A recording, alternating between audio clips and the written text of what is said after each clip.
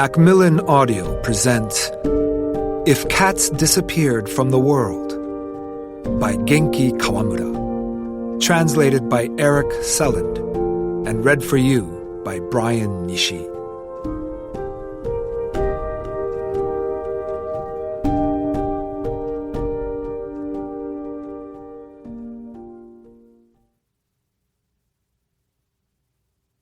If cats disappeared from the world, how would the world be different? How would my life be different? Or what about if I disappeared from the world? Well, I suppose hardly anything would change at all. Things would probably just go on, day after day, same as usual. You're probably thinking this is all a bit crazy, but please, believe me. What I'm about to tell you is absolutely true. And it all happened over the past week, the most bizarre 7 days of my life. Oh, and by the way, I forgot to mention, I'm going to die soon. So how did all this happen? Let me begin at the beginning. This letter explains everything.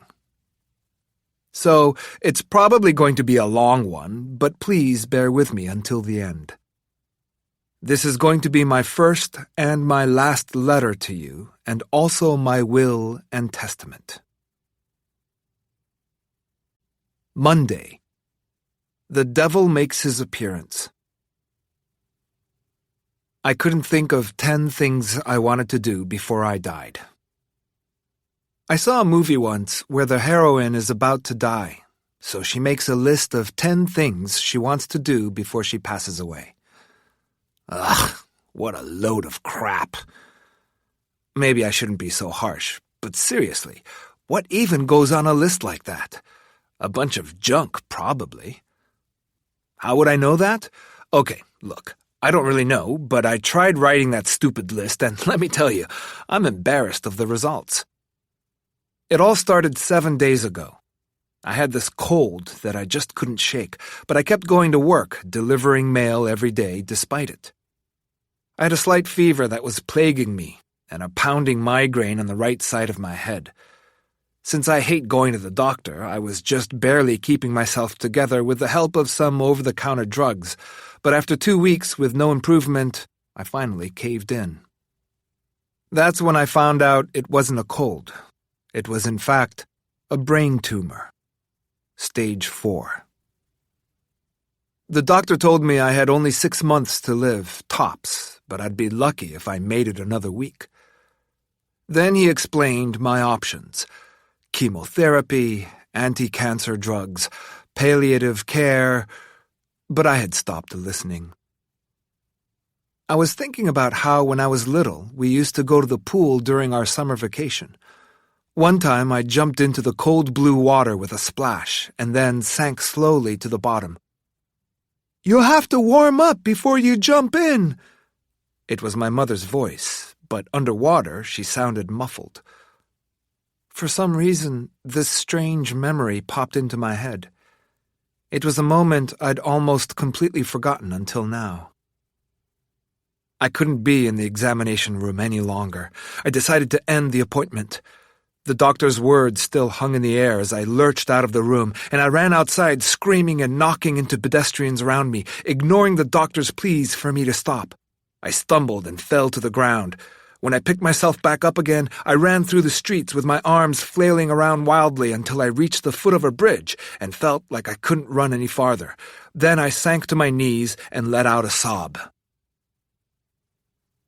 Well, no, that's a lie. Maybe that's not exactly what happened. The fact of the matter is, in reality, people tend to be surprisingly calm when they hear news like this. When I found out my diagnosis, the first thought that popped into my head was that I was one stamp away from earning a free massage at the spa, and also that I shouldn't have stocked up on so much toilet paper and laundry detergent during my last shopping trip. But it wasn't long until I was overcome by a bottomless sadness. I was only 30 years old. Okay, I know that means that I've lived longer than Hendrix and Basquiat, but somehow I felt like I still had a lot of unfinished business. There must be something, I didn't know what, but something on this planet that only I was meant to accomplish. But I didn't really dwell on any of this. Instead, I wandered in a daze until I reached the train station, where I spotted a couple of young guys playing guitar and singing. This life will someday have to end, so until that final day arrives, do what you want to do it, do all you can, that's how you face tomorrow. Idiots, I thought. Now that's what I call a complete lack of imagination. No wonder they're wasting their time singing and panhandling their lives away in front of this god-awful station. I was so angry I couldn't bear to wait around for the train listening to these two guys go on any longer, so I decided to head home on foot and take my sweet time to get back to my apartment. Once I reached home, I clattered up the stairs and opened the cardboard thin door to the cramped little space that I called home. It was then that the realization of the utter hopelessness of my situation finally caught up with me. The outlook was bad. I mean, literally, for I couldn't see a thing all of a sudden, and then I fainted right there on the doorstep. When I came to, I was still lying in the doorway. God knows how long I'd been there for. In front of me, I could make out the shape of a blurry, round, black and white ball with gray patches. The ball made a noise. Meow. That's when I realized it was a cat. But not just any cat. It was my cat, the one I've been living with for 4 years now.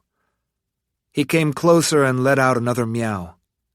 I took this as a sign that he was worried about me, but since I wasn't dead yet, I righted myself and sat up. I still had a fever, and my head continued to throb. Then reality hit me again, and I realized this wasn't a dream. I really was sick. Then, out of nowhere, someone's voice bellowed from across the room. "Hello! So great to meet you!" I looked up, and there I was. I mean, it was me, standing there, looking at me. Although, technically, it couldn't be me because I was still sitting in the doorway to the apartment. Maybe it was someone who looked just like me, I thought.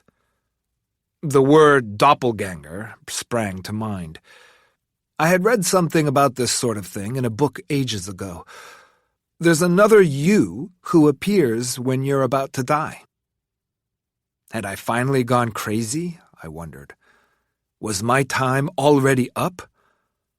My head was starting to spin, but I knew I had to tackle whatever it was that was standing before me head on. Who are you? Who do you think? The angel of death? Close. Close? I'm the devil. The devil?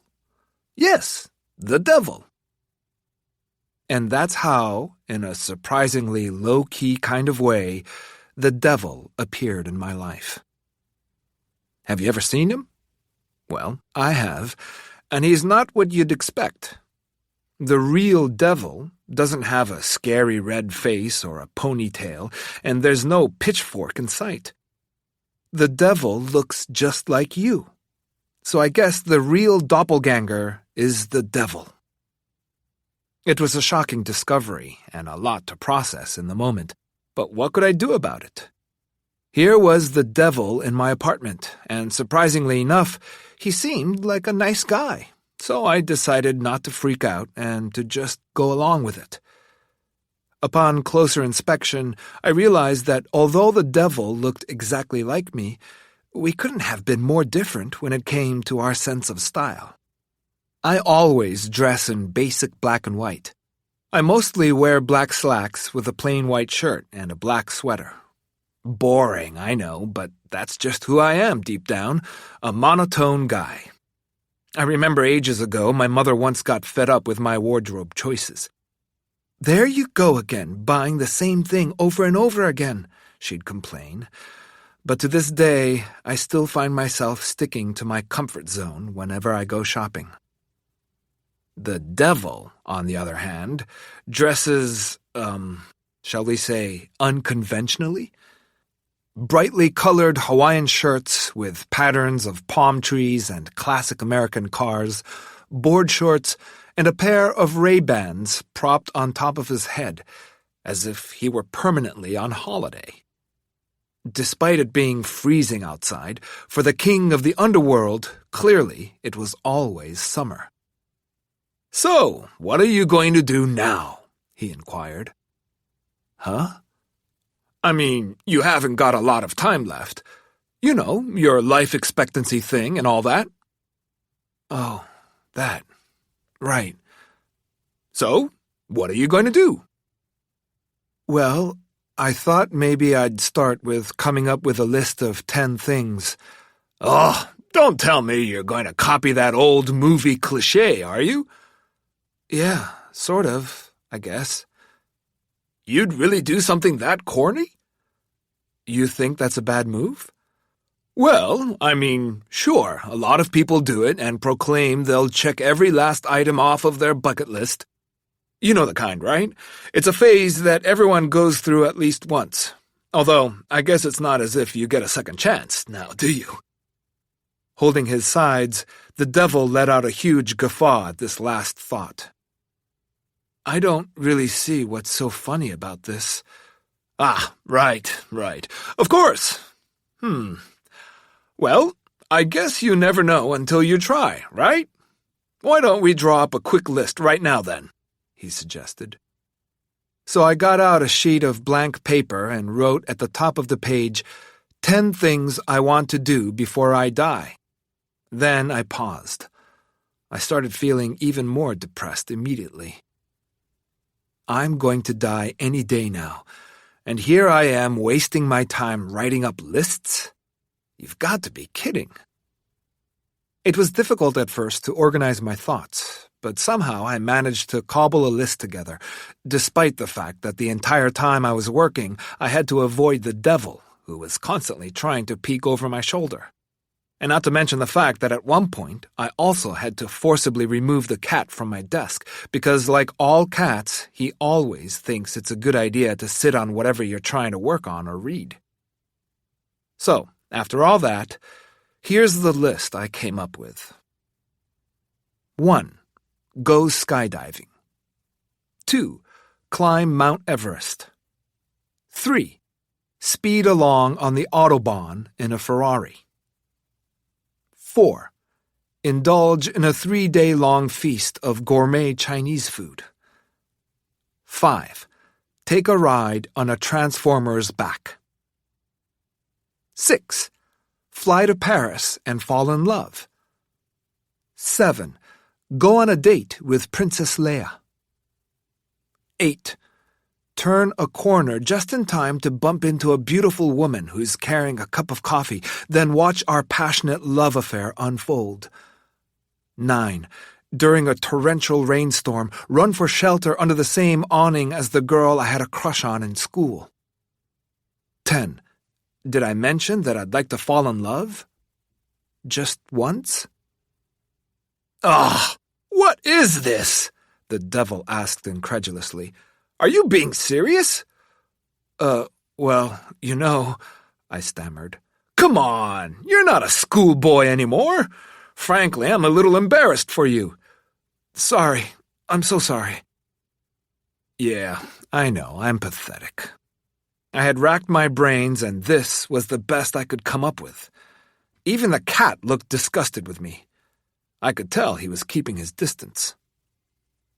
There now." The devil patted me on the shoulder in an attempt to cheer me up. "Okay, tell you what. Why don't we see about taking that skydiving trip, huh? Just a quick visit to the ATM, and then it's off to the airport we go." 2 hours later, I found myself on a jet plane at an altitude of 3,000 meters. "Okay, ready?" asked the devil, cheerful as ever. "Geronimo!" he hollered as he gave me a shove, and the next thing I knew, I was falling out of the plane. It was as I'd always dreamed it would be. The bright blue sky opened up, the clouds towered around me, and the Earth's horizon stretched on forever. I always thought that things would never look the same again after I'd seen the world from so high up, that I'd suddenly stop sweating the small stuff and realize that I need to grab life by the horns. But that's not how it went at all. Instead, I instantly regretted my decision before I'd even jumped.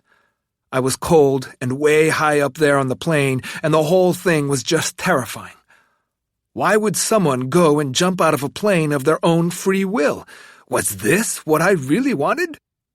I pondered these things as I fell to earth, before a darkness consumed me once again. When I came to, this time I was lying on my bed back home in my tiny apartment. Again, it was the cat's meow that roused me. I struggled to sit upright with my head throbbing and feeling worse than ever. "Do not make me do that again!" I screamed. Aloha, I decided that the devil, decked as he was in his Hawaiian shirt, would henceforth be known as Aloha, was sitting on the edge of my bed, his brow creased with worry. "My apologies for the inconvenience. Hey, I could have died out there. Well, okay, I realize I'm going to die anyway, but really?" Aloha was splitting his sides. Unimpressed with his joke, I scooped the cat up and snuggled him against my chest for comfort. He was warm and soft, a smooth, fluffy ball of fur in my arms. I'd cuddled up with the little guy countless times over the years without thinking much about it, but now, for the first time ever, it occurred to me that maybe this little act of comfort was what life was all about. The thing is, there's just not many things I want to do before I die, I admitted. "Oh, really?" "At least, I don't think I could come up with 10. And the ones I can think of are all probably pretty boring." "Well, I guess that's life, huh?" "I guess." I trailed off. "Well, actually, I was wondering, could I ask you something?" "Who, me?" "Yeah, I was wondering, why did you come here? I mean, what are you doing here?" Aloha let out an unsettling laugh, then asked deviously, "Do you really want to know? Well then, I'll tell you." Okay, now you're scaring me." The sudden change in Aloha's tone made me wince. I had a bad feeling about this. All my instincts were telling me that there was trouble up ahead. "What's wrong?" he asked. Did I really want to hear whatever he was about to say? I wondered. I took a deep breath to steel my nerves. "It's okay. I'll be okay," I reassured myself. "I'm just asking a question. Nothing wrong with asking a simple question." "Nothing. It's fine," I said. "I'd like to know. So go ahead. Shoot." "Well, it turns out you're going to die tomorrow." "What?" "Your time's up tomorrow. That's what I came here to tell you." I was stunned, speechless. The initial shock was followed swiftly by a feeling of deep despair, and suddenly my entire body felt weak and my knees trembled. "Hey, don't be so down," said Aloha in a cheerful tone. "Look at me. I'm here to help. This is your way out. I've come to make you an offer." "Way out? What do you mean?" "You don't want to die now, do you? In your sorry state?" "No, I want to live. If I can." Without missing a beat, Aloha went on. "Well then, there is something we could do." "Do? What do you mean?" "Well, you could call it a kind of magic. I could, perhaps, prolong your lifespan." "Really?" "But there's one condition, and you must accept this one fundamental law of the universe." "And that is?" In order to gain something, you have to lose something.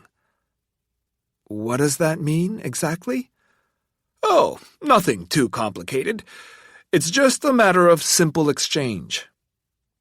Exchange of what? All you have to do is remove one thing from the world, and in return, you'll get one more day of life. You're kidding. That's all? I might have been desperate, but I hadn't completely lost my mind. I wondered what gave Aloha the right to make such an offer in the first place. Now you're probably wondering what gives me the right to do that. No, what makes you say that? Was he for real? Did Aloha have ESP? I wondered. Of course I can read minds. Hello, I'm the devil, remember? Of course you can. Anyway, I don't want to rush you, but we don't have much time, so you're going to have to get on board quickly. Are you with me? A simple transaction is all I ask for. So says you. Okay, then, since you don't believe me, let me tell you how this transaction came to be, he said, lying back and making himself comfortable next to me on the bed. You're familiar with the book of Genesis? You mean the Bible? Yes, I'm somewhat familiar with it, but I've never actually read through it. Oh, that's too bad. This would have gone a lot faster if you had. Sorry. Whatever, it's fine. I'll just give you the highlights. First of all, God created the world in 7 days. Yeah, I've heard this part. Aloha continued. On the first day, the world was covered in darkness. Then God said, "Let there be light." And then there was day and night. On the second day, God created the heavens. And on the third day, he created the earth. Now that's what I call one hell of a creation. Next thing you know, the oceans swelled and plants took root. Pretty impressive, I agreed. You're telling me, Aloha continued. And then, on the fourth day, he created the sun, the moon, and the stars in the sky, and the universe was born. On the fifth day, fish and birds were created, and on the sixth day, he created animals and made man in his own image. That's when you enter the picture. Yes, I remember it now. The creation of heaven and earth, the cosmos, and then humankind makes an appearance. And on the seventh day, what happened? On the seventh day, he rested. Even God needs to take a break now and then. And that's Sunday, right? Exactly. Now, isn't that incredible? He did all that in just 7 days. This dude is just awesome. You know, I have so much respect for him. I'm no expert, but it seemed to me that referring to God as a dude was a tad disrespectful. Aloha continued. The first man's name was Adam. But God thought he might be lonely since he was the only human around, so he created a woman, Eve, from Adam's rib. But then the two of them were just hanging out without much to do, so I decided to spice things up a bit. I suggested to God that I get them to eat the apple. The apple? Right. See, the two of them were living in the Garden of Eden, which was a kind of paradise where they could do anything they wanted and eat anything they wanted. But that's not all. There was no such thing as aging or death. There was just one thing they weren't allowed to do, to eat from the tree of the knowledge of good and evil. That's where the apple comes in, the forbidden fruit. I see. I paid Adam and Eve a visit and suggested to them that they eat the apple. And you know what? They actually did it! Wow, you really are evil. Now, hold your applause. So, the two of them were driven out of paradise, which meant that humans would be fated to experience aging and death. And so began a long history of conflict and struggle. Man, that's diabolical. I appreciate your admiration, but it really wasn't that big of a deal. Not long after all this went down, God sent his own Son, Jesus Christ, down to earth, but not even that could persuade human beings to take a cold, hard look at themselves and repent. Then, to top it off, the humans go and kill this Jesus dude. Oh, yeah, I've heard about that part. After that, human beings just become more and more selfish. They started using all their time to make all sorts of newfangled objects. You know, all those little doodads you're not sure you really need. They make more and more of them without any inclination of stopping. So I made another suggestion, to God. I said to him, "Look, how about I go down to Earth and help those humans decide what they really need and what they don't?" And then I made a deal with God. I said, "Whenever those humans decide to get rid of something as a reward, I'll extend their life for 1 day." I was given the power to do that, and ever since then, I've been doing a lot of hunting for prospective clients, people I can do business with. And that's how I came to you. I've made deals with all kinds of people. As a matter of fact, you're number 108. Number 108, huh? That's right.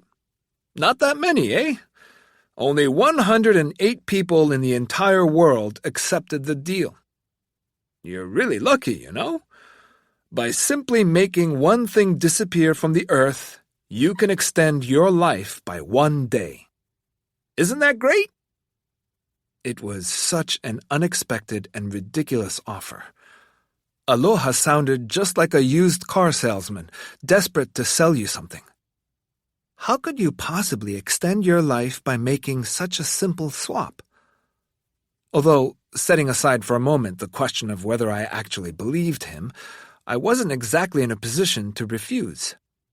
Either way, I was going to die. I didn't really have a choice.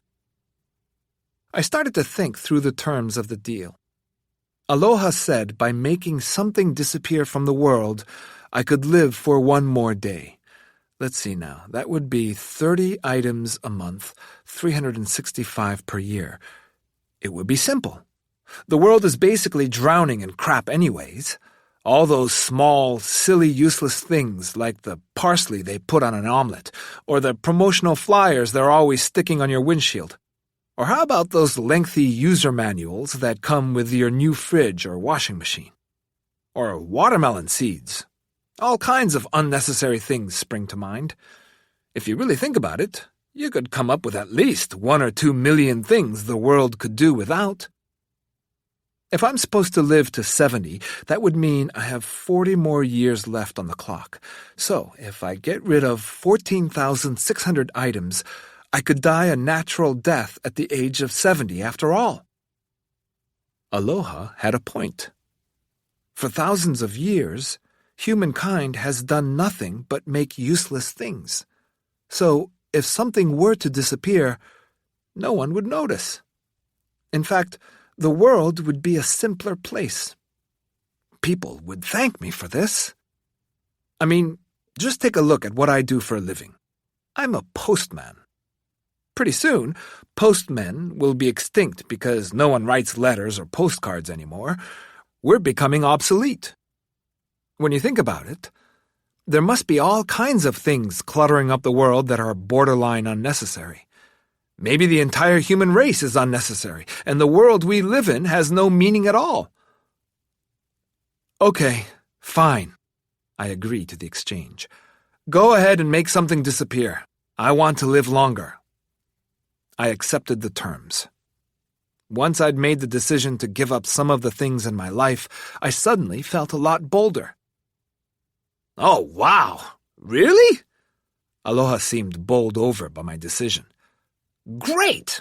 Now you're talking! So, what should I erase?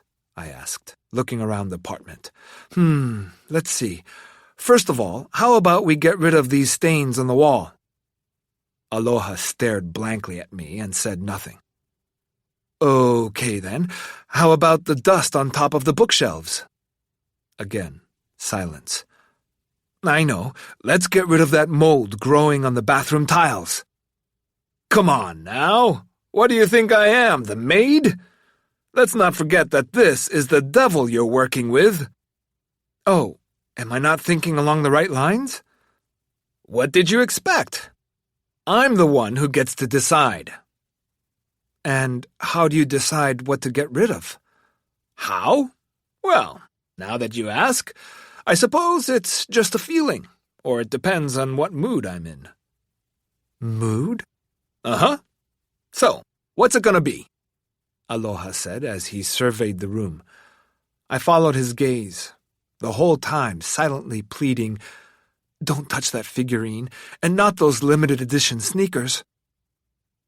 I was being given my life in return for anything he might take. This is exactly what they mean when they talk about making a pact with the devil. It's not supposed to be easy. What if he chose something really big to make disappear, like the sun or the moon or the ocean or the earth itself? Would that be enough for him? Just as it was dawning on me what a big deal this really was, Aloha's stare settled on something sitting on the table. "What's this?" he asked, grabbing the small packet and shaking it. A rattling sound escaped from the box. "Those are chocolate cookies. You know, Chips Ahoy." "Chips?" "No, Chips Ahoy." This didn't seem to make any sense to Aloha, who tilted his head and looked puzzled. "Okay, then what's this?" he asked, picking up a similar-looking box that was sitting next to the first one and giving it a shake. It made the same rattling sound. "Those are Butterfingers." "Butterfingers?" "No, not Butterfingers. Butterfingers." "That makes no sense." "Sorry, they're chocolate treats." "Chocolate?" "That's right." I had won the box of treats in a raffle at the grocery store a few days earlier, and they'd been sitting there on the table ever since. I had to admit, though, that we did give pretty weird names to some of our snack foods. It was no wonder the devil was confused. "Ah, yes. I've heard about how much humans love chocolate. Okay, well then. Shall we do the chocolates?" "Huh?" "We're deciding what's going to disappear from the world. Don't you remember?" "Isn't that kind of a random, impulsive choice?" "Well, it is your first go at this." If chocolates disappeared from the world, how would the world change? I tried to imagine what it might be like. Let's see. Chocolate addicts around the world would grieve, cry, and scream. Then their blood sugar levels would fall, and I suppose they would live out the rest of their lives in a state of lethargy. In a world without chocolate, would marshmallows and caramel just take its place? I wondered. Probably not. I don't think they have the same appeal as chocolate, and besides, people would probably just get right to work on coming up with a new kind of sweet thing to replace chocolate. It just goes to show how insatiable we humans can be when it comes to food. The cat sat next to me, munching on the meow mix that I had poured for him that morning. As I watched him, I realized that for the most part, we just call cat food. But humans, we're not satisfied with calling all our food human food. No, we're much fussier than that. We need names for all of our different meals. Human beings put a lot of time and effort into what we eat, finding the right flavors, preparing the ingredients, even forming the food into beautiful shapes. Chocolate is a prime example of this. Some chocolates are covered in nuts, while others are chocolate-coated wafers or shaped like little hearts. Chocolate seems to have really inspired humans to come up with all sorts of new ideas. Perhaps that's what drives all human progress, an insatiable desire for new things. It kind of made me feel like I've been lucky to have tasted chocolate at all. However, I would be crazy to stand up and proclaim, "I would gladly give my life up for chocolate." I don't think there's anybody in the entire world who's that stupid. If giving up chocolate can save my life, then why not? If that's all it takes, then let's do it. There must be loads of similar things that I can easily give up to buy me more time. Just as I was beginning to feel like this deal might not be such a bad thing and started to see a speck of hope in my future, Aloha spoke. "Does this stuff taste good?" he asked, gazing at the boxes of chocolates. "Not bad," I answered. "Have you ever tried it?" "Never." "Here, have one," I offered. "No thanks. Human food doesn't agree with my stomach. It's just not my cup of tea." "Oh, that's too bad." I was about to ask what his normal diet consists of, but then I thought perhaps that was something I didn't really want to know the answer to. Meanwhile, Aloha's curiosity seemed to be getting the best of him. He grabbed the box of Chips Ahoy, took a whiff, then stared at the cookies. Slowly, cautiously, he brought the cookie to his lips, then scrunched his eyes shut and shoved it in his mouth. The room echoed with the sound of Aloha's muffled chewing. "How is it?" I asked, but Aloha kept his eyes closed and stayed silent. "Not good?" Aloha let out a soft groan. "Are you okay? Should I call an ambulance or something?" "Wow, that's delicious!" "Really? What do they put in these things? They're just too good. Are you sure you want to get rid of them? That would be such a waste." "Wait a minute, this was your idea." "Well, I stand corrected. I didn't realize that chocolate would be so tasty." "But if I don't get rid of something, I'll die. Isn't that what you said?" Well, you could put it like that." "Okay, then. Goodbye, chocolate." "Really?" Aloha asked again, sounding crestfallen. "Yes, really," I replied with certainty, even though I was beginning to feel sorry for him. But my answer was final.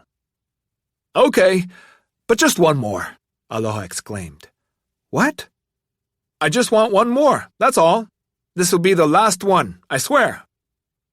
Aloha's eyes began to well up with tears. He looked so pathetic. He had really taken a shine to chocolate. Stealthily, when he thought I was distracted, he grabbed a few more cookies out of the box and stuffed them into his mouth, savoring the taste. When he was done chewing, he spoke again. Yeah. You know what? I just can't do it." "What?" "It would be a crime to get rid of something so delicious." "You can't be serious." How could he change his mind so easily? I mean, this was my life we were talking about here. I thought I'd come to terms with the fact that I was going to die soon, but now that I'd been offered a way out, I found myself willing to try anything, no matter how ridiculous it seemed. I'd always thought that when my time came, I'd go quietly, peacefully, and with dignity. That's how I always imagined it would happen.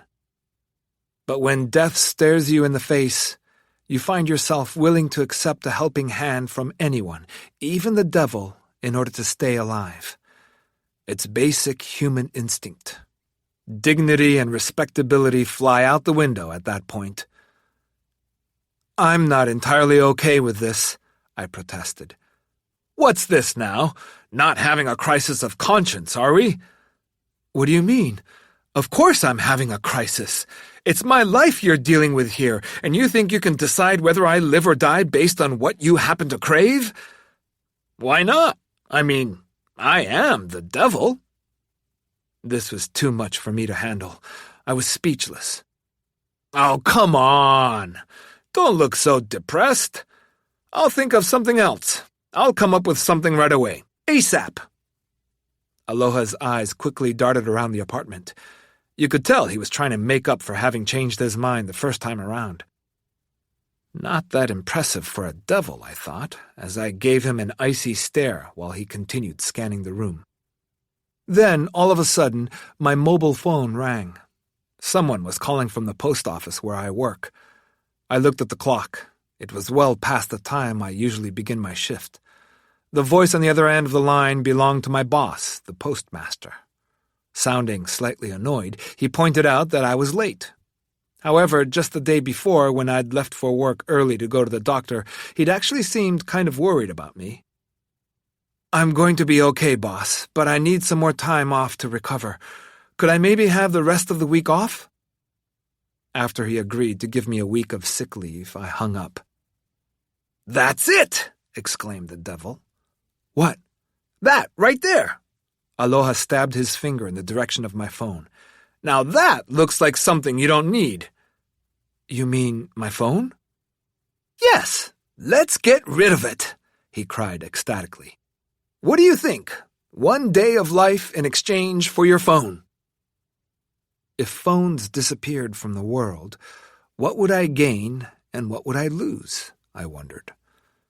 Just as my thoughts began to race, Aloha leaned in toward me, uncomfortably close, and asked, So, what are you going to do? I weighed the pros and cons. 1 day of life or the phone? I wondered. Use it or lose it, Aloha warned. Just give me a minute. Okay, I'll give you 20 seconds. He paused.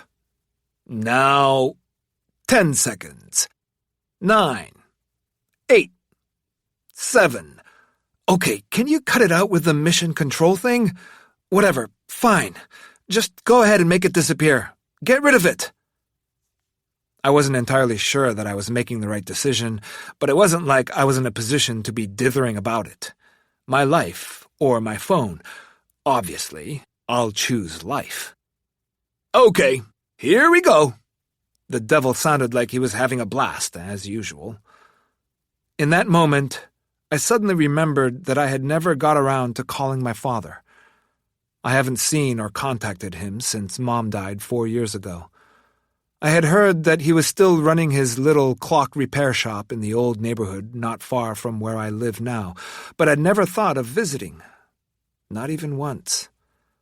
I'll admit, it felt kind of odd not bothering to drop your own father a line, especially when your time on Earth is limited. I don't know if Aloha sensed my hesitation just then, but he suddenly shot me that big grin of his and said, There, I understand. Don't worry, you're not the only one. When it comes to actually erasing things from your life, it really makes you start to think. That's why I always include a special offer. What kind of offer? Just before we seal the deal, you have the right to use the thing you're about to erase one last time. Oh, I see. So, you're allowed to make one last phone call. You can call anyone you want. Aloha's offer only made me feel more confused. One last call to anyone I want? Of course, the first person who sprang to mind was my dad, but I couldn't help remembering what had happened between us 4 years ago. And now that so much time had passed, what would we even have to talk about? I just couldn't bring myself to do it. So, who will it be instead? I wondered. Who gets my last phone call? Maybe someone I've known my entire life. A close friend like Kay? He was definitely a great guy, and if only we could find the time to hang out again after all these years, I'm sure we would still get along great. But on the other hand, we never really had any deep, meaningful, or serious conversations. How would Kay react if I called him out of the blue to tell him that I was dying and that my phone was about to disappear, which is why I thought I'd give him a ring just now? He'd think I'd lost my mind. He'd assume it was some sort of joke, and my final phone call would be wasted. That didn't seem like the best way to use your last phone call ever. Back to the drawing board. I thought of a close friend at work, W. He was always easygoing and helped me out any time I could use an extra hand. He was a bit older and wiser than me, always willing to give me some advice, whether it was work-related or general life advice. He was like my work big brother. But I don't know. It being the middle of the workday and all, I didn't really want to bother him. Just the fact that I was worrying about bothering W with no warning gave me the feeling that maybe I should be using my last phone call on Earth to get in touch with a different kind of acquaintance in my life. In fact, When I really think about it, W and I never really talked about anything important either. Sure, when I was drunk and having a good time out with the guys I work with, which happened often since I'm a cheap date and can get drunk on just one beer, I might have thought we were really confiding in each other. But when you really get down to it, we weren't. We might have thought that we were talking about stuff that really mattered, but I can't really think of an example of any meaningful heart-to-hearts we had. I pulled up my list of contacts on my phone and scrolled through them as fast as I could to rack my brains. Names of friends and acquaintances flashed before my eyes one after the other. Each name seemed to carry a hidden meaning. Countless people who I seemed to have had some kind of a relationship with, but when push comes to shove, I didn't actually share much of a connection with after all. Here I was, standing at death's door, and I couldn't think of a single person I cared enough about to call. I've connected with many people over the course of my life, but the relationships were ultimately all superficial. It's really depressing, too depressing, to realize something like that at the end of your life. I wasn't keen to talk to Aloha about how I was feeling, so instead, I left the room to go sit alone on the stairs, my fingers clasped tightly around my phone. Then all of a sudden, a number began to surface in the back of my brain. It was her number. A number that wasn't saved in my contacts list, but it was as if it had been tattooed on my body all along. Slowly, I began to dial. After a few minutes, I finished the call and re-entered the room, where I found Aloha playing with the cat. Actually, it was more like they were roughhousing with each other. Aloha seemed to have completely forgotten about me, so I watched in silence for a while as the two of them rolled and tumbled around on the floor together. Minutes went by before Aloha was finally aware of my cold stare. "Oh, you're back," he said, sounding somewhat embarrassed, and pulled himself up off the floor. He turned to face me, making an effort to put on a serious face. "Are you done?" I couldn't believe what I was seeing. The Prince of Darkness likes to play with cats? There was no use in him trying to act all cool and pretend like I hadn't seen anything. But despite this, I didn't say anything and stifled my laughter. I composed myself and answered him calmly, "Yes, quite finished." "Okay, let's get to work. Let's make that phone disappear." Aloha looked delighted and attempted to give me a wink, but it was kind of a pathetic wink since he didn't seem to be able to close one eye at a time, so he just squinted both eyes in my direction. Suddenly, the phone that had been in my hand just a minute ago was nowhere to be seen. "All right, done. See you tomorrow." When I looked back up, the devil was gone and the cat let out a sad meow that echoed off the walls of my apartment. I was going to see her again, the person I had called. Her, I thought later that evening as I drifted off into a deep sleep. And that's how my 7-day odyssey began. Tuesday. A world without phones. My roommate is a cat. He goes by the name of Cabbage. Maybe you've forgotten all about this by now, so why don't I try and jog your memory? I was 5 years old when Mom found an abandoned kitten and brought it home with her. It was pouring that day, and the little guy had been left in a cardboard box by the side of the road. She had found it on her way home from the supermarket. The poor thing was soaked. Printed on the side of the box were the words, "Nagano lettuce." And so, after my mother had brought the kitten home and dried it off with a towel, she announced, "Let's name him Lettuce." This was pretty unusual. Mom had never liked animals. It took her a while to get used to petting Lettuce, and at first she was a bit clumsy with him. So in the early days, I helped her to take care of the cat, until she got more comfortable with him. But then, to make matters worse, Mom found out that she was allergic to cats. There was no end to her sneezing. For an entire month, in spite of her perpetually watery eyes and constant sniffling, she never once considered giving the cat away. "I can't let him go. He chose me," she said, while wiping her flushed, puffy face. And then one day, about a month later, Mom's cat allergy suddenly disappeared. It was a miracle, or maybe her body just got used to it. In any case, one day her allergies were gone, and all the symptoms, the sneezes, the tears, and the runny nose, disappeared. I remember it as if it were yesterday. Lettuce wouldn't leave her side for a minute, constantly snuggling up to her. "In order to gain something, you have to lose something," she always said. People are always trying to get something for nothing, but that's just theft.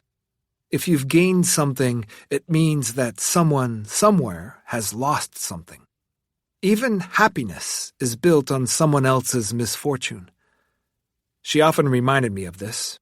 In fact, she considered it one of the laws of the universe. Lettuce lived for 11 years, but one day he developed a tumor and lost a ton of weight. Toward the end of his life, he barely moved and finally passed away peacefully in his sleep. The next day, Mom wouldn't move. She was usually bright and cheerful and liked cooking and tidying up around the house. But now suddenly, she was no longer in the mood to do anything. She just stayed at home and cried. So I took up the housekeeping at her place, and every night I'd have to drag Mom out with us for dinner at a nearby restaurant. Over time, I think we tried every item on the menu. A month went by like that, and then one day, out of nowhere, Mom came home with another rescued kitten in her arms. This new kitten looked exactly like Lettuce. It was a round little blob, colored black and white with a sprinkling of gray, a beautiful cat.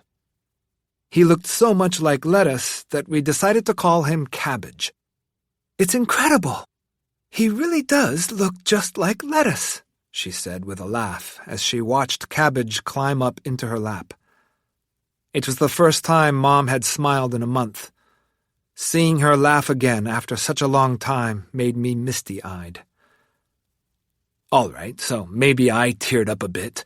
I guess I was just worried that Mom might fade away or disappear off to some faraway place and never come back. Then, 4 years ago, she really did leave us. "What a coincidence. I have the same thing that Lettuce had," said Mom, laughing faintly. Also, just like Lettuce, she lost a lot of weight, and in the end, one night, she went to sleep and simply never woke up. She, too, died peacefully. "Take care of Cabbage," she had asked me before she died. Fate, however, seems to have a sense of humor. It looked like I might expire before Cabbage did, just like Mom. She'd be pretty unimpressed with me, I'm sure. I can just imagine her saying that she should have left Cabbage with someone else. The next thing I knew, it was morning. It's been a long time since I'd dreamed about my mother. Cabbage meowed nearby. I pulled him close to me and gave the little fur ball a squeeze. Feeling his fluffy body pressed against mine warmed my heart. And that's when I remembered I had been given one extra day of life. I wondered how many of the previous day's events I had dreamed. Maybe it all really happened in real life, but on the other hand, it's entirely possible it could have been a dream. But then I noticed that my phone, which I normally would have left on the bedside table, was nowhere to be found. And the fever that I'd been battling had gone, along with my headache. Maybe this meant that the deal I had struck with the devil was also real. Telephones had disappeared from the world. When you think about it, That's not such a terrible thing, especially when it comes to cell phones. Lately, it seemed like I was messing around on my stupid phone all the time, from the moment I got up in the morning to just before bedtime. I didn't make any time for reading books or newspapers, and DVDs I borrowed just piled up in my room unwatched. On the train on the way to work, I would stare at my phone the whole way. Even when I watched TV, I checked it regularly. During my lunch break, I got a terrible urge to look at my phone, and even when I was with Cabbage, I ended up fiddling with it instead of playing with him. Being such a slave to the device made me hate myself. Mobile phones have been around for only about 20 years, but in just that short amount of time, they've managed to take complete control over us. In the span of 2 decades, something that we don't really need has come to dominate our lives and make us believe that we can't live without it. When human beings invented the mobile phone, they also invented the anxiety that comes with not having one on you. I wondered if we went through the same thing when mail correspondence was first invented. We certainly did when the internet first came about. Throughout history, we've given birth to new things, only to lose the old way of doing things. I was beginning to think that maybe God was on to something when he struck his deal with the devil. You must be wondering who I made my last call to. It's kind of personal, but all right, I'll tell you. She's the first woman I ever loved, my first girlfriend. I hope that doesn't make you think I'm some sentimental moron. They say that when a man is close to death, he thinks of his first love. I guess that means that when it comes down to it, I'm just like everyone else, a common man. That morning, I took my time getting up out of bed, basking in the morning sun. Then I finally made my way to the kitchen, where I listened to the radio while I cooked breakfast. I brewed some coffee, fried an egg, dropped a slice of bread in the toaster, and cut a few slices of tomato. After assembling my meal, then polishing it off, I poured myself another cup of coffee and kicked back and read a book. Life without a phone. It was so good.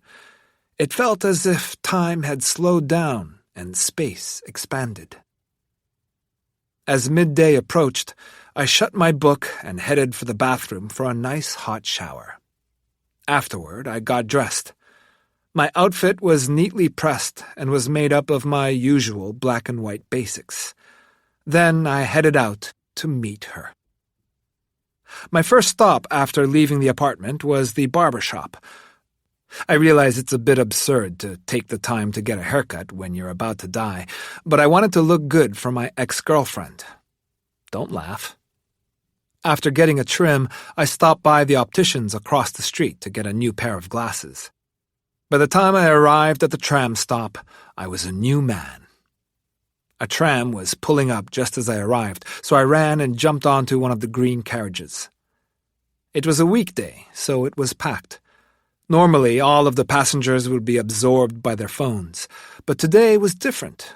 Instead, people were reading books, listening to music, or staring at the scenery passing by outside. People seemed to have no trouble finding something to fill up their free time. Their facial expressions even seemed more cheerful than usual. Why do people always look so serious when they're checking their phones? It felt calmer inside the tram without those contraptions stressing us out. Observing the scene around me, I realized that not only had I gained an extra day of life for myself, but it also seemed like I'd done the world a big favor. But had phones really disappeared from the world completely? I wondered. I looked out the window of the tram at a sign for a noodle shop that sat on the edge of the shopping district. The business's phone number was lit up on the sign, as always, and when I looked around the inside of the tram, I noticed that there were still advertisements for mobile phone carriers plastering the walls. However, no one was on their phone. What did this all mean? I remembered that something similar had occurred in an old comic book series I used to read as a kid about a robotic cat named Doraemon. Volume 4 is the book where one of Doraemon's secret gadgets, the pebble hat, is introduced. The story went like this. As usual, the main character, Nobita Nobi, is in trouble with his parents. So he goes to Doraemon for comfort and complains, "They don't need to watch me every move all the time. Sometimes I just want to be left alone." Then Doraemon pulls a gadget out of his fourth-dimensional pocket, the pebble hat. Doraemon explains, "When you wear this hat, you'll be like a pebble on the ground, unnoticed." In other words, Nobita would still exist, but no one would pay any attention to him. Nobita is thrilled and puts on the hat. For a while, he enjoys being left alone, but then he starts to get lonely. And when he tries to take off the hat, he can't. It's stuck on his head, so he starts to cry. It's his tears that make the hat fall off his head, and his mother and father start to pay attention to him again. And Nobita realizes that he's lucky to have people who really care about him. The end. But to get back to what I was saying, I wondered if the system Aloha had created worked similarly to Doraemon's pebble hat. Perhaps phones hadn't actually disappeared from the world, but nobody noticed them anymore. People had fallen into a collective trance. Maybe the devil was pulling a Doraemon. As the months and years went by, would phones gradually cease to exist completely? Like pebbles on the roadside, would they start to go unnoticed until they too disappeared completely? I realized that the 107 people who met Aloha before me must have made something disappear, but the rest of us just haven't noticed. It's as if the things you use in your everyday life, like your favorite coffee cup or the new socks you just bought, went missing one day. And it's not until much later on that you notice that they're missing in the first place. And once you do realize it, however much you search for them, you're not able to find them. For all we know, there might be all sorts of things that have already disappeared without our having noticed it, things that we'd assumed would always be around. The green tram climbed one hill, then another, before arriving at the next town. The stop I got off at opened out onto the town square. I headed to the spot where we'd agreed to meet, the center of the square where there stood a clock tower. We used to meet here when we were in college. There was a roundabout that circled the clock tower and lots of restaurants, bookstores, and old shops that sell odds and ends nearby. I was 15 minutes early. Normally, I would have pulled out my phone to pass the time, but instead I pulled my book out of my pocket and began to read as I waited for her to arrive. 15 minutes passed, but she still hadn't shown up. Then half an hour went by, and she still wasn't there. Without thinking, I reached my hand into my pocket in search of my phone. Damn, it wasn't there. Of course, I had just made phones disappear from the world. Did I get the place wrong? Or were we supposed to meet at a different time? I started to despair. All of the information I needed was in the phone I'd been using when I made my deal with the devil. There was a good chance I had the time wrong. Damn, this can't be happening, I muttered. I was supposed to feel liberated from my phone, but it turned out that I needed it after all, and there was nothing I could do. So I just stood there, shivering at the foot of the clock tower. Come to think of it, there was a time when I often found myself muttering the same exact words. That was back when I was going out with her in college. She was from a big city, but came to this small town out in the sticks to go to college and major in philosophy. I remember the house where she lived alone, the electric fan, the small space heater, and all the books. She had piles of them everywhere. Back in those days, everyone had a cell phone. That's how we all got in touch with each other. Everyone except her, that is. She didn't even have a landline at her house. When she called me, it was always from a payphone. Whenever I saw the words "unknown caller" light up on the screen of my cell phone, I would be filled with joy. I'd always answer the call immediately, no matter where I was, even if I was in class or at work. The worst part, though, was when I missed her call. All I could do was stare helplessly at the incoming call history. There was no way to call her back. I used to have nightmares about empty telephone booths where the phone would ring forever and no one ever answered. After some time, I started sleeping with my phone, holding it tight against me so I wouldn't miss a call.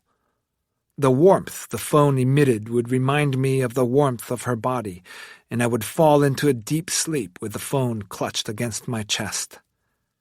After we had been seeing each other for about 6 months, I finally managed to persuade her to get a landline installed at her house. So, of course, she hooked up one of those vintage rotary phones in classic black. "I got it for free," she exclaimed as she demonstrated for me the dialing action, which made a series of loud clicking noises. I called that old rotary phone so many times that the number was seared into my brain. It was like it had become part of me. It's strange how that works. Out of all the numbers stored in my cell phone, I was never able to commit one to memory. I couldn't remember the numbers of close friends or colleagues, or even my parents. I no longer bothered to memorize any numbers. I had left the work of memory and even my ties to other human beings to my mobile phone. It's pretty scary to think about what these devices have done to the human brain. Yesterday, as I sat on the stairs trying to think of a number that my memory had held on to tightly enough that it was ingrained in me, naturally the number that came to mind was hers. When it came down to making my last phone call ever, I was able to rely on my own memory. It had been 7 years since we broke up, but there was still something I needed to ask her. When she answered the phone, I couldn't believe she still had the same number. She told me that she was working at the movie theater in town, and the next day just happened to be her day off. I thanked God for this coincidence and made plans to meet her. "Okay, see you tomorrow." Her voice hadn't changed at all since we were in college. I felt as if I'd gone back in time. I continued to wait for an hour below the clock tower until my feet got so cold that I thought they had frozen to the pavement. Then, all of a sudden, she appeared striding toward me. She hadn't changed one bit. The way she dressed, her walk, it was all the same. The only thing that was different was the shoulder-length haircut she had worn in school was now cut short. When she saw my face and how pale it was, her face changed into a worried look. "What's wrong?" she asked. "Are you okay?" I was kind of disappointed that this was the first thing she said to me, instead of something like, "How have you been?" or "It's so good to see you," since so much time had passed since we last saw each other. I assured her I was fine, made some pleasantries, and chatted a bit. I discovered that I had indeed gotten the time wrong and had arrived an hour early for our meeting. "Damn, this can't be happening," I cursed myself. "Why? What's happened?" Moments later, in a cafe nearby, I told her, "I'm probably going to die soon." She was silent for some time, occasionally taking a sip of her cocoa. Finally, she looked up at me and said, "Is that so?" Her response took me by surprise. She sounded a little glib, to say the least. To be totally frank, I had imagined only 3 possible responses from her once I told about my diagnosis. In order of preference, the responses were these. 1. "Why? What happened?" 2. "Is there anything I can do? Just say it. I'll do anything." 3. Remain silent for a moment and then burst into tears. Her reaction left something to be desired. Although, I guess, when I think about it, I had been extremely calm when the news was delivered to me. The whole situation seemed kind of surreal, even to me, so why should I be surprised if other people didn't seem shocked, disappointed, or sad about it either? I wonder why people always expect from others things that they themselves can't or won't do. Did I really want her to be stricken with grief or shock? But why so sudden? She continued. It's advanced stage cancer. Oh, that's terrible. But you don't seem upset at all. I would be completely devastated if it were me. Of course, I couldn't exactly tell her that the devil was helping me buy more time on Earth. I wouldn't want her to think that her first love had completely lost his mind while on the brink of death, and besides, that wasn't what I had come to speak to her about. So, I started. What? Since I might die soon, I felt the need to find out more about myself. You know, to reach some kind of understanding about myself and my life. Is that so? I mean, I guess I need to know if my life had any meaning. I guess one would wonder about that at the end of their life. So that's why I wanted to talk about us. I mean, our history. I remember all sorts of things about us, but I wanted to ask you what you remember. Anything, even the little things. I realized I'd been talking very fast. I paused and looked down at my coffee, which had gone cold, so I downed the rest of it in one go. She didn't look pleased at my request. Well, if that was the case, you should have given me some advance warning, she said, then paused, deep in thought. I suddenly felt extremely awkward, so I excused myself quickly to the bathroom, then took my time returning to my seat. When I finally sat back down, she said, "Now that's something I do remember." "What?" "You always went to the bathroom a lot." This was her first offering? "And you always took a really long time, for a guy," she said. So that was it? This is what she remembered about me? She'd never mentioned this bathroom thing to me before, although, now that I think about it, I do go pretty often and take quite a long time, but that's because my mind tends to wander while I'm in the bathroom, to the point where I sort of drift off. Then I take a long time washing my hands afterward, and walking back from the bathroom, and so on. But on the flip side, it seemed like she hardly ever went to the bathroom. And whenever we were out somewhere and used the restroom at the same time, she'd always be out first and waiting for me. "Oh, and you always sighed a lot," she continued. "I was always made to think that life must be awful for you." "Was I really like that?" I asked. "And you weren't much of a drinker. You couldn't take your liquor." "Geez, sorry." "Oh, yeah, and also, whenever we went to a restaurant, you could never decide what to order, so you'd always end up ordering the same thing every time, curry rice. And whenever I got angry at you, you'd sulk and take a really long time to get over it." After blurting all of this out, she looked pretty satisfied with herself and went back to casually sipping her cocoa. Wow, I thought. So this is what I have to listen to during what could be my final days on Earth? Did my life even have any meaning? Was it worth the effort? Is this all you remember about the man you once loved? I wondered. This was pretty difficult to listen to.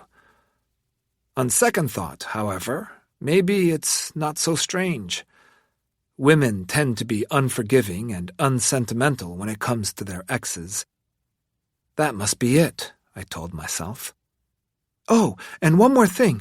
Whenever you called, you'd talk a lot. But then, when we met up in person like this, you didn't have much to say.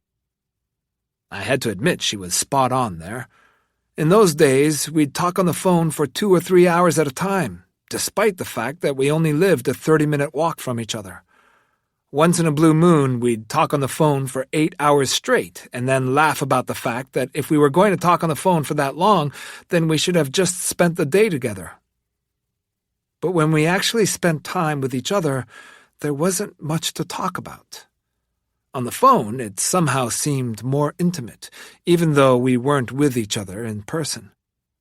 We would have the most involved conversations over the most inconsequential things. Even though this last observation was true, her judgment of me seemed a bit harsh. Wasn't this a tough critique for someone who's not long for this earth? Even though my heart was breaking, I continued the conversation. But you stuck around for more than 3 years putting up with all of that? That's for sure. But what? I liked talking to you on the phone. You used to get so excited about music and novels. It was as if the world had suddenly transformed.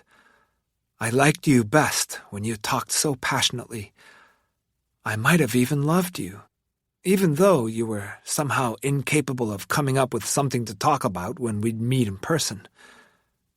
Yeah, you're right about the phone calls, I agreed. It was the same way for me. I remember when you'd talk about movies, your voice would change and everything felt different for some reason. This admission seemed to break the ice, and from that point on, the conversation flowed more easily between us. Mostly we talked about old times and people we knew back then, like the skinny kid who grew up to become incredibly fat, or the plain Jane who back then had come off as cold and stern, but then got married right out of college and now had 4 children. The next thing we knew, it was dark outside, so I offered to walk her home. She told me that she lived in a little room above the movie theater where she worked. So, you finally did it, I joked. You always said you wanted to spend the rest of your life at the movies. Now, don't tease me, she laughed, then changed the subject as we strolled along the cobbled street. So, how's your father? I wouldn't know. Still haven't made up? I haven't seen him since my mother died. You know, your mother always said that she wanted the two of you to get along. I guess we just weren't able to live up to her expectations, I responded. I remembered that after we had been seeing each other for about 6 months, I took her home to meet my parents. My father didn't even bother to come out of his shop to say hello, but Mom really took to her. Mom served cake and cooked a meal, and then served more cake after that. She wouldn't let her go home. I always wanted a daughter, my mother confessed to her. Mom only had brothers and no sister. Even the cats, Lettuce and Cabbage, were male. After that day, they would go out together, just the two of them, without my knowing. She was a really wonderful woman, she told me, smiling. How so? Sometimes she'd call me if a new restaurant opened.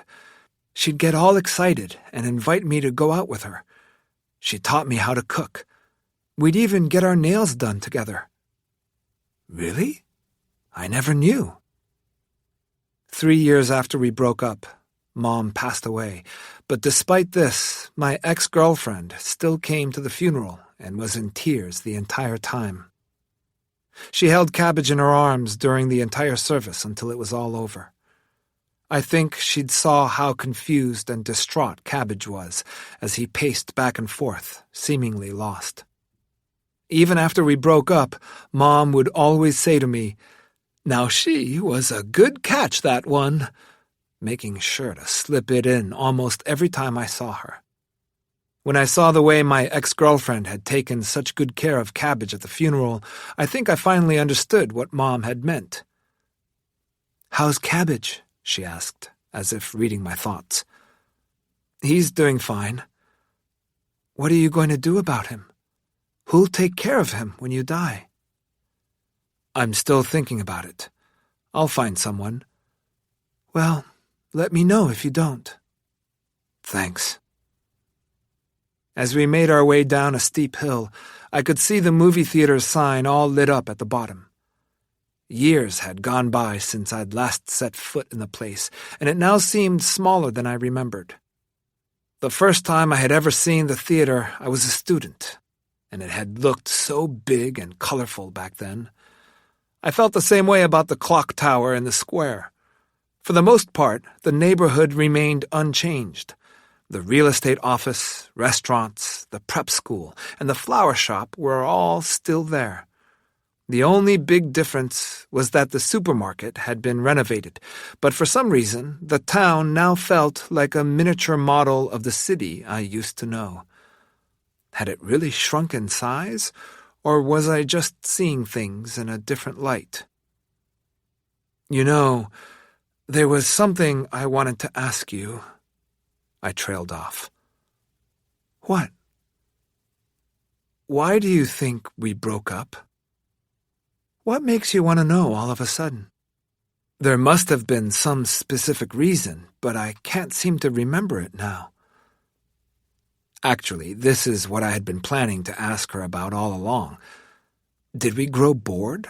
Or did our feelings fade over time? I couldn't for the life of me remember what it was exactly that finally drove us apart. Do you remember? I asked. She didn't respond for some time, but then she suddenly looked up at me and proceeded to fire off a series of questions. What's my favorite food? What a random question, I thought, as the seconds ticked by. Let me think. Is it shrimp tempura? Wrong. It's chicken fingers. Well, I was close, I thought. They're both fried foods. But wait a minute. What was she getting at with this line of questioning? And what's my favorite animal? What? Let's see now. I hesitated. A capuchin monkey. Right. My favorite drink? Damn, what was it? Nothing came to mind.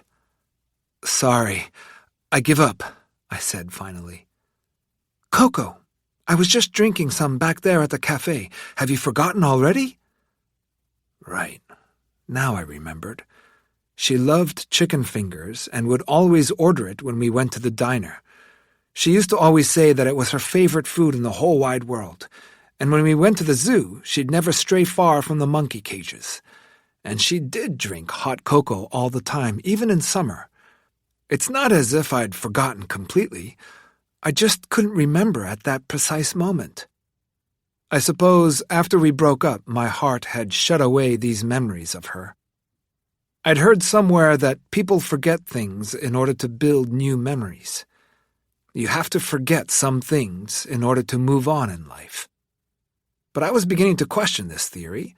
I realized, now that I was staring death in the face, I found myself remembering lots of trivial things I'd nearly forgotten about.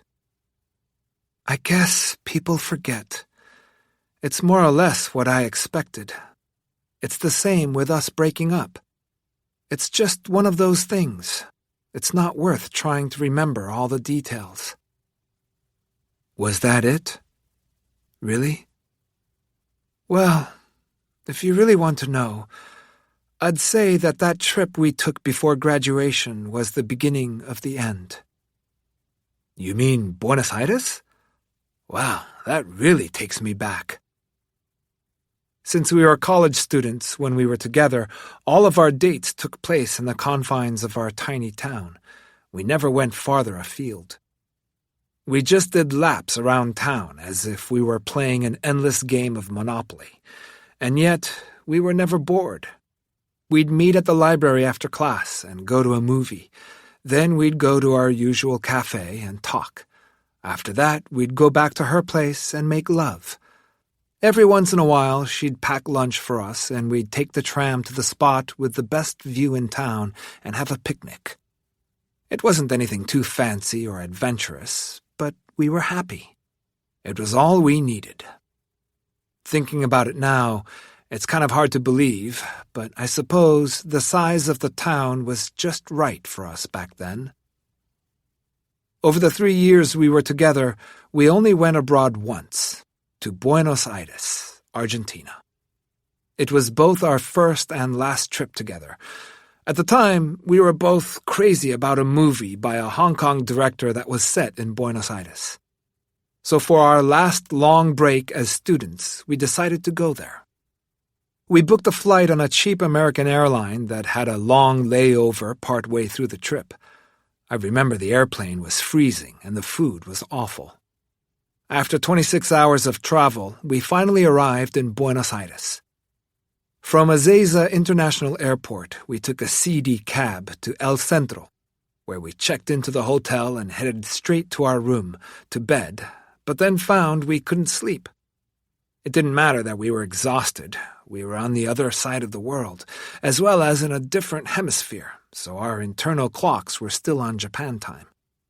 Since we couldn't fall asleep, we decided instead to go out and explore the city.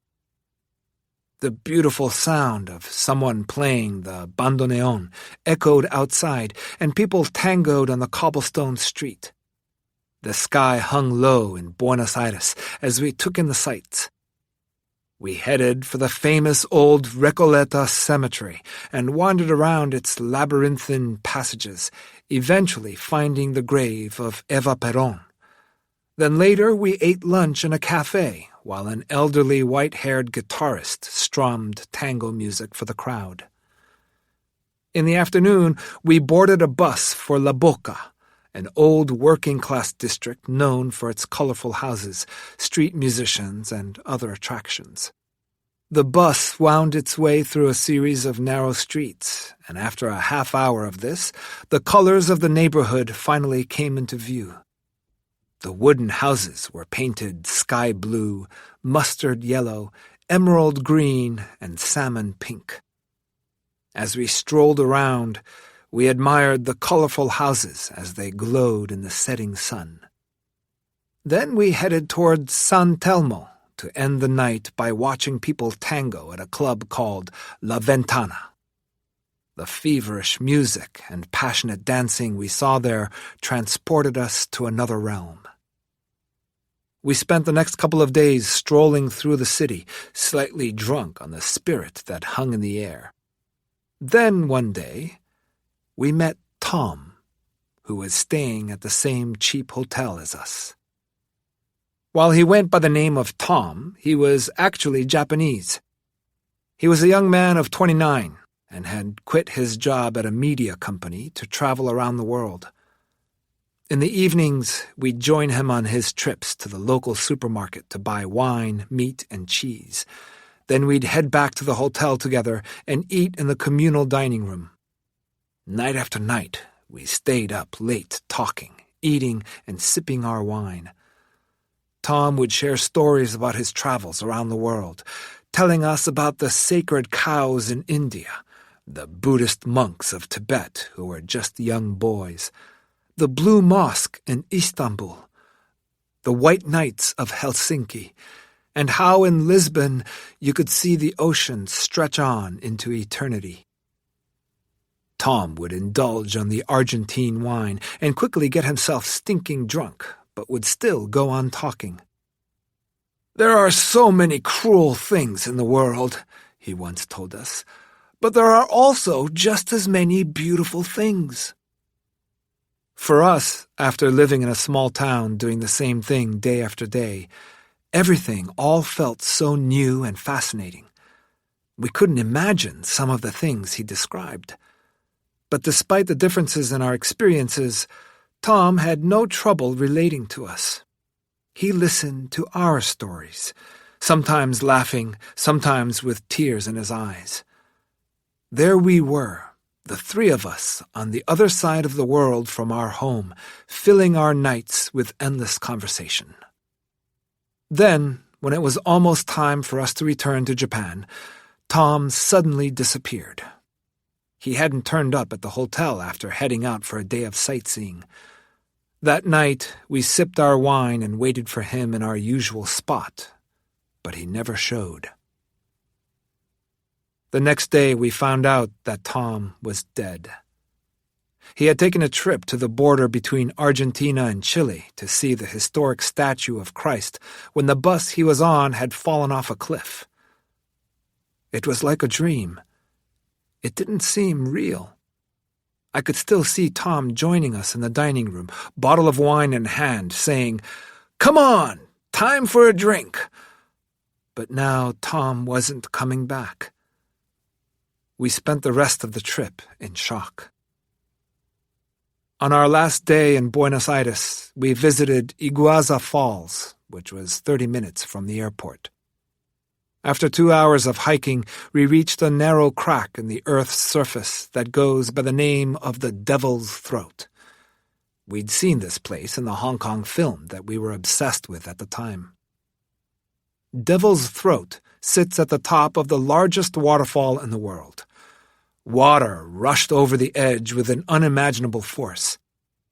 The magnificence and scale of that place gave me a sense of the sheer violence nature is capable of. Then I noticed that my girlfriend was crying next to me, but I couldn't hear her. No matter how loudly she sobbed, her voice was drowned out by the deafening sound of the falls. It was then that it hit me. The undeniable, tangible feeling that someone I knew had died, that I'd lost someone I had grown close to. Tom was dead, and we would never see him again. No more talking late into the night, drinking red wine, or enjoying meals together. It was the first time the finality of death had really hit home for either of us, and so she started to cry there in that place. A place where there was no denying just how powerless and utterly helpless we human beings are. I didn't know what to say. There was nothing I could do to console her. All I could do was stare blankly at the white, foamy water as it cascaded down the falls and was swallowed up by a great hole in the earth. We left Buenos Aires and returned to Japan via the same exact route we took to get there. Again, it took ages. For the entire 26-hour journey, we never spoke one word to each other. Had we talked too much while we were in Buenos Aires? I wondered. No, that's not what it was. I think there was simply nothing left to say to each other. We didn't talk because we just couldn't. We sat next to each other and couldn't find the words to describe what we were thinking or feeling. We were both in pain over losing Tom and were at a complete loss for words. As we sat there in silence for 26 hours, I think we both knew that this was the end of us. Our relationship was over. How strange it was that we had both felt like we were meant to be together, and yet both of us could see that the end was clearly coming. The long hours of silence stretched out ahead of us on our plane ride, so I started to flip through the pages of my travel guide. There were photographs of a massive mountain range, Mount Aconcagua, the highest peak in South America, which is located on the border between Argentina and Chile. I turned the page, and there was the figure of Christ the Redeemer on top of a mountain in the Andes, towering over the surrounding area. I wondered whether Tom had actually made it there, or if he died before getting a chance to see it. I imagined him getting off the bus and gazing down at the beautiful land spread out below the mountaintop. As he turns around, he notices the huge shadow of the cross and looks up to see the figure of Christ, arms open in a welcoming gesture. The sun hangs behind the statue at shoulder height, silhouetting it brightly against the clear sky, and Tom squints as he stares up at this spectacle of light. I began to tear up. My thoughts were too much for me to handle, so I turned to look out the window of the plane. Outside, I could see the ocean filled with icebergs stretching on into the distance. The setting sun gave the endless sea of ice a purple hue.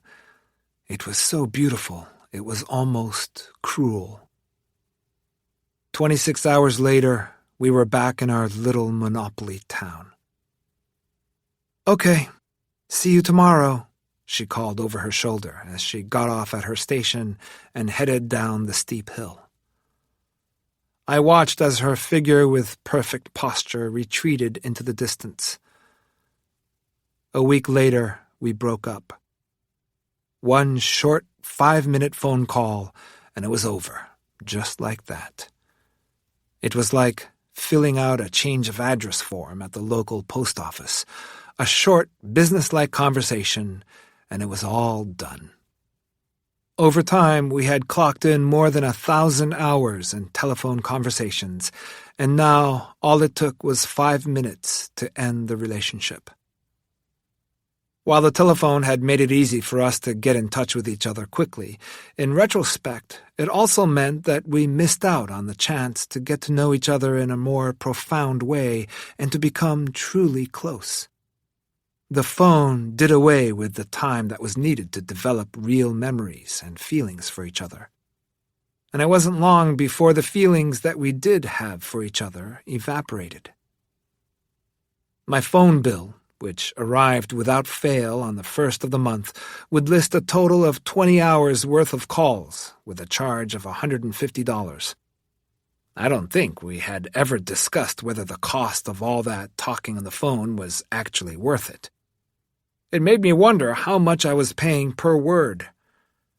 We could talk as much as we wanted over the phone, but that didn't guarantee that we'd develop a deep connection to each other. This is probably why, when we finally stepped out of the Monopoly game we'd been playing around our little college town and into the real world, we found out that the old rules, the things that made our relationship possible in that particular time and place, no longer applied. In actuality, I think the romance between us had been over for quite a while. But for some reason, we carried on playing anyway, following all the rules. But then, all it took was a few days in Buenos Aires to make it obvious that those rules were meaningless. But there was one thing that still bothers me to this day. I often wonder whether if we had just had our phones with us on the flight back to Japan, maybe, just maybe, we could have talked about our feelings and wouldn't have broken up. Maybe the Monopoly game was over, but perhaps we could have tried our hand at a new game. I fantasized about God appearing to us on the plane and bringing us 2 phones so I could call her even though she was sitting right next to me. "What are you thinking about?" "You first." "I'm sad." "Me too." "I was thinking about you." "I was thinking about you too." "So, what are we going to do?" "I don't know. What should we do?" "I just want to go home." "Yeah, me too." "But what about after that? What's next?" "I have no idea." "Why don't we move in together?" "That might be a good idea." "We can have coffee at home." "And hot cocoa." If only we'd had telephones with us then. We could have talked during our flight back. We didn't even have to talk about anything special. Just talking would have been enough to show that we were there for each other and that we cared. It would have been nice to have taken the time to listen to what was going on in the other one's head, to understand each other's feelings. If only... When we parted ways at the station near her house, she gave me a faint smile as we said our goodbyes. I still remember that smile. It was embedded in my memory and implanted somewhere deep in my heart. It was like an old football injury that ached on rainy days. But I guess that's not that unusual. I must have a whole collection of small injuries tucked away somewhere in the recesses of my memory. I suppose those are what some people call regrets. So about today. The sound of her voice brought me back from my reverie, and I realized that we'd arrived at the movie theater where she lived. Yes? I'm sorry if I said anything that hurt your feelings. Oh, no big deal. It was interesting. Well, I guess I held up my end of the bargain. What bargain? As usual, I had forgotten what she was talking about. Don't you remember? We promised that if we ever broke up, that we'd tell each other what we didn't like about the other. That's right. We had made that deal. We thought it would be a good way to learn about ourselves, about love and being in a relationship. Love is an eternal teacher, I'd said back then without a hint of irony. Each time I uttered those words, she would respond by telling me that she couldn't imagine ever breaking up with me, and I felt the same exact way at the time.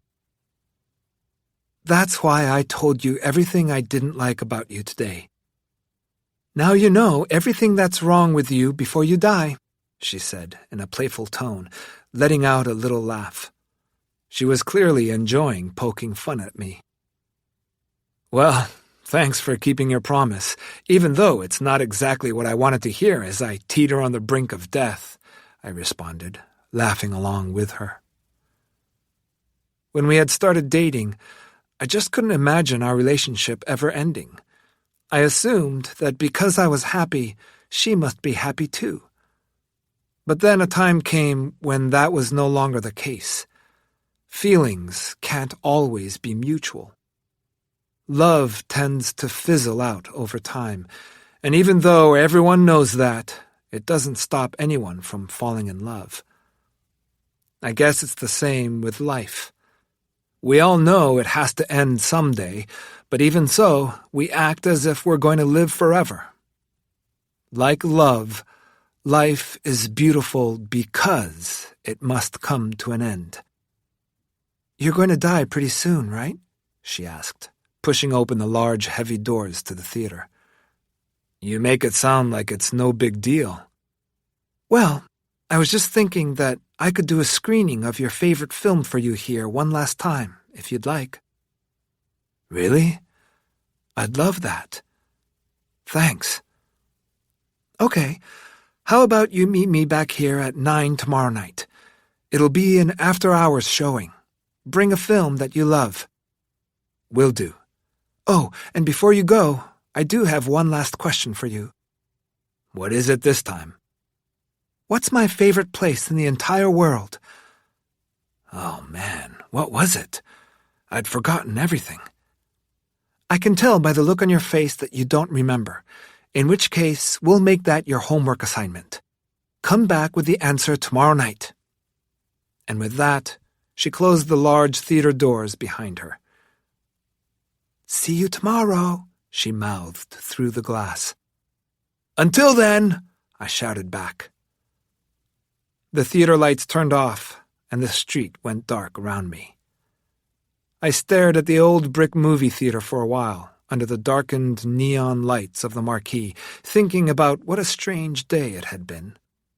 Phones had disappeared from the world, but what had I really lost, I wondered. I had entrusted that device with my memory and my relationships, and when it suddenly disappeared, I was filled with overwhelming anxiety. But I guess, more than anything, the loss of my phone was incredibly inconvenient. I never felt as lonely and helpless as I did as when I was waiting underneath that clock tower. With the invention of mobile phones, the idea of not being able to find the person you're supposed to be meeting disappeared. People forgot what it meant to be kept waiting. That feeling of unbearable impatience at not being able to get hold of her, mixed with the warm feeling of hope and the shivering cold, was still fresh in my mind. Then, all of a sudden, it came to me. Of course! That's it, I thought. Her favorite place. This is her favorite place. Right here. The movie theater. How many times had she told me that she felt as if there'd always be an empty seat waiting just for her at this theater, as if her being there somehow made the place complete. I figured it out! I wanted to tell her right away, so I unconsciously sank my hand into my pocket to grab my phone. But of course, damn, it wasn't there. I'd forgotten again. There were no more phones. How frustrating. I really wanted to let her know right away, but there was nothing else I could do. So instead, I made my way slowly down the street toward home. I turned back to look at the theater once more and recalled what it felt like when we were students and I'd wait at home for her to call. I felt the exact same way back then as I did now. I wanted to let her know that I had figured out her favorite place, but couldn't. It seemed like the times when I wasn't able to get a hold of her was when she was on my mind the most. In the old days before mobile phones and email, people would write letters to each other. They would imagine the letters reaching their loved ones and wonder what their reactions would be once they received it. Then they would eagerly wait for another letter in response, checking the mailbox each day. The process reminded me a bit of gift-giving. It's not so much the object you're giving that you're excited about, but the look on the recipient's face and how happy they'll be once they open it. In order to gain something, you have to lose something. That's what Mom always said. I remember she said it the same day she was cured of her allergies. She was stroking Lettuce, who was curled up on her lap, and she had said it with such conviction. I thought about my ex-girlfriend as I looked up at the marquee sign, and I began to feel her words weighing down on me. You're going to die pretty soon, right? The words echoed in my head, and I felt a sudden sharp pain on the right side of my head. My chest was tight, and I couldn't breathe, and shivers ran through my entire body. I felt so cold that my teeth started chattering. I really am going to die after all, I thought. But I don't want to, was my next thought. My legs began to buckle, and I fell to my knees in front of the theater. I heard a voice behind me cry out, "I don't want to die!" It was my voice. I spun around in surprise and saw Aloha. "Got ya, didn't I? Man, you should have seen the look on your face." There stood Aloha in sub-zero temperature, wearing his trademark Hawaiian shirt and shorts, sunglasses perched on top of his head. When before there had been palm trees and vintage cars, his shirt now sported dolphins and surfboards. What a maniac! Try putting some real clothes on, will you? I thought. But despite being pissed off, I couldn't work up the energy to get really angry. Dude, you got a date! I'm totally jealous. I've been watching you from the sidelines all day. It looked like you were having a great time. Wait, you've been watching us this whole time? But where were you? I asked, breaking out into a cold sweat. Up there! Aloha pointed up at the sky. I couldn't handle this guy anymore. But back to business. You don't want to die yet, do you? I can tell that you still want to hang on to your life. I guess. Oh, come on. There's no doubt about it. You don't want to die. You're just like everyone else. I was a little embarrassed to admit it, but Aloha was right. I didn't want to die. Or, to be more precise, it's not that I didn't want to die, it's just that I couldn't stand the fear of facing death head-on, of approaching the end of the line. Well, anyway, it's time for your next disappearing act, Aloha continued. I've already picked out what you're giving up next. What?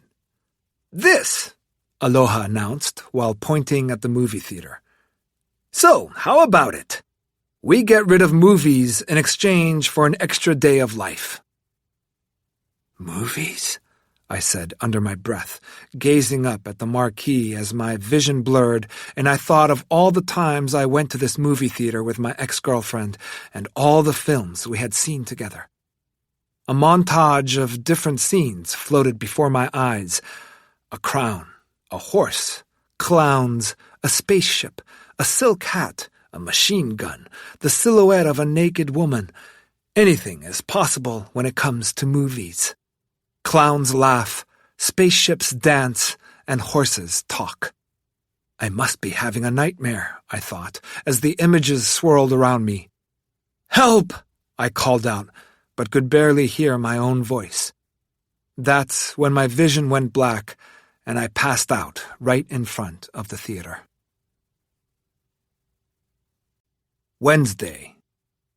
A world without movies. In my dream, a voice said, "Life is a tragedy when seen in close-up, but a comedy in long shot." The little tramp that spoke wore a silk hat, an oversized suit, and twirled his walking stick as he approached. These words have always moved me, from the first time I heard them, and even more so now. I want to tell the man how important these words are to me, but I can't get the words out. The little man continued, "There is something just as inevitable as death, and that's life." For the first time ever, now that I stood at death's door, I understood the significance of these words. Life and death have the same value. The problem for me was that lately the scales were starting to tip toward the latter. Up until yesterday, I'd thought I was living as best I could, and I didn't think I was doing too bad of a job of it. But now it seemed that all I had left were regrets, and that my life was gradually being crushed by the overwhelming weight of death. The man in the suit came over to me as if he'd read my thoughts. While stroking his mustache, he asked, "What do you want meaning for? Life is about desire, not meaning. Life is a beautiful, magnificent thing, even to a jellyfish." That must be true, I thought. Life must mean something to everything, even a jellyfish or a pebble by the side of the road. Even your appendix must exist for a reason. So what does it mean when I make something disappear from the world? Isn't that some sort of unforgivable crime? With my own life hanging in the balance, I started to wonder whether I might actually be worth less than a jellyfish. The funny little man in the suit came closer, and as he approached, I recognized him. It was Charlie Chaplin. He stood right before my eyes, holding his hat in front of his face. I heard a meow, and when I searched for the source of the sound, I discovered a cat wearing a top hat. I tried to cry out in surprise, but still couldn't make a sound. The next thing I knew, I was leaping out of bed. I looked over at my clock. It was 9 a.m. Cabbage was on the bed, looking at me with a concerned expression. He let out a meow and curled up on my pillow. I stroked him gently. "Ah, I'm still alive," I thought, as I felt his soft, warm, fluffy fur underneath my fingers. Slowly, the cogs in my brain began to turn, and the events of the previous night started to come back to me. I had collapsed in front of the movie theater after feeling all cold and dizzy, but what happened after that was a total blank. My head was still aching, and I could feel that I was still running a slight fever. "Okay, come on now, what is this? Don't be such a drama queen," I called from the kitchen. I mean, not me, but my devil doppelganger. "It's no big deal. You've just caught a cold." "What do you mean, just a cold?" The red shirt Aloha was wearing was so gaudy it hurt my eyes. "I mean, all you have is a little cold, and yet I had to drag you all the way back here from the theater. It wasn't an easy task, man, even for a devil." Aloha poured some hot water into a mug, then added some honey and a slice of lemon and began stirring. He continued, You seem to be suffering so much I thought you were going to die. Aloha brought over the mug and plonked it down beside me. I'm sorry, I apologized and went to take a sip of the sweet and tart liquid. It was delicious. Just so you know, this life-prolonging deal we've made has always worked out okay for me in the past. Every time. If I mess up, God will be angry with me. No more of this passing out on the street, okay? We've come this far. I'll be more careful in the future, I promised. You're not exactly in the best position to be talking about the future, okay? Just remember that. There was always an annoying comment waiting to come out of Aloha's mouth, but there was nothing I could really do about it. The guy was throwing me a lifeline, after all.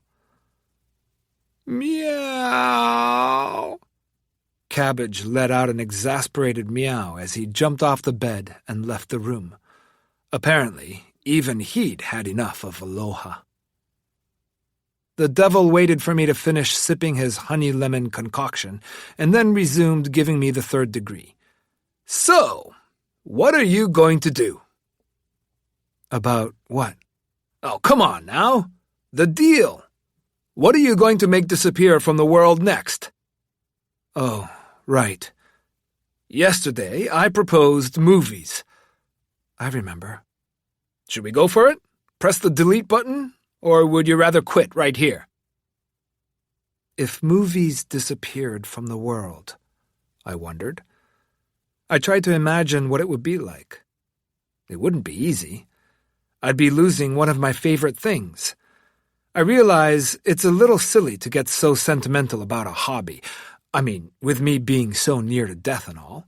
But I did have a huge DVD collection, and it would be such a waste to lose it. Also, I had just bought new Blu-ray discs, a Stanley Kubrick collection, and the Star Wars series. Hurry up! What's it going to be? Aloha pressured me for an answer. But this was a serious conundrum, and I needed a minute to think. Does it have to be movies? I asked. Yes. There's no other way? Well, let's see. Shall we think of something else?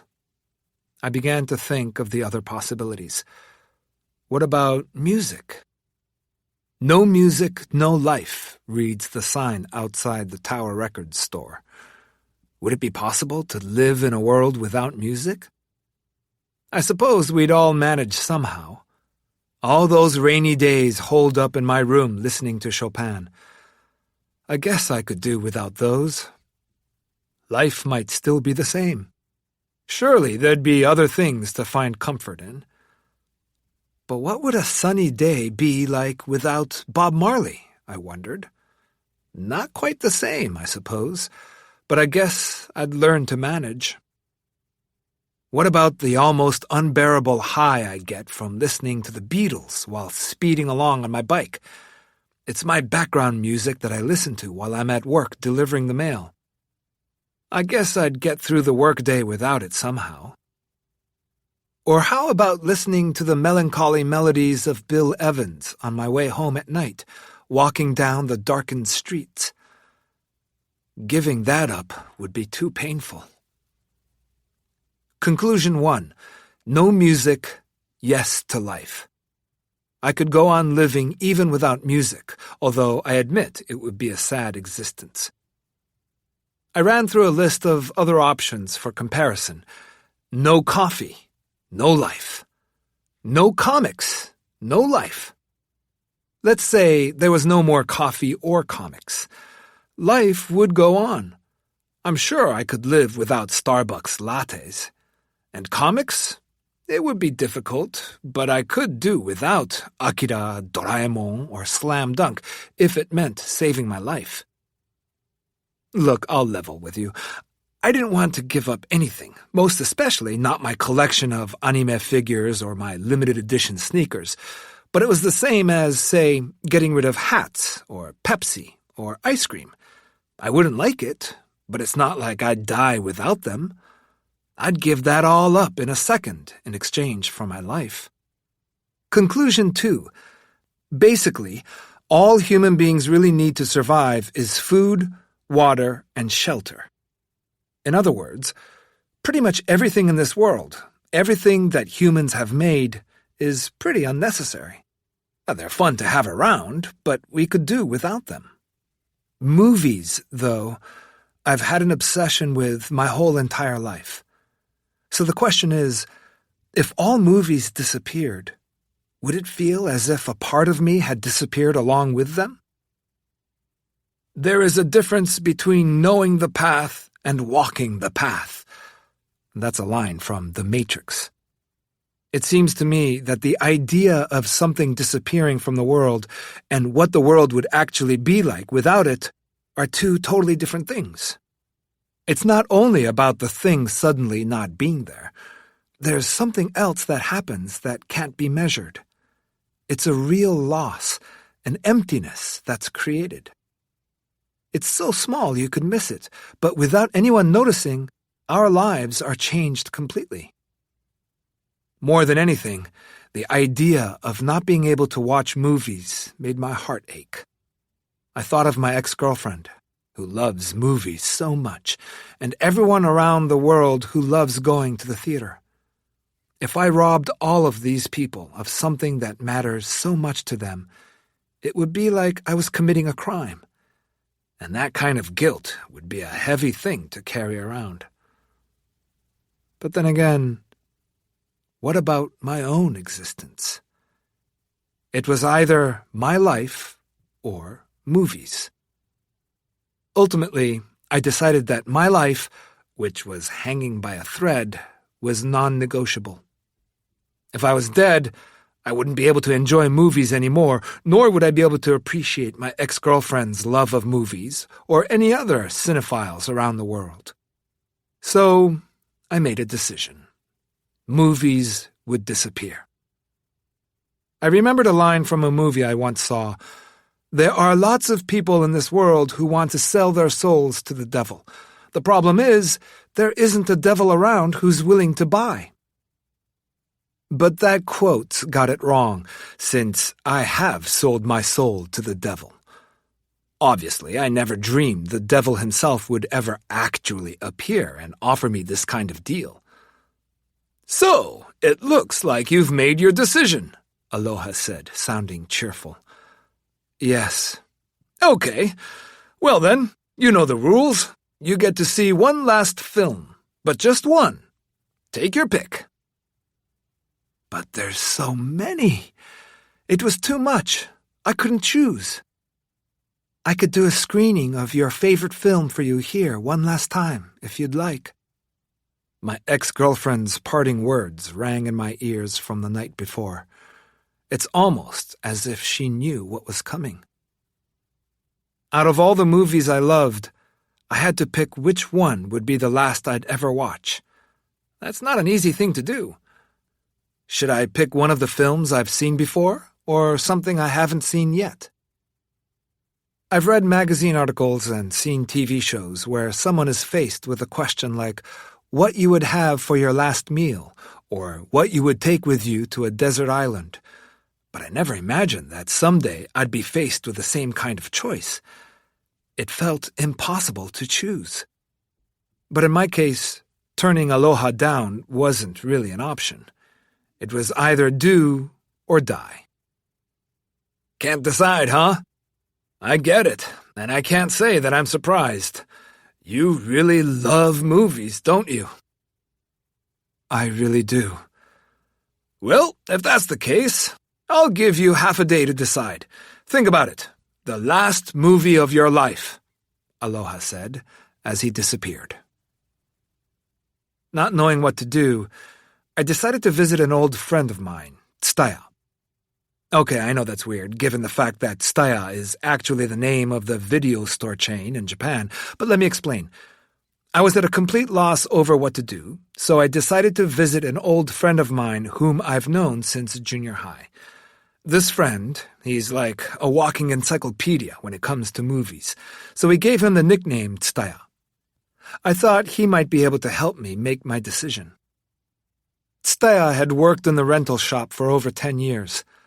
When you add that up, he's probably spent half his life there, and the other half watching movies. To put it bluntly, The only time Tsutaya isn't watching movies is when he's asleep. He lives for films and is probably the biggest movie geek on Earth. Tsutaya and I met each other when we were in the same class during junior high. For the first 2 weeks, Tsutaya just sat alone in the corner and spoke to no one, not during class or at recess. So one day I went over and talked to him, and we became fast friends, just like that. I don't remember what made me finally break the silence. I think that this happens only 3 times, tops, in someone's life, that you meet and are drawn immediately to somebody whose personality is totally different from your own. Either you become lovers, which might have happened in my case if the person were a woman, or you become good friends. There was something about Tsutaya that immediately drew me to him. After some time, we'd grown close, but despite that, Tsutaya didn't say much and was too shy to look anybody in the eyes.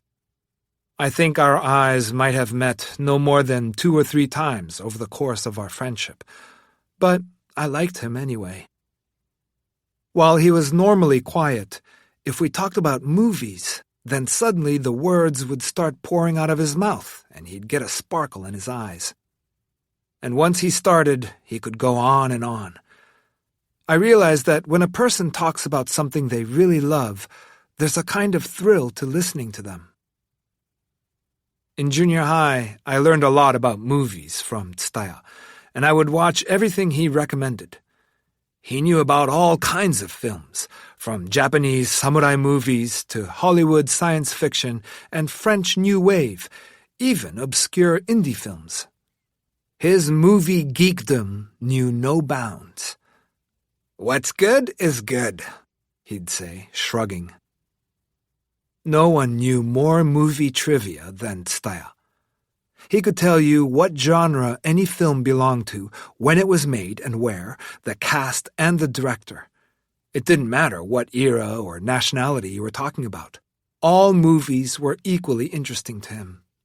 Ultimately, what's good is good was all that mattered. As luck would have it, Tsutaya and I were also in the same class in high school. So I essentially got 6 years of private tutoring in film studies for free out of him. I'd say that thanks to Tsutaya, I was now an expert, but compared to him, I realized, most people who say that they're movie buffs are really just fakes. I'd probably even include myself in that category.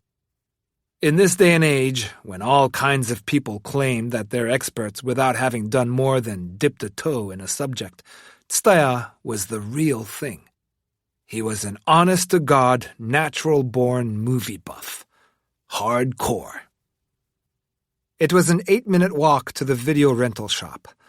As usual, Tsutaya was sitting behind the counter. He had become so fixed in that one position over the years that he looked like a statue of a sitting Buddha on a temple altar. From the outside looking in, it almost appeared as if the store's walls, along with the infinite number of DVDs, had shot up around him, with Tsutaya anchored in the middle of it all. "Tsutaya!" I called out as I passed through the automatic doors of the shop. "Hey, long time no see. What's up?" he asked nervously, avoiding my gaze. After all these years, he still couldn't look me in the eye, even as an adult. "Look, I know this is out of the blue, but I've got some bad news," I said urgently. What's wrong?" "I've got terminal cancer. I'm going to die soon." "Huh?" "I could die tomorrow." No! "I have to figure out what the last film I want to see before I die is going to be, and I have to decide quickly." "How?" "Tsutaya, I need your help. Can you help me decide what to watch?" I could tell by his expression that dropping this monumental task on him out of the blue had left him a bit bewildered. I felt sorry for him. Really? "It's a shame, but yes, I'm afraid it's all true." Tsutaya scrunched his eyes shut. He looked as if he was about to cry, or maybe he was just trying to think. Then he let out a deep breath and opened his eyes again. Rising from his place behind the counter, he wandered through the maze of shelves. Tsutaya had always been someone you could trust and rely on. If someone needed help, he got to work quickly and did whatever needed to be done without asking why. We both scanned the shelves full of DVDs and Blu-rays. A never-ending succession of movies passed before my eyes. Realizing this would be the last time I would ever watch a film, I found myself remembering scene after scene, line after line from my favorites. "Everything that happens in life can happen in a show," sings Jack Buchanan in The Bandwagon. But could everything that had happened to me lately happen in a movie? I wondered. One day, out of nowhere, I'm diagnosed with terminal cancer, and my days on this earth are numbered. Then the devil appears wearing a Hawaiian shirt and promising to make things disappear from the world one by one in exchange for granting me one more day of life. The plot wouldn't work for a movie. It's much too fantastical. Although sometimes life is stranger than fiction. Tsutaya searched through the section devoted to westerns. "With great power comes great responsibility," Peter Parker reminds himself in Spider-Man after he discovers his superpowers. Maybe it was the same for me, now that I had been making things disappear from the world in exchange for my life, which was a pretty big responsibility, as well as a huge risk, not to mention quite a stressful dilemma to have on your hands. Come to think of it, having signed on the dotted line with the devil, I was beginning to understand just what Spider-Man must have gone through. "May the Force be with you." "Thank you, Star Wars, and you, Jedi Knights." "I'll be back." "I know how you feel, Terminator. I want to come back too." "I'm the king of the world!" "Oh, okay, calm down, Leo." "Life is beautiful." "Now that's a load of crap." Suddenly, a voice from behind me interrupted my train of thought. "Don't think, feel." I'd been completely absorbed by my own miserable thoughts when Tsutaya turned to me suddenly and spoke. In his hands, he held a copy of Enter the Dragon. "Don't think, feel," Tsutaya cried out again. "Thank you, Tsutaya," I laughed at his suggestion. "Bruce Lee's great and all, but somehow that doesn't feel like the best candidate for the last movie that I'll ever watch." I went back to thinking about my favorite lines from movies. "When I buy a new book, I read the last page first. That way, in case I die before I finish, I know how it ends." So says Billy Crystal in When Harry Met Sally. Standing there, looking at the rows of DVDs, I couldn't ignore the fact that I was going to die before I had the chance to see them all. I couldn't help but think of all the movies I hadn't seen, all the meals I hadn't eaten, and all the music I'd never hear. It's the future you'll never get to see that you really regret missing most of all when you die. I realize it's strange to use the word regret about things that haven't happened yet, but I couldn't stop myself from thinking, if only I could live longer, I could do this or that. It's a weird train of thought, because the list of things that I wanted to do was made up of things that didn't really matter in the end. Just like all the movies I was about to make disappear completely. Eventually, we ended up at the shelf that held Chaplin's entire back catalog. By that point, I found that I was whispering to myself, "Life is a tragedy when seen in close-up, but a comedy in long shot." The dream I'd had earlier that morning came back to me. "That's from Limelight, right?" Tsutaya missed nothing. In Limelight, the little tramp, played by Charlie Chaplin, tries to stop a ballet dancer whose hopes have been dashed from committing suicide. He tells the dancer, "Life is a beautiful, magnificent thing, even to a jellyfish." He was right. Even jellyfish exist for a reason. Even they have meaning. And if that's the case, I wondered if perhaps movies, music, coffee, and pretty much everything else had some kind of meaning as well. Once you start down that train of thought, then all those things you once thought were unnecessary turn out to be important for one reason or another. If you're trying to separate out the scores of meaningless things in the world from everything else, you'll eventually have to make a judgment about human beings, about our existence.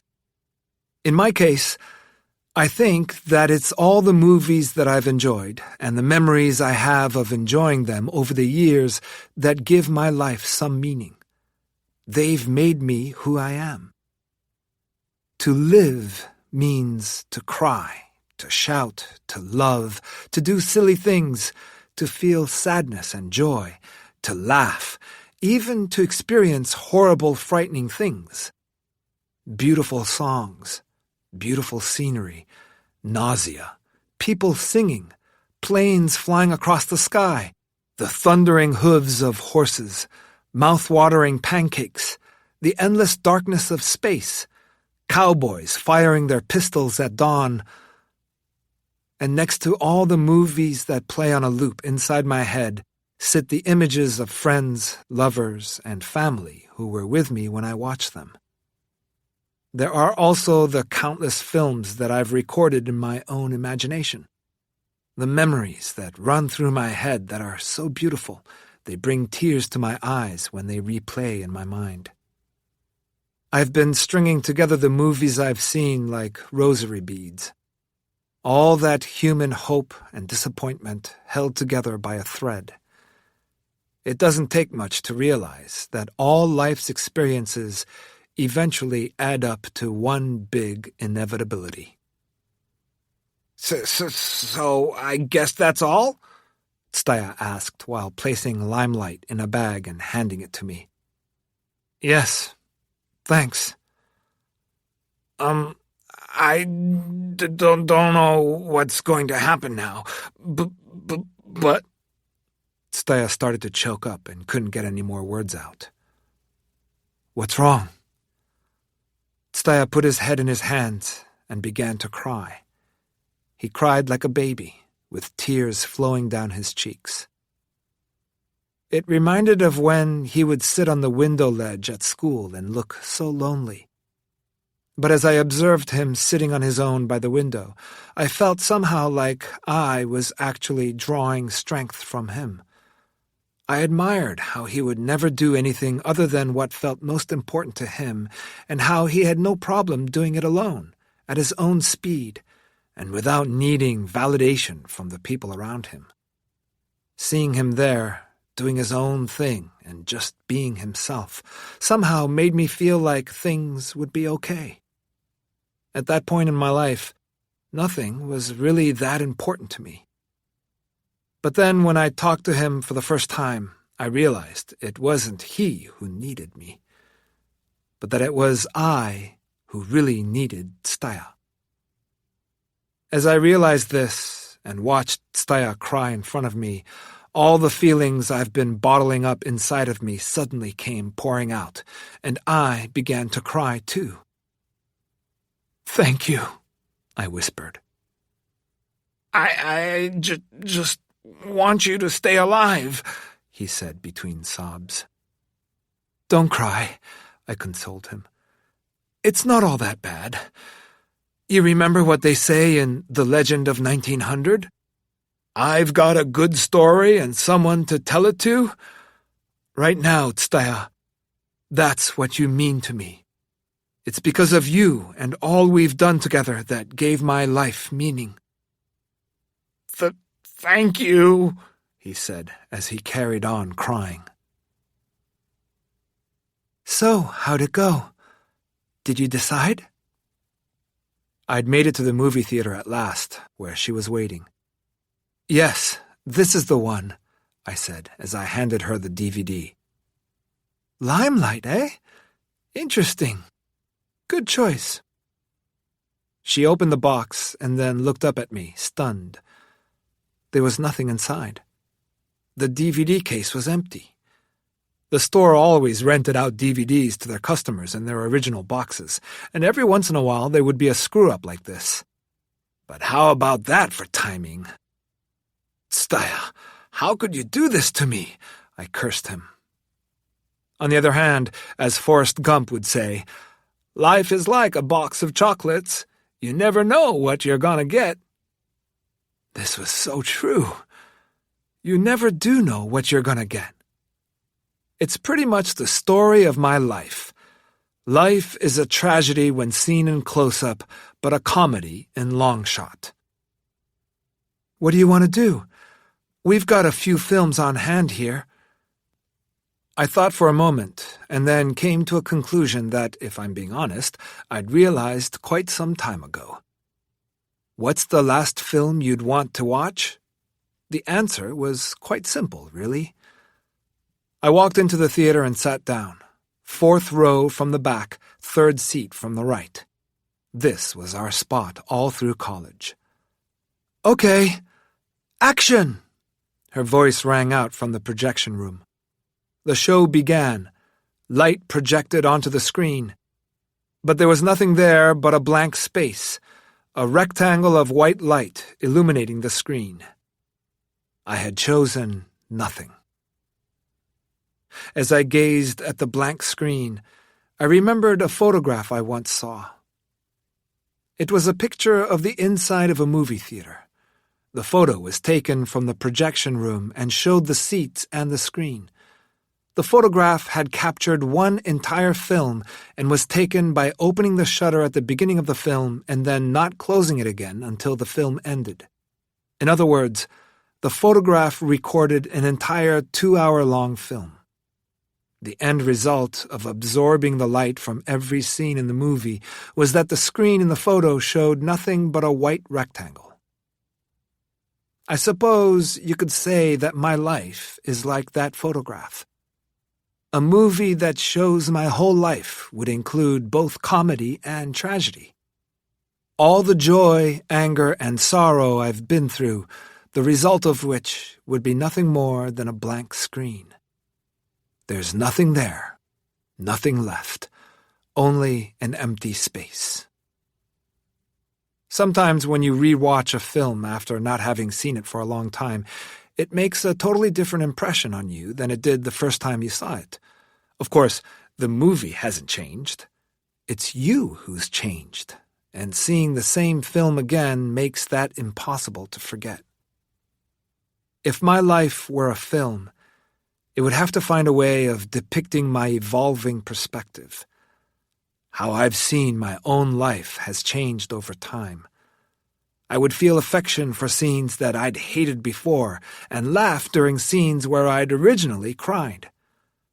A past love interest is now long forgotten. What I'm remembering now are all the good times that I had with parents, only the good times.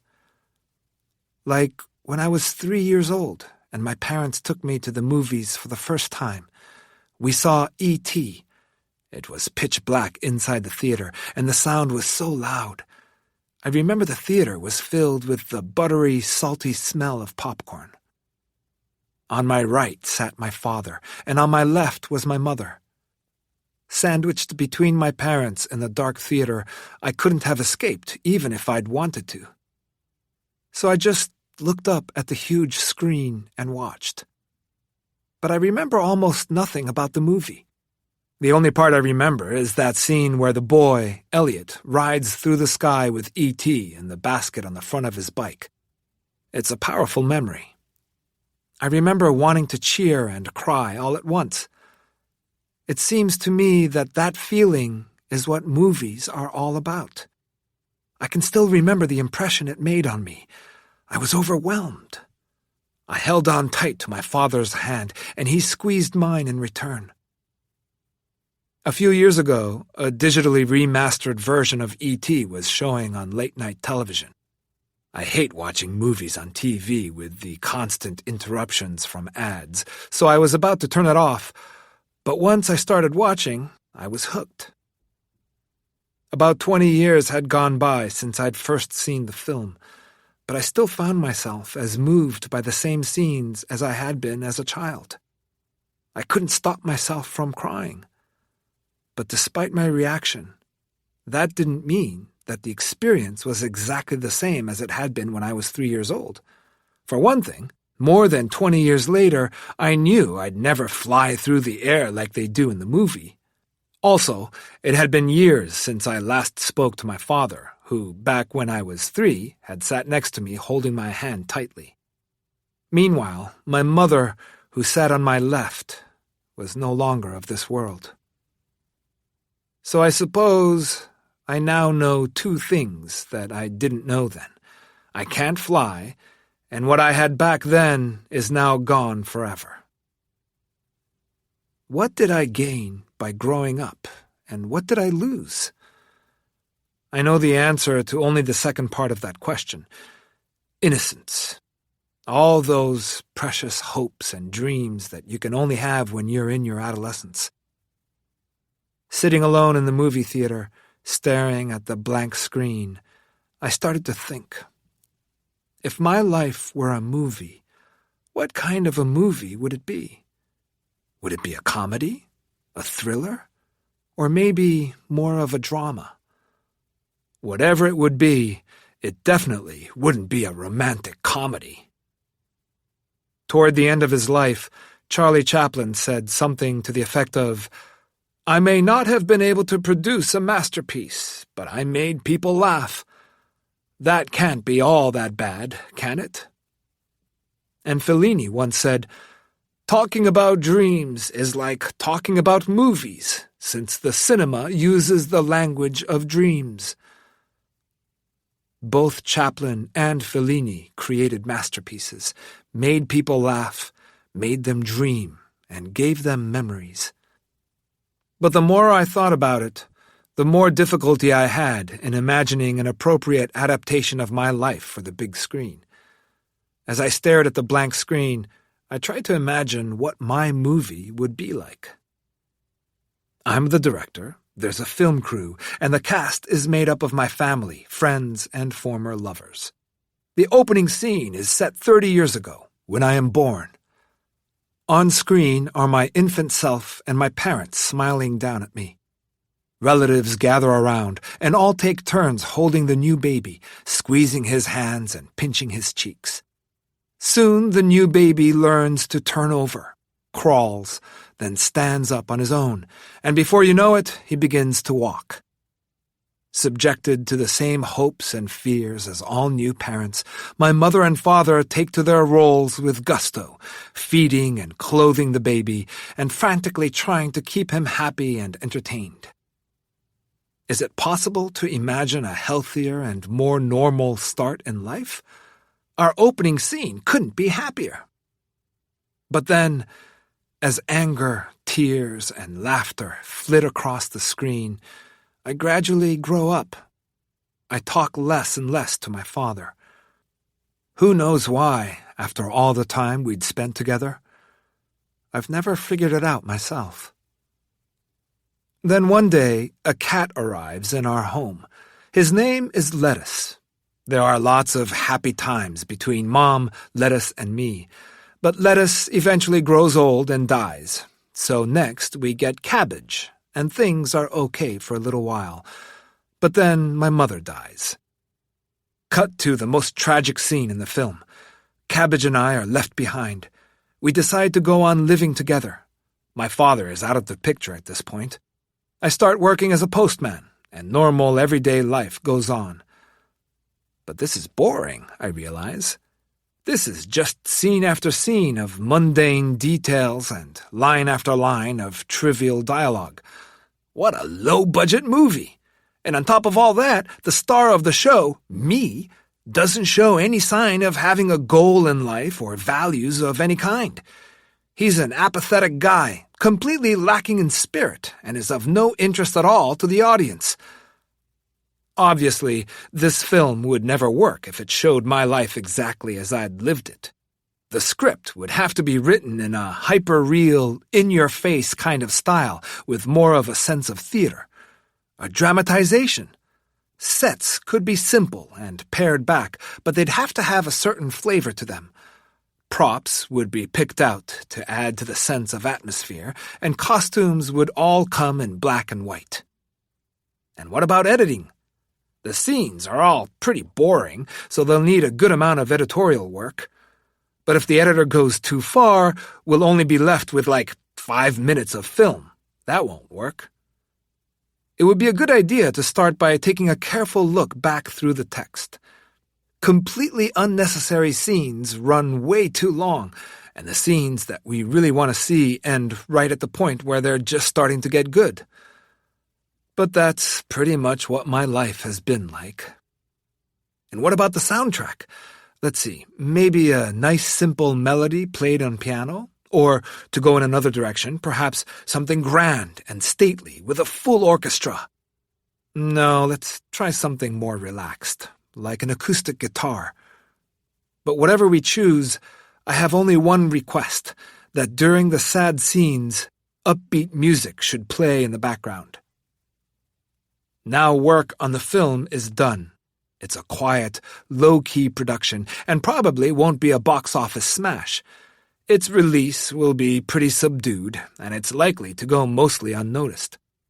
It'll probably be the kind of film that goes to video quickly and is forgotten in a corner of the rental shop, the colors on its box fading. The last scene ends, and the screen goes dark. Then the credits roll. If my life were a movie, I'd want it to be memorable in some way, no matter how modest the production was. I'd hope it would mean something to someone, somehow, that it would give them a boost and spur them on. After the credits, life does go on.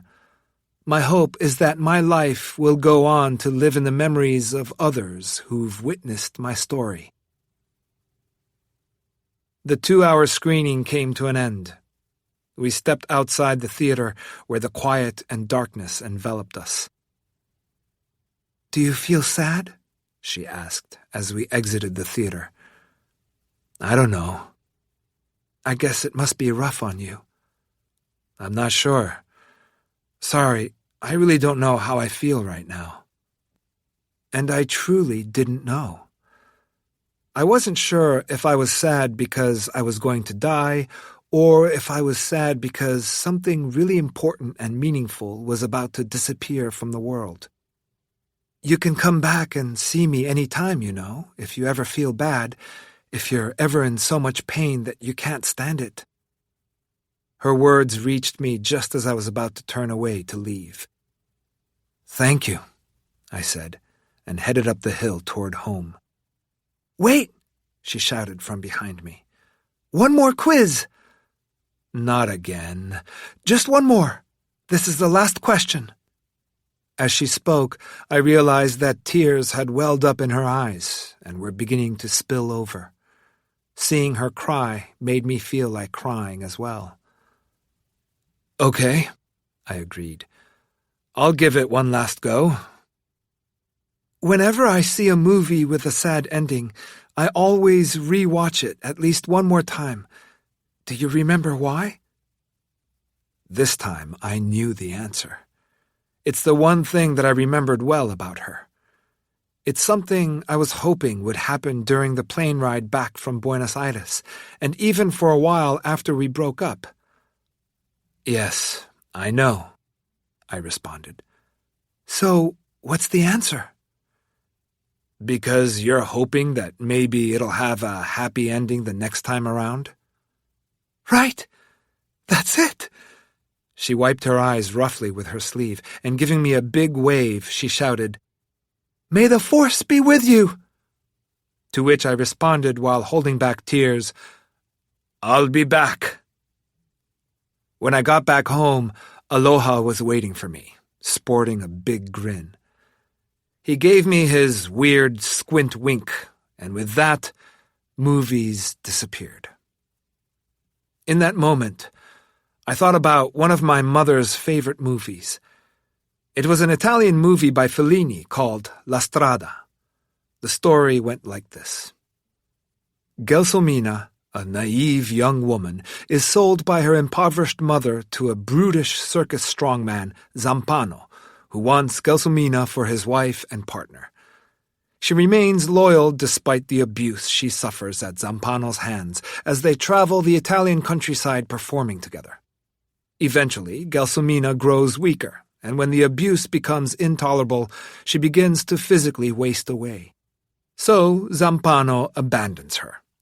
A few years later, the traveling circus arrives in a seaside town, and Zampano hears a young woman singing a song that Gelsomina used to sing. Zampano finds out that Gelsomina has died, but her song lives on. Listening to the young woman singing Gelsomina's song, Zampano realizes that he really loved her. He walks to the shore and collapses in tears on the beach. Crying won't bring her back, but in the end he realizes that although he really did love her, he was incapable of treating her as though he did when they were together. You only realize what the really important things are once you've lost them. That's what my mother would say at the end of La Strada. It seemed like the same thing was happening to me now. It was genuinely sad now that I'd actually lost movies. I knew I would miss them, and I know it's stupid, but it was only when I realized that the movies were really gone that it hit me how much they'd helped me emotionally, and how much they'd had a hand in making me who I was. But as I've said, living was more important. The devil picked that exact moment to announce in his usual cheerful manner the next item he'd chosen to make disappear. I was so depressed at the time that I agreed to it without really thinking. Thursday. A world without clocks. It's funny how one strange thing is often followed by another. Like when you lose your keys and then you invariably end up losing your wallet. Or in a baseball game when your team's down almost the entire game, but then someone hits a home run, followed by another and another. As for me, I get diagnosed with terminal cancer, the devil appears, phones and movies disappear from the world, and the next thing I know, the cat starts talking. "Excuse me, sir, but why are you still sleeping?" I had to be dreaming. "Rise and shine! You must get up this instant!" It had to be a dream. "Come now, up with you!" But no, it wasn't a dream. He was actually talking. And the he who was speaking was definitely Cabbage. And for some strange reason, he sounded so refined. What exactly was going on? "A bit confused, are we?" Aloha appeared in the room with that big grin on his face. Today, he wore a tacky sky blue Hawaiian shirt that again made me want to tell him to put on some real clothes. In keeping with the flamboyant style I'd come to expect from him, the brightly colored shirt featured parakeets and huge swirly lollipops. It was so bright it made my eyes hurt. It was not exactly the most pleasant sight to wake up to. Aloha was beginning to piss me off, so I snapped at him. "Come on, man, what are you doing? I wake up and the cat's not meowing, but instead he's talking? He sounds like royalty. Seriously, what's going on here?" "My, aren't we spirited this morning? Well, this is just a little something extra from me to you." "Something extra?" "That's right. After all, there are no more phones, and the movies that you once loved watching so much are all gone, so I thought you might need a little something to cheer you up, like someone to talk to, or a new hobby or something. So I thought I'd try making the cat talk. I just happen to dabble in magic, you know? I am the devil, after all." "But having the cat start to talk out of nowhere is a bit, disconcerting, I guess. Can you get him to stop?" Aloha fell silent. "Did I say something wrong?" He remained tight-lipped. Please don't tell me this is something that you can't fix, like something you can't undo once it's been done. Well, no, that's not it. I mean, I can put things back. Or should I say, it'll all go back to normal eventually. It's just a question of timing. But I don't really know when. I mean, I'm not God, you know? I'm just the devil. How about if I just smack your head against the wall? I thought. But instead, I swallowed my words and burrowed deeper under the covers. A world with no movies and where cats talk was not a world I wanted to wake up in.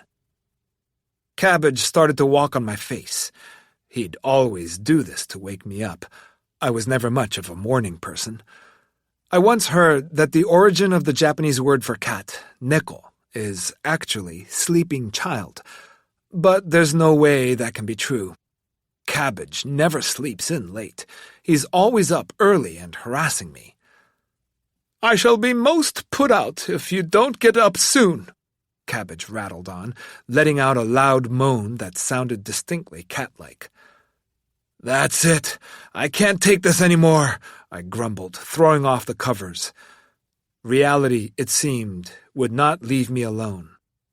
I gathered what energy I could and got out of bed. Oh, and just to check, Aloha inquired, thrusting his face close to mine as he spoke. You do remember, don't you? What? What do you mean? What I'm erasing today, of course. I had no memory at all of what that was supposed to be. What had he made disappear? What was next on the list? Looking around the room, I saw nothing different. Sorry, I don't remember. What was it? Honestly, what am I going to do with you? It's clocks, man. Clocks. Clocks? That's right. Today you erased clocks. Now I remember. If clocks disappeared from the world, how would the world be different? I thought about it for a while. The first thing I thought of was my father. I could see him in my mind's eye, hunched over, working in his shop. You see, my father ran a small clock shop. The ground floor of the house I grew up in was my father's workshop. Whenever I went downstairs, I would see him bent over his workbench in the semi-darkness with the desk lamp shining over his workspace, repairing clocks. I hadn't seen my father in 4 years, but I imagined that he was probably still at it, repairing clocks in that tiny shop tucked away in a corner of that little town. If clocks were to disappear from the world, there would be no more need for clock repair shops. No need for that little shop, nor my father's skills. When I thought of it that way, I started to feel guilty. But had clocks really disappeared from the world? I wondered. It seemed hard to believe that they could all disappear so suddenly. I looked around the room. My wristwatch was definitely gone, and the small alarm clock I had sitting on my nightstand was nowhere to be found. But was it like when phones disappeared? I wondered. Maybe I'd simply stopped seeing them, but whatever had happened, practically speaking, they had indeed disappeared from the world. Then I realized, without clocks, how would I have any sense of time? It looked and felt like morning to me, and since I was pretty sure I had overslept a bit, I figured it was probably around 11 a.m. When I turned on the TV, the time didn't show up on the screen as it usually did, and of course phones had already disappeared, so I couldn't rely on that. I truly had no idea what time it was. And yet, I didn't really feel any different. Why was that? This was different from when I'd made the other things disappear. Other than the few pangs of guilt I felt when I thought of my father, I felt no pain, no sense of loss. Shouldn't this have a pretty huge impact on the world? Clocks are essentially what makes the world go round. Schools and businesses, public transport, the stock market, and all other public services must be in chaos. But for someone like me who lives on his own, well, plus one cat, there wasn't really much of a difference. It seemed like we were getting along just fine, going about our normal lives without clocks, or much of an exact sense of time at all. It really didn't seem to make any difference.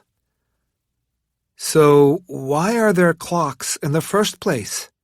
I thought Aloha might know. That's a good question. Before clocks were invented, it was only humans who had a sense of time. Huh? I don't get it. Seeing I was puzzled, Aloha went on. Okay, stay with me. You see, time, or the thing we call time, is simply produced by arbitrarily determined rules. Rules that human beings made up. I'm not saying that the cycle of the sun rising and setting doesn't exist as a natural phenomenon, because obviously it does.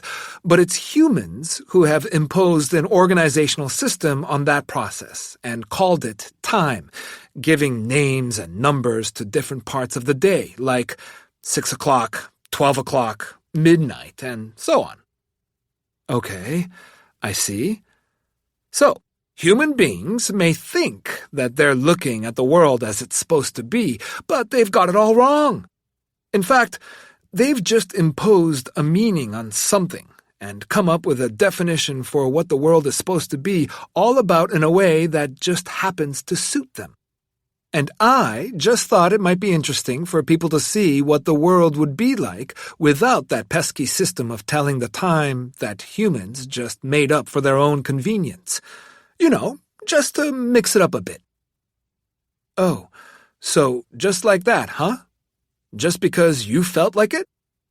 Yeah, well, that's what this is all about, right? Listen, I gotta go, but you have yourself a great day. Oh, wait, that's right, there's no such thing as a day anymore. And then Aloha disappeared, his glib parting words still hanging in the air. The story of the last 100 years could probably fit onto one page of a history book, or maybe only a line would do. When I found out that I didn't have much time left, I decided I'd try thinking of an hour not just as 60 minutes, but as 3,600 seconds, just to make myself feel better. But since clocks had now disappeared, counting seconds didn't mean anything anymore. Even the meaning of words like today or Sunday had become dubious. But after Wednesday comes Thursday, and since I knew it was morning, that meant that today must be Thursday. I had to remind myself not to forget that these days of the week are only arbitrary human inventions. In any case, I didn't have anything in particular to do on this particular day, so I thought I'd just kill some time, even though there was no time to kill. Even if I had decided to waste time, there was no time to waste either. This really left me with very little to go on. How many minutes had passed since I woke up? I'd usually glance at the alarm clock by my bed when I first woke up, but now there were no clocks. A world without clocks. I was being pulled along in the endless undercurrent of time. I couldn't see it, but I could feel myself being dragged out to who knows where. After a while, it felt as if I was being drawn back into the past. Every day, people sleep, wake up, work, and eat according to the established set of rules we call time. In other words, we set our lives by the clock. Human beings went through the trouble of inventing rules that imposed limits on their lives, boxing them up into hours, days, and years. And then they invented clocks to make time's rule over us even more precise. The fact that we have these rules means that we've given up some of our freedom. And yet, we've surrounded ourselves with reminders of that loss of freedom by hanging clocks on walls and dotting them around our houses. And as if that weren't enough, we make sure that there's a clock wherever we go, no matter what we're doing. We've even felt the need to wrap our bodies up in time by going so far as to wrap it around our wrists. But now I think I'm beginning to understand. With freedom comes uncertainty, insecurity, and anxiety. Human beings exchange their freedom for the sense of security that comes from living by set rules and routines, despite knowing that they pay the cost of these rules and regulations with their freedom. While I was pondering this, Cabbage sidled up close to me. Usually, when Cabbage comes over and shows me affection, it's because he wants something. "What's wrong, Cabbage? Are you hungry?" That's usually what he wants first thing in the morning. "No, that is not at all what I want." "Okay, then." I was still struggling to believe that the cat was talking back to me. Cabbage let out a deep sigh. "Sir, you have once again completely failed to understand correctly." "Sir?" I asked. Apparently he meant me. What's that all about? How far was he going to take this gentleman bit? "If you'll permit me to explain. When I want to go for a stroll, you always think I want to eat. When I do in fact want to eat, you think I want to rest, or take a nap, if you will. And when it is a nap that I desire, you believe I wish to play with you. Your judgment is always, if I may say so, just a touch off." "Oh, really? Is that so?" The cat nodded and continued. "Yes, it is so. You behave as if you have an understanding of my kind, when in fact you do not understand cats at all. You ask me if I am sad when I am not sad, and see fit to approach me with that purringly sweet voice. I do wish you'd stop that. Although, to be fair, you're not the only one who does this. All humans are this way." I was shocked. I had lived with Cabbage for 4 years, and I thought we understood each other perfectly. It can be a rude awakening when a cat starts to speak your language. "I'm sorry, Cabbage. So, what is it you do want to do?" "I would like to go for a walk." Cabbage had loved taking walks since he was a kitten. "This cat is just like a dog," Mom would laugh as she'd take Cabbage out on one of his many walks. I agreed and told him to give me a minute to get ready and went to the bathroom. I was midway through relieving myself when suddenly I heard the door handle being fiddled with. Then the door swung open and Cabbage barged in. "Come now, hurry, hurry, let's go." "All right already," I thought, as I pushed Cabbage out of the bathroom and finished my business. I then went to the sink to wash my hands and face. As I was splashing water onto my face, I could feel Cabbage's eyes on me, willing me to go faster. When I looked over my shoulder, I saw him watching me intently from the shadows. "Oh, do come on. I am quite ready for a walk," he complained. "Okay, Cabbage, just wait a sec." It used to be that a meow was enough to get this message across, but now he was actually talking to me, and it was really becoming a pain. I took my clothes off quickly and jumped in the shower. As I was washing my hair, I sensed something behind me, like a ghost. It felt like I was in a horror film. Chills ran down my spine. I had my eyes closed tight to keep the suds out of them until I finished rinsing my hair. When I opened them, I noticed the shower door was ajar and Cabbage was peering inside. "Let's go!" he snapped. "Are you a stalker or something?" I wanted to shout, but managed to keep the thought to myself. Instead, I slammed the door shut and finished rinsing my hair. When I finished showering, I made a simple breakfast for myself, just a banana and some milk, then quickly got dressed. "Really, I must insist. Open the door this instant. I wish to go out." Cabbage was in the small entryway to the apartment, scratching at the door with his claws. I was more or less ready, so I finally opened the front door, and we left for Cabbage's walk. The weather outside was beautiful. A perfect day for a stroll.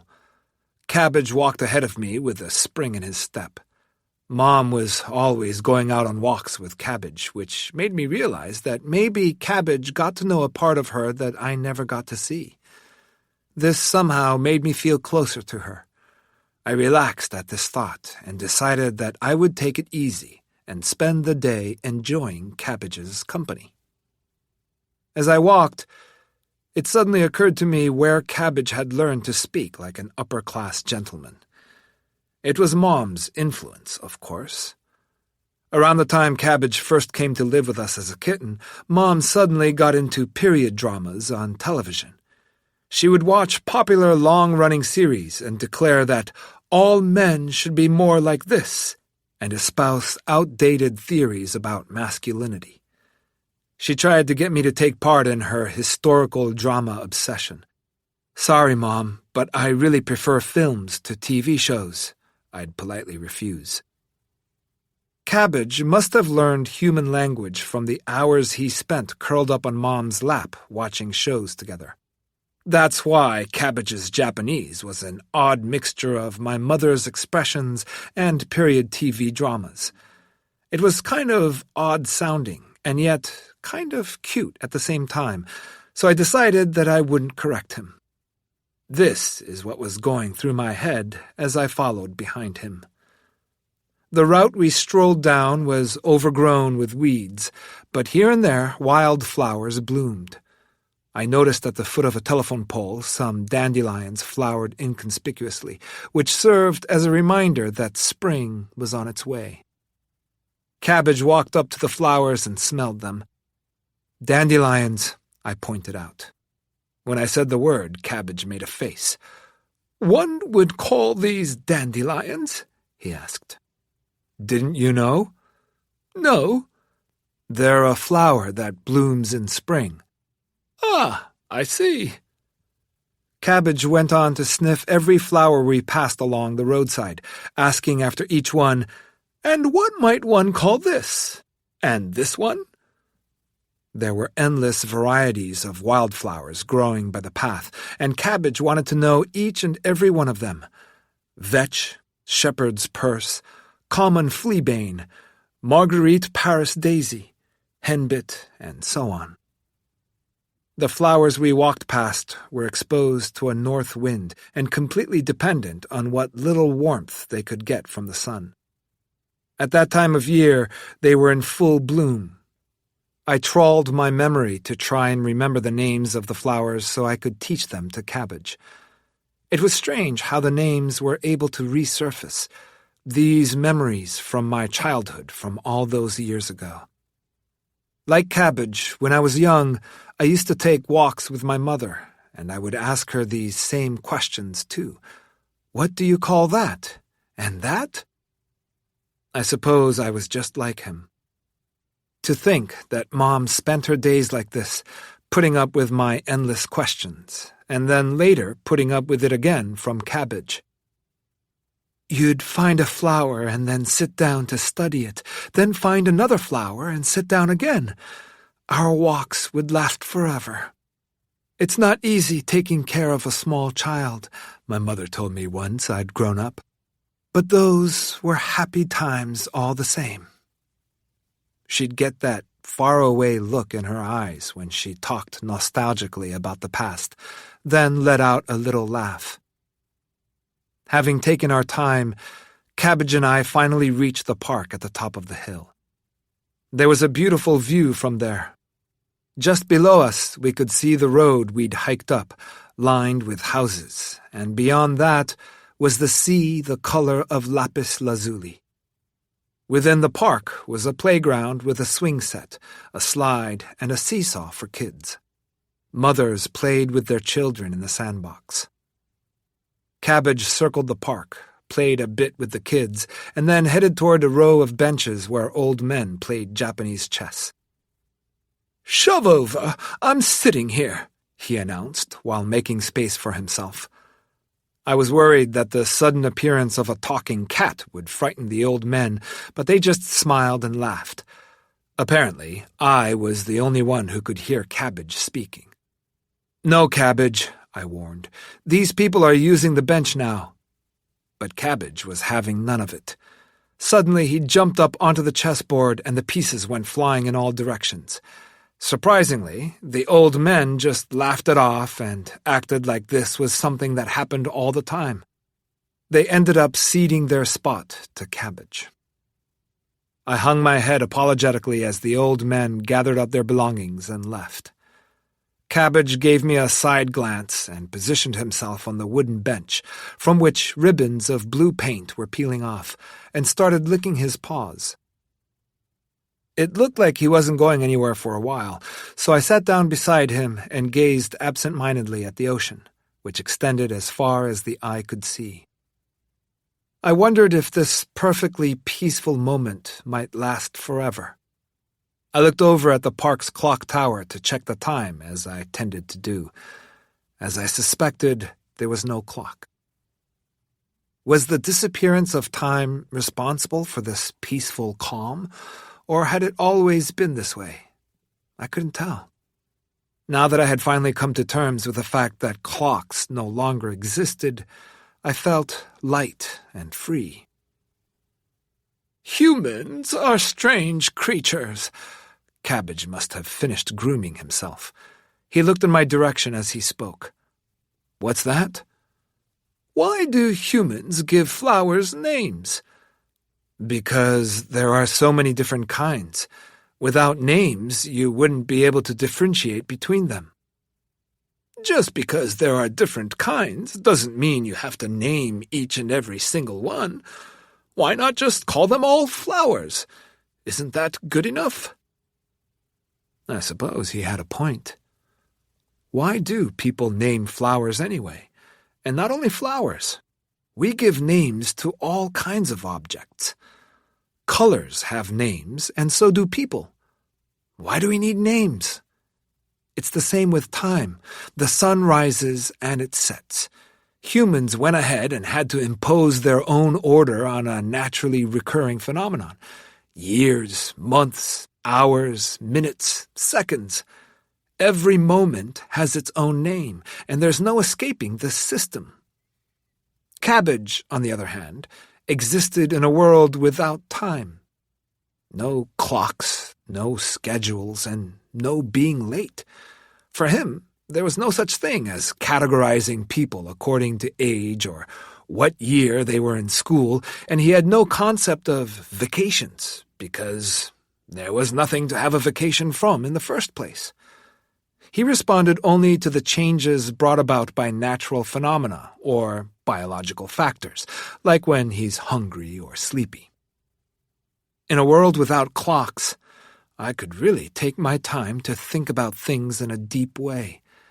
It seemed to me that there were all kinds of rules made up by human beings, rules that begin to fall apart when you examine them closely. I eventually came to the realization that the ways we have of measuring things, like, say, temperature or the reflectance of light that produces color, are artificial human creations, just like time. Basically, humans just applied labels to the things they sensed.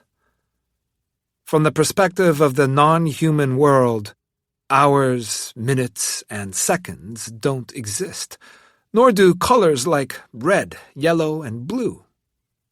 But on the other hand, if yellow and red don't exist, then does that mean that Cabbage doesn't think dandelions are pretty or that roses are beautiful? You know, Cabbage, it was really sweet of Mom to go along on those long walks with you. How so?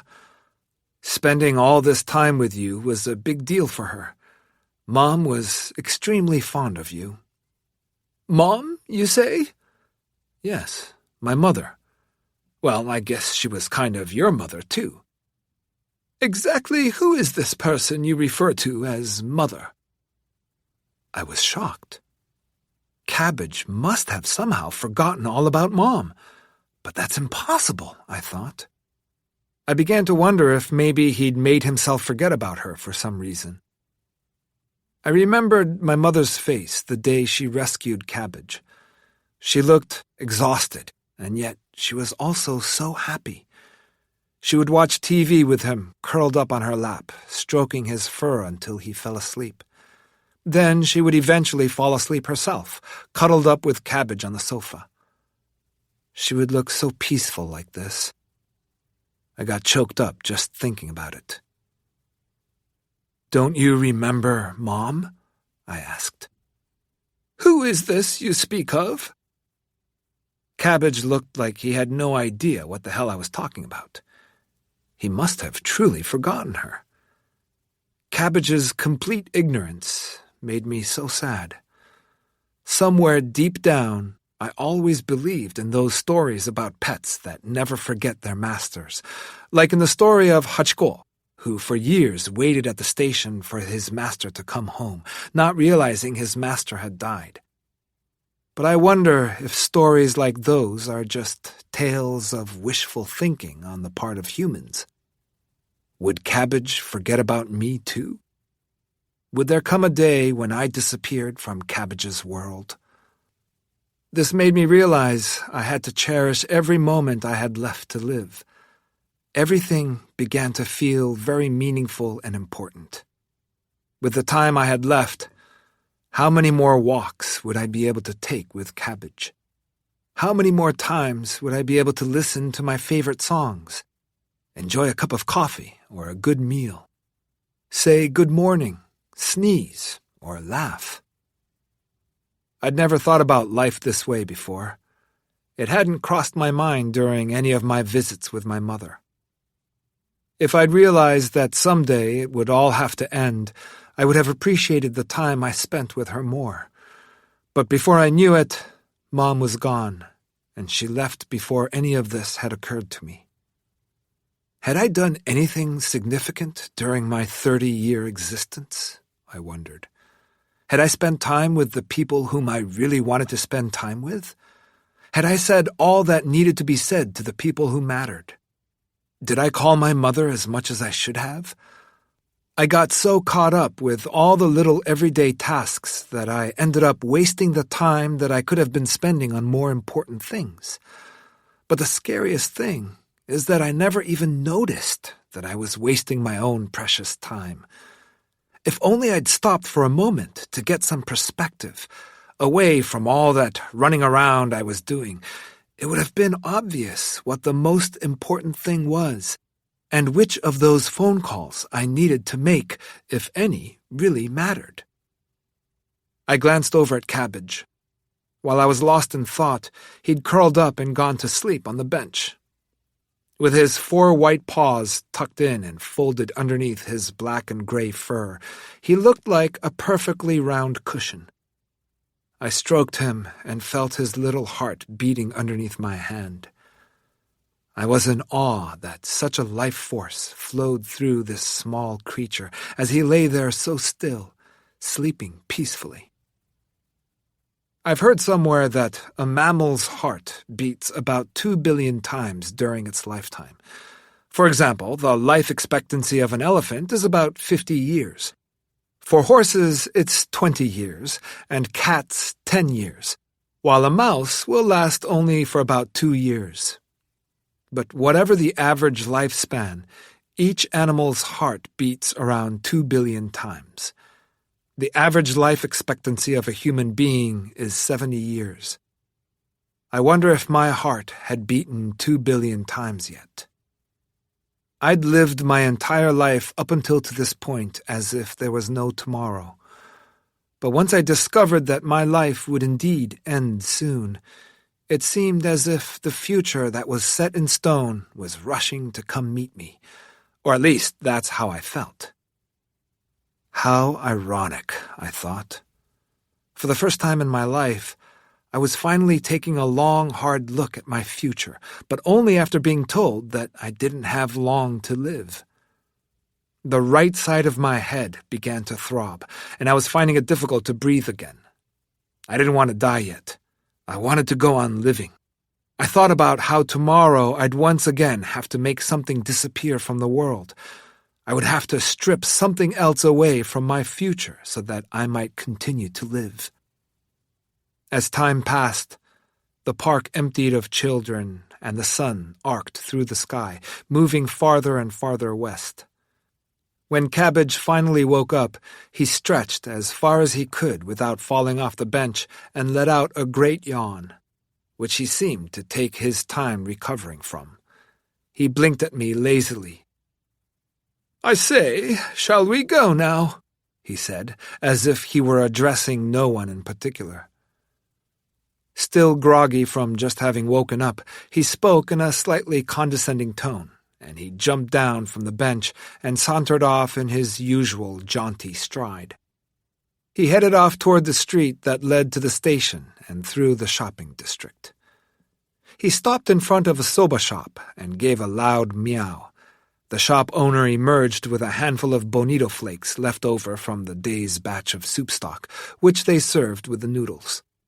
Once he'd polished off his winnings, Cabbage licked his chops and walked off, muttering, "Excellent," under his breath as he went.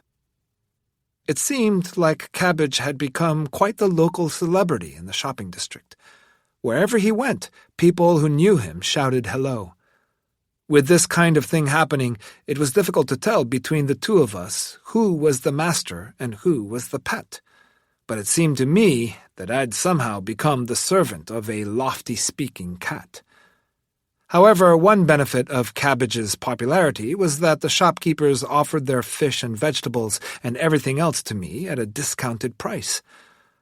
Who would have thought that there was such a thing as a cat discount?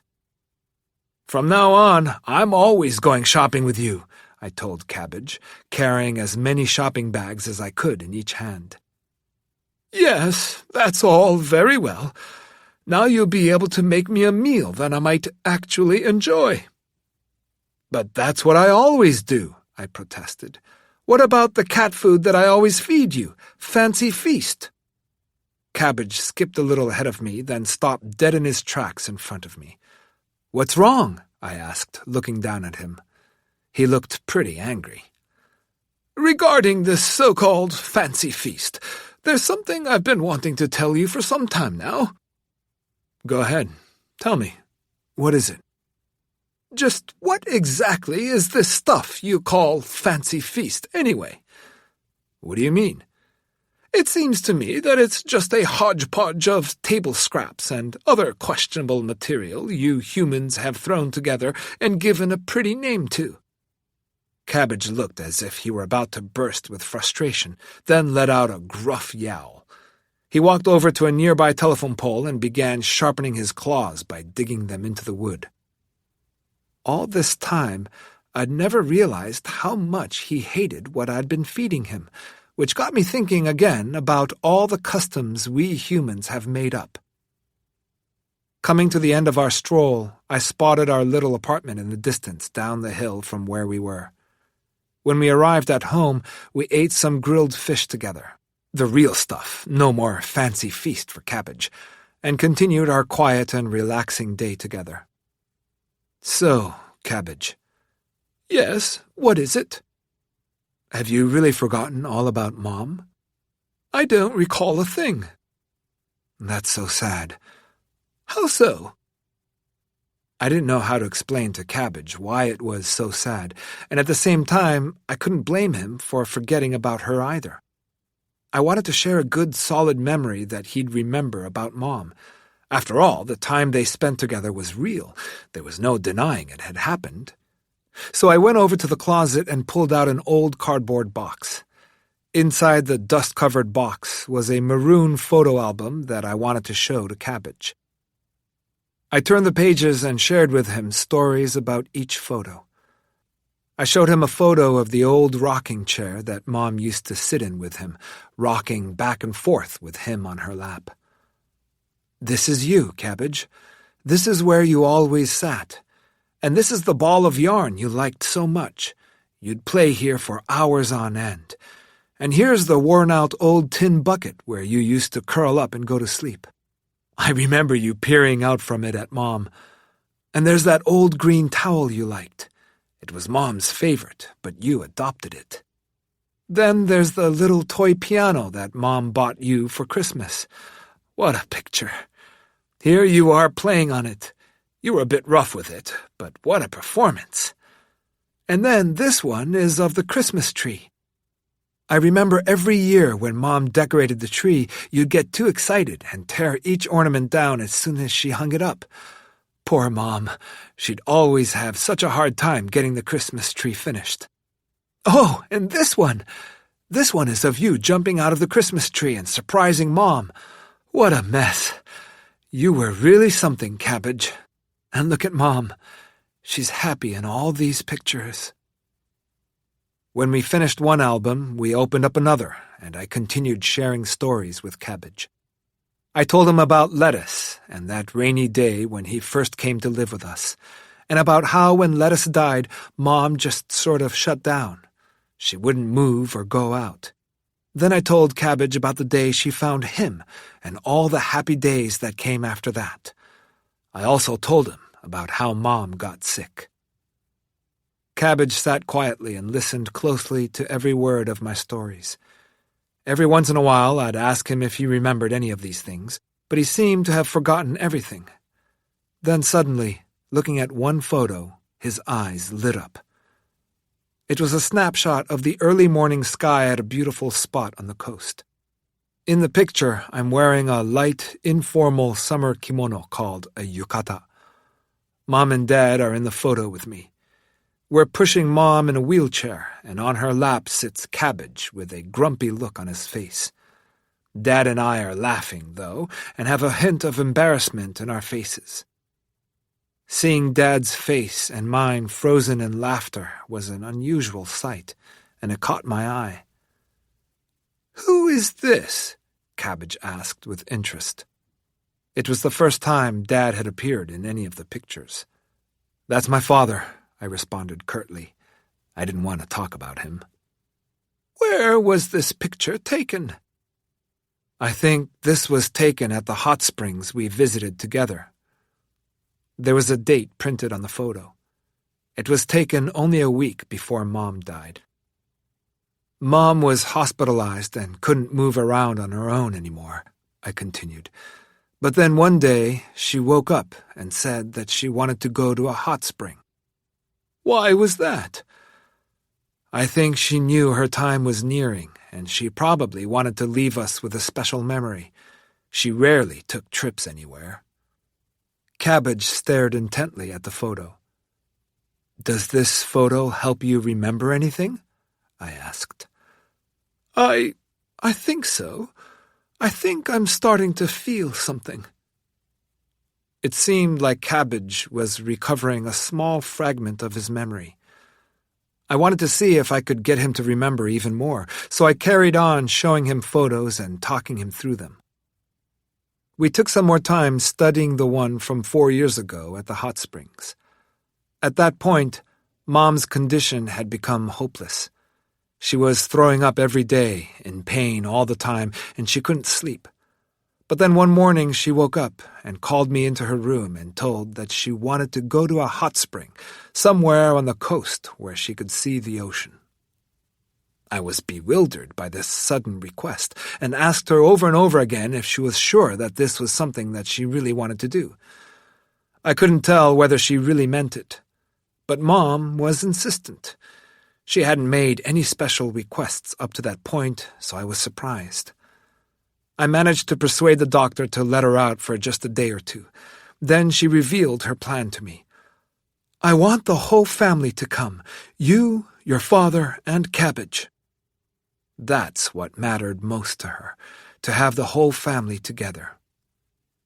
Despite my mother's illness, I hadn't exchanged one word with my father during the entire time she was sick.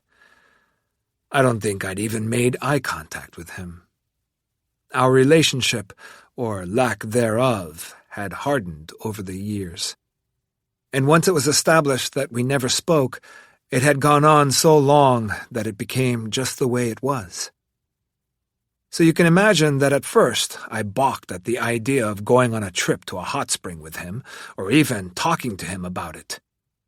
But I knew that this would probably be my mother's last trip, so I swallowed my pride, took a deep breath, and decided to see if I could persuade my father to come along with us. "What a stupid idea," he replied, which was his response to just about everything.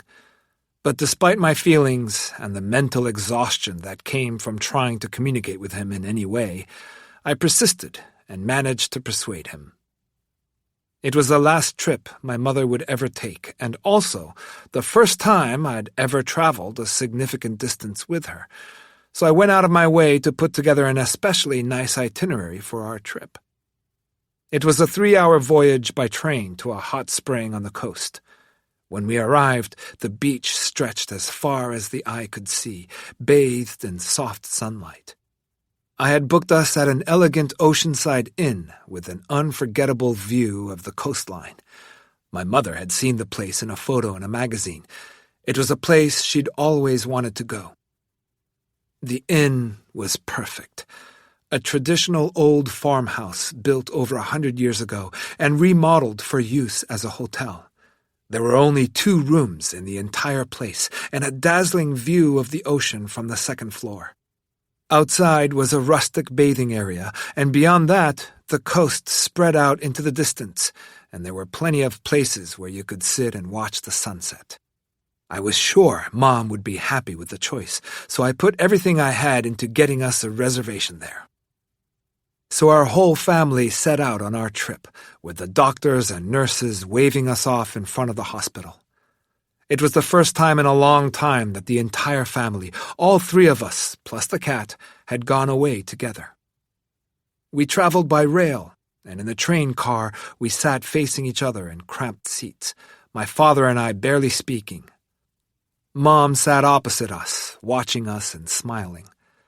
Somehow, my dad and I survived the 3-hour-long train ride, and then, just when we were reaching our limit, the conductor's voice blared out over the PA system, announcing that we had arrived at our stop. With a spring in my step, I pushed my mother in her wheelchair, and we headed for the inn. But once we arrived, disaster struck. My reservation hadn't gone through, and someone else had booked the room. I couldn't believe it. I explained to the hotel staff over and over again that I had reserved the room over the phone and how much this trip meant to my mother, how it might be our last family vacation together, but they refused to listen to my pleas. The owner of the hotel expressed her apologies very politely, but wouldn't budge. I was devastated that I wouldn't be able to fulfill one of my mother's last wishes and do something that would make her happy. "Don't worry about it," she told me, but I couldn't forgive myself. I was so frustrated and disappointed that I was on the brink of tears. Not knowing what to do, I stood there in stunned silence. Then all of a sudden, I felt my father pat me on the shoulder with one of his large, firm hands and say, "Well, we can't have your mother camping outside in her condition. I'll go find something for us." He hurried out the door of the inn. I had never seen him move so fast in my whole life. I ran after him, offering to help. Dad raced between the nearby inns, checking to see if they had any rooms available. Growing up, I only ever saw my father working silently in his shop. I couldn't believe he could move at such speed. Even when he came to watch me play sports at school, he would always sit absolutely still like a rock, barely moving a muscle. This was the first time in my life I'd ever seen him run for any reason. "Your father was actually pretty fast on his feet back in the old days," I remembered my mother told me as I dashed around trying to keep up with him. Despite his compact, muscular frame, Dad ran around the hot spring resort with a surprising gracefulness. We ran around trying everywhere, but were turned away time and time again. Some inns only one of us would try, others we went into together, pleading with the innkeepers. But it was high season, and all of the inns were full. We just couldn't leave Mom without a decent place to stay. We both wanted to make this trip special for her. That was the first time, maybe the only time, since I'd become an adult, that my father's feelings and my own were in sync. After scouring the inns lining the beach and running back and forth, we finally found a vacancy. The inn was dimly lit, and the outside looked a bit older and more run down than the other ones we'd seen. Our first impressions were confirmed when we went inside, and the floorboards creaked as we walked up to the front desk. "This will be just fine," Mom said, beaming as we wheeled her in. But despite her cheeriness, I felt awful for having her stay in a place like this. But as Dad reminded me, we didn't have much choice. Mom couldn't exactly camp outdoors in her condition. So without any other alternative, the shabby old hotel is where we stayed. The state of the place might not have been great, but the innkeeper was warm and friendly. The dinner that was prepared for us wasn't exactly extravagant, but the cook had obviously put his heart into it, and it tasted delicious. Mom raved over and over again how good it was there and how good the food was. Seeing her genuinely pleased and smiling did help me feel a little bit better about the situation. That night, we all slept in one big room, our mattresses lined up all in a row. It was the first time in 10 years that we'd been together like that. Staring up at the old wooden ceiling, I was reminded of the house we lived in when I was in primary school. It didn't have many rooms, and the entire family slept together upstairs in the only bedroom, sleeping mats next to one another. Now, 20 years later, we found ourselves doing the same exact thing. It was a strange feeling. I knew it would be the last time we would ever be together like this. With all these thoughts running through my head, I couldn't sleep. I wondered if Mom and Dad felt the same way. It was quiet, and the only sound I could hear in the small, dark room was Cabbage's breathing, blending in with, yet just barely detectable above, the rhythmic sound of the ocean's waves. Finally, it began to get light outside. It was maybe 4 or 5 in the morning at that point. I rose from my mattress and went to sit in the window seat. I pulled back the curtain and stared out the window. To my surprise, the old inn sat so close to the beach that the sea occupied almost the entire view that I saw before me. Since it was already dark by the time we'd found our inn, I hadn't noticed how close we were to the water. For a while, I sat there and gazed at the ocean, which, wrapped in pale morning light, looked like something from a dream. After some time, I noticed that my parents were awake too. They both had circles under their eyes. I guess they hadn't been able to sleep either.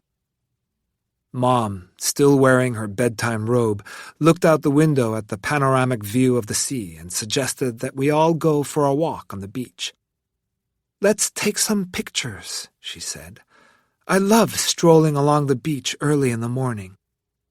Cabbage was still asleep, so Mom scooped him up and placed him on her lap, adjusted her robe, and was ready to go. Once she settled in her wheelchair, we set off. The early morning light was still dim, and there was a bit of a chill in the air. Mom wanted to go closer to the water, but I discovered that it was too difficult to push the wheelchair in the wet sand. After a while, I couldn't get it to budge at all. Then the sun began to rise, its rays dancing on the surface of the ocean, creating a sparkling effect. All 3 of us stopped and watched in awe, captivated by how beautiful the scene was. "Hurry up! Take a picture!" Mom's order interrupted my reverie, and I quickly took out the camera. Dad and I took turns taking pictures of the sunrise. Then the innkeeper joined us on the beach and offered to take a picture of all of us. With the ocean behind us, Mom sat in her wheelchair with my father and me on either side of her. Dad and I crouched down so that our heads would be on the same level as Mom's, and Cabbage, who had finally woken up, made a face, then let out a big yawn from Mom's lap. "Say cheese," the owner of the inn announced as he snapped a photo. "Thank you," we shouted in unison. "One more," he commanded, so we lined up again, this time with all of us standing. "Okay, smile, say cheesecake." The innkeeper's earnest efforts to get us to smile and his general friendliness, which was just short of overbearing, made us all laugh. And right at that exact moment, the shutter snapped. "Did you remember anything?" I prodded Cabbage again after I finished my story. "Apologies, old boy. I tried, but I just don't remember." "That's too bad, Cabbage." "I'm really sorry. I can't help it. No matter how hard I try, I can't remember anything. Although there is this one thing." "What one thing?" "That I was happy. That's all I remember." "You were happy?" "Yes. That's what I remember when I look at these photos.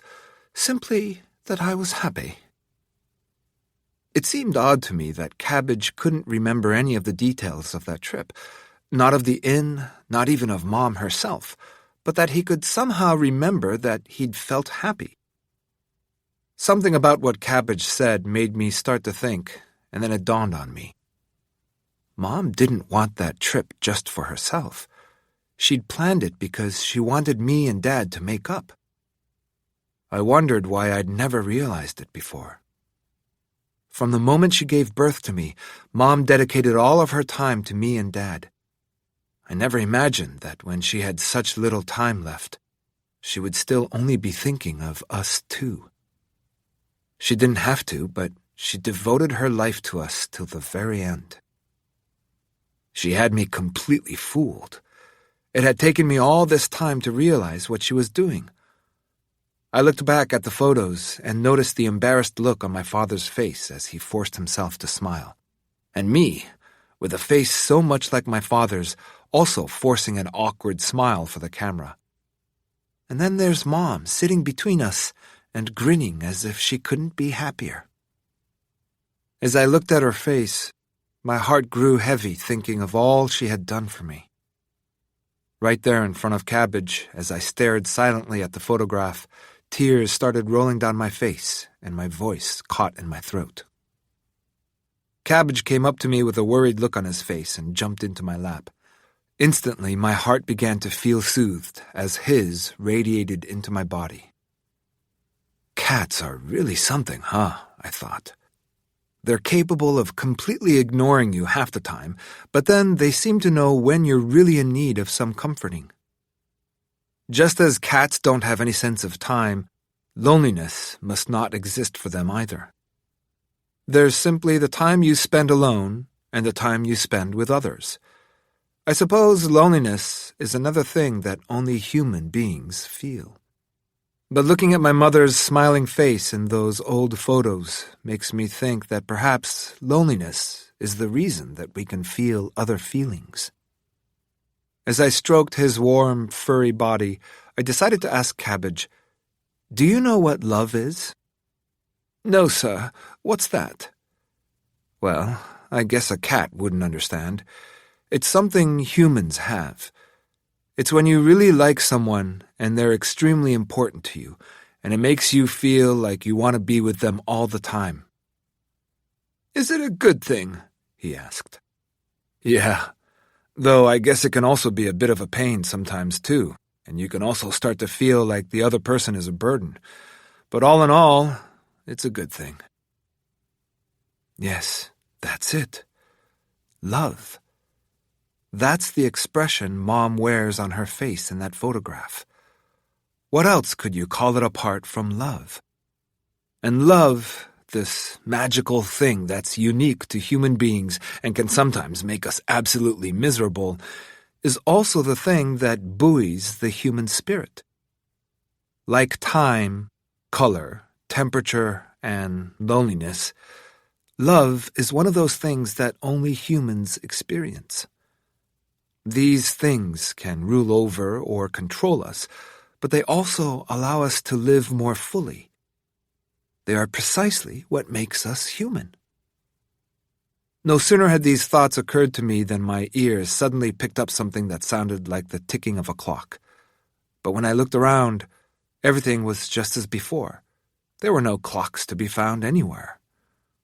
Nevertheless, even though I couldn't see it with my eyes, I got the feeling that there was something spurring me on. I started to get the sense that the endless ticking sound in my head might actually be the sound of the hearts of all the people in the world beating in time with one another. Images appeared to me in quick succession. In my mind's eye, I see the second hand of a stopwatch moving around the dial, then athletes sprinting a 100-meter dash. The second hand goes around and around the dial. Someone presses a button. It's the silence button on a child's alarm clock. The child who pressed the button crawls back underneath the covers. In his dream, he watches the hands of a large grandfather clock against the wall go round and round the dial. The big clock tower is lit up by the morning sun. Young lovers wait for their dates beneath it. I walk quickly past the lovers toward the tram stop, glancing at my watch. As always, the tram is a bit late. I arrive in front of a small clock repair shop. Countless clocks are laid out in the cramped space. I can hear them ticking. The sound fills every corner of the small space. It's the sound of time being carved up. I stand still for a while, bending my ear toward the noise. It's a sound I've heard constantly my entire life, a sound that rules my life, but also gives me freedom. Gradually, the beating of my heart steadies and grows calm. Then, before long, the sound fades into the distance, little by little, until it disappears. I stirred from my dream, closed the album, and placed it back in the closet. "Well, Cabbage, I guess it's time to hit the sack." Cabbage meowed in response. "Cabbage, what happened? Now you're acting like a cat again." No sarcastic comments came from him in his now familiar, outdated manner of speaking. Cabbage simply meowed. This felt like a bad omen. "Why are you disappointed, sir?" came a voice from behind me. Startled, I spun around, and there stood Aloha. This time he wore a black Hawaiian shirt with an eerie-looking print, a picture of the ocean at night. He stood there with a big grin on his face. "Might this be the end, sir?" he asked in his snootiest voice. "That's not funny. You had me worried." All right, I'm sorry. I guess the magic spell didn't last as long as I expected. So he's back to being just a normal cat, huh? Are you disappointed? Sir? Stop calling me sir. Okay, I get it. But this timing couldn't be more perfect. Aloha smiled as he said this. It was that devilish grin that looked familiar, as if I had seen it somewhere before. It was the look of someone with evil intentions, a look that only humans are capable of. "So," he announced, grinning ear to ear, "I've decided what I'm going to have you make disappear from the world next." I got the strong sense that something terrible was about to happen and found that I was having difficulty breathing again. Imagination. Now there's another thing that only human beings have, I thought, as cruel images raced around in my head. Without thinking, I cried out, "Please stop!" Or, no, it wasn't me who was yelling that, but rather my doppelganger devil. "You want to scream that at the top of your lungs, don't you?" he laughed. "Please, just stop," I begged him, falling to my knees in front of him. But he didn't stop. Instead, the devil revealed his plan. "This time, let's make cats disappear from the world." Friday. A world without cats. His small body trembled as he let out a painful meow. He wanted me to save him, but there was nothing I could do besides watch him suffer. Time and again, Lettuce struggled to stand on his own, but would immediately collapse back down. "I guess this is it," I whispered. "I guess so." There was a hint of resignation in Mom's soft reply. 5 days had passed since Lettuce lay down as if he were going to sleep. He had stopped eating. Even if I presented him with his favorite meal, fresh tuna, it got no response out of him, nor would he drink water, and he slept for unusually long periods of time. Over time, we saw that he couldn't stand up. But despite this, Lettuce continued to try over and over again to stand up on his own. I had to give him water with an eyedropper because he couldn't drink on his own. When he felt that his strength was slightly restored, he would try to stand, but he was still shaky on his feet and would lie right back down again. Once, he just barely managed to pick up his feet and walk unsteadily right up to Mom, only to collapse in front of her. "Lettuce!" I shouted as I rushed to pick him up. His body had become so thin that he weighed practically nothing.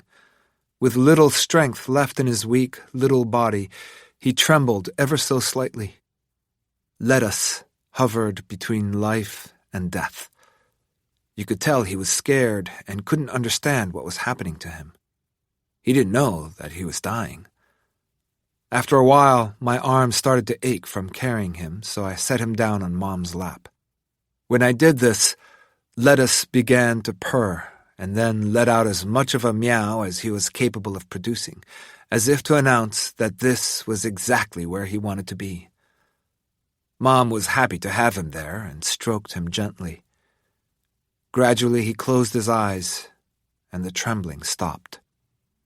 For a brief moment he seemed revived and raised his head for a moment, looking at both of us with wide eyes, but then, finally, he took a deep breath and again laid his head down on Mom's lap, where he became completely still and didn't move again. "Lettuce! Lettuce!" I called his name, trying to convince myself he was only sleeping. Maybe I thought I could wake the dead if I simply repeated his name enough times, with just the right rhythm or emphasis. "Shh. Quiet. Don't say a word. He's gone to a place where there's no more pain." Mom comforted me, continuing to stroke Lettuce's body gently as she spoke. "It's all right now. It's all right. No more pain." Mom rocked back and forth as she held the cat's still body, and her tears began to flow. Reality settled in. Lettuce was dead. He was really gone, and I had to learn to accept it. He was dead just like the rhinoceros beetles and crawdads I used to collect when I was little. After a while, they'd stop moving, and that was that. In a daze, I stroked his body. It was still soft and warm to the touch. I touched the red collar Lettuce had worn for years. He was trying to pull it off all the time, chewing away at it until it became worn out and ragged. Until a few moments ago, the collar had seemed as if it, too, were alive, like Lettuce himself. But now it suddenly seemed like nothing more than just a cold, lifeless object. Touching the collar overwhelmed me with such a tangible fear of the horrors of death that I burst into tears and cried uncontrollably. When I woke up later, my eyes were still filled with tears. I guessed that it was about 3 a.m. since it was still dark outside. I rolled over and noticed that the spot beside me where Cabbage normally slept was empty. Panicked, I jumped out of bed and scanned the room for any sign of Cabbage, who I found asleep at the foot of the bed. I was relieved to see that he was still there. The memory of the night before when Aloha suggested eliminating cats came rushing back to me. I didn't know what I would choose, my life or cats. In that moment, I couldn't imagine what life would be like without Cabbage. It had been 4 years since my mother passed away, and Cabbage had always been by my side. How could I possibly erase him? What was I supposed to do? If cats disappeared from the world, how would the world be different? What would be gained, and what would be lost in a world without cats? I remembered something that my mother said a long time ago. Cats and humans have been partners for over 10,000 years. One thing you realize when you've lived with a cat for a long time is that you may think that you own them, but that's not really the way it is. Cats simply allow us the pleasure of their company. I lay down next to Cabbage at the foot of the bed and gazed at his face. It was such a sweet, tranquil face. Never in my wildest dreams could I ever imagine a world where he didn't exist. I was sure that at any minute he was going to wake up and demand to be fed in his awkward, gentlemanly way. But as I stared at his sleeping face, I could also imagine him telling me like a faithful friend, "For you, sir, I would gladly disappear."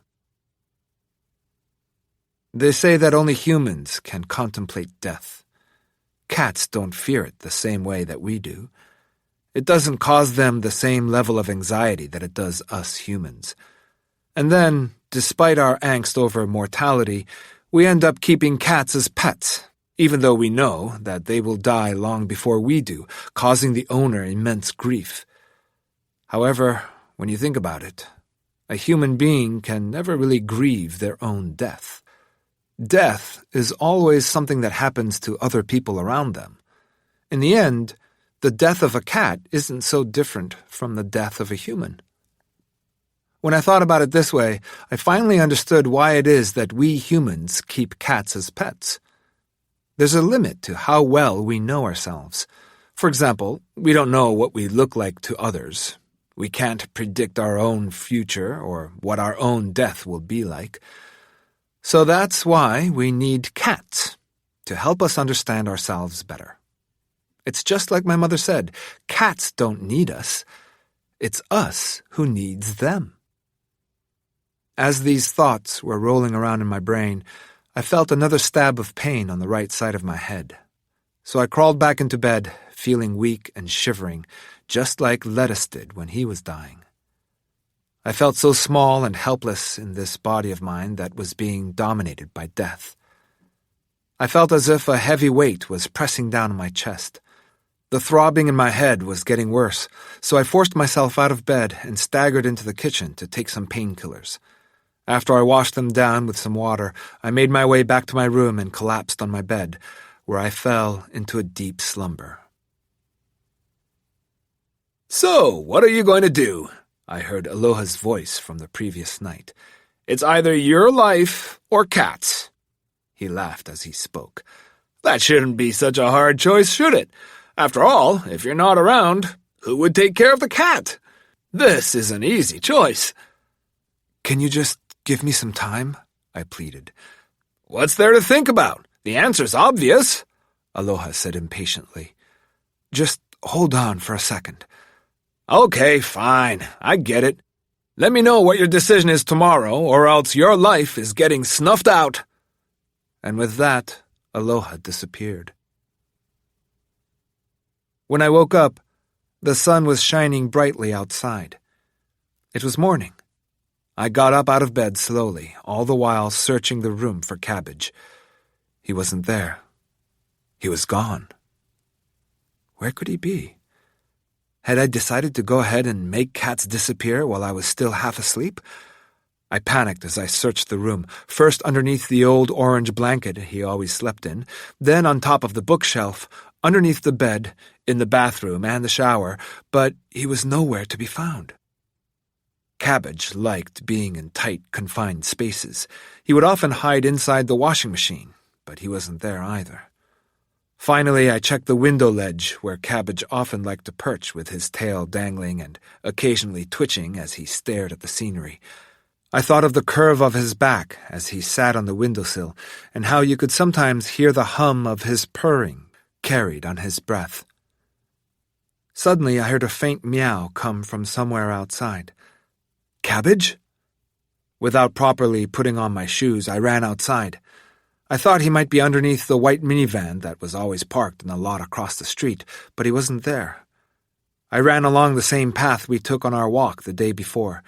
Maybe he was in the park. I ran up the hill until I made it to the spot where we'd stopped yesterday, thinking that he might be asleep on the same park bench, the one with the peeling blue paint. But no sign of Cabbage there. He wasn't at the noodle shop begging for scraps either. I turned and headed for the row of shops down the street, calling his name and dashing around wildly until I'd worked up a terrible thirst and my throat and lungs burned and felt as if they were about to combust. My leg muscles ached so much that I thought I might have torn a ligament.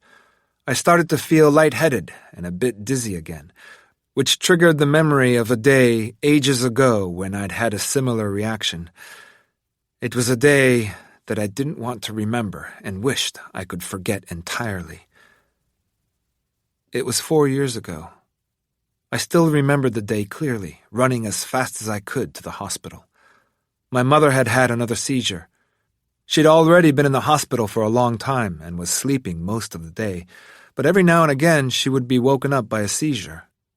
The hospital called me to let me know what happened, and I'd run back to be with her. When I got there on that day, she was sitting up in her bed, clearly in pain. She was shaking and saying over and over again that she was cold. Seeing her in that state scared me. I'd never seen her like that before. Throughout my entire childhood, Mom was always so bright and cheerful and warm. She was always on my side, and I felt safe and secure whenever I was around her. But now that she was going to leave me, I was terrified and so distressed that I thought I was going to pass out. Mom kept repeating something under her breath that was almost impossible to understand. Sorry. I'm so sorry to leave you alone, she whispered softly. When I deciphered her words, I broke into tears. I shook with grief as the tears streamed down my face, and I rubbed my mother's back in an act of comfort. She suffered like that for an hour until she was finally given an intravenous painkiller, which lulled her into a deep sleep. She was sleeping so peacefully, it was hard to believe that just moments before she had been in so much pain. Feeling both relieved and completely spent, I fell into the chair near the bedside and fell asleep myself. I have no idea how long I was out for, but when I came to, Mom was sitting up in bed, reading a book using a small reading lamp. She looked like she was back to her normal self. Mom, are you okay? Oh, you're awake. Yes, I'm okay now. Good. I wonder what's going to happen to me, she pondered as she examined her skinny wrist. She had become so thin over the course of her illness. I've become just like lettuce. Don't say that, Mom. You're right.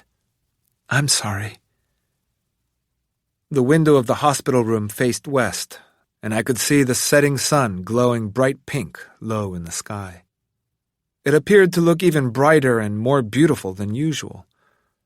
There was a photograph on Mom's bedside. It was one of the photos we'd taken on our trip to the hot spring. The one of me, Mom, and Dad all smiling at the camera with the ocean behind us.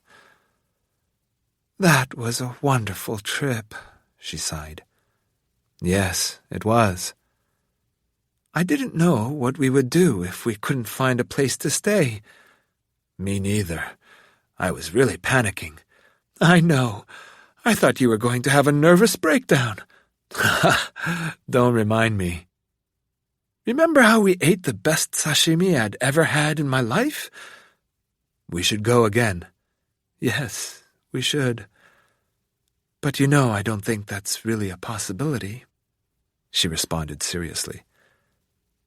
I couldn't find it in me to respond or to deal with the reality of what she was saying. So I guess Dad hasn't stopped by, huh? I asked, in order to break the insufferable silence that had settled over the room. No, I guess not. I told him he should, but he said that he'd visit after he finished repairing the watch he was working on. Oh, did he? Dad was repairing a wristwatch that Mom would wear all the time. It was the only watch she'd ever owned, which was kind of odd given the fact that she'd married a man who repaired clocks for a living. What's so special about that watch? I asked her. It's the first present your father ever gave me. He made it himself using antique parts from his collection.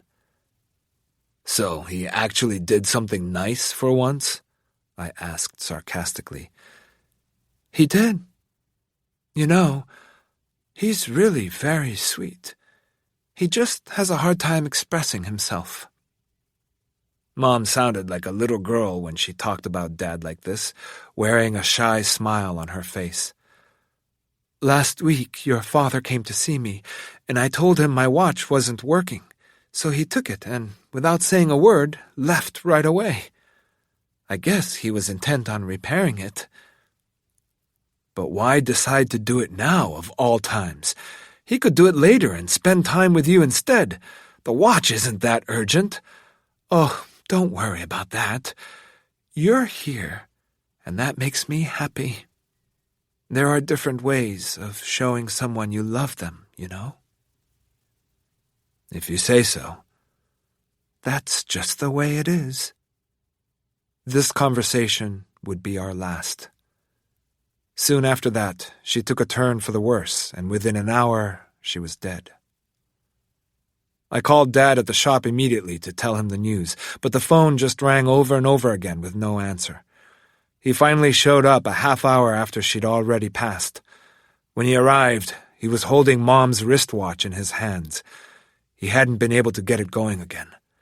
And while Mom's lifeless body lay there before us, I cursed him. "What were you thinking?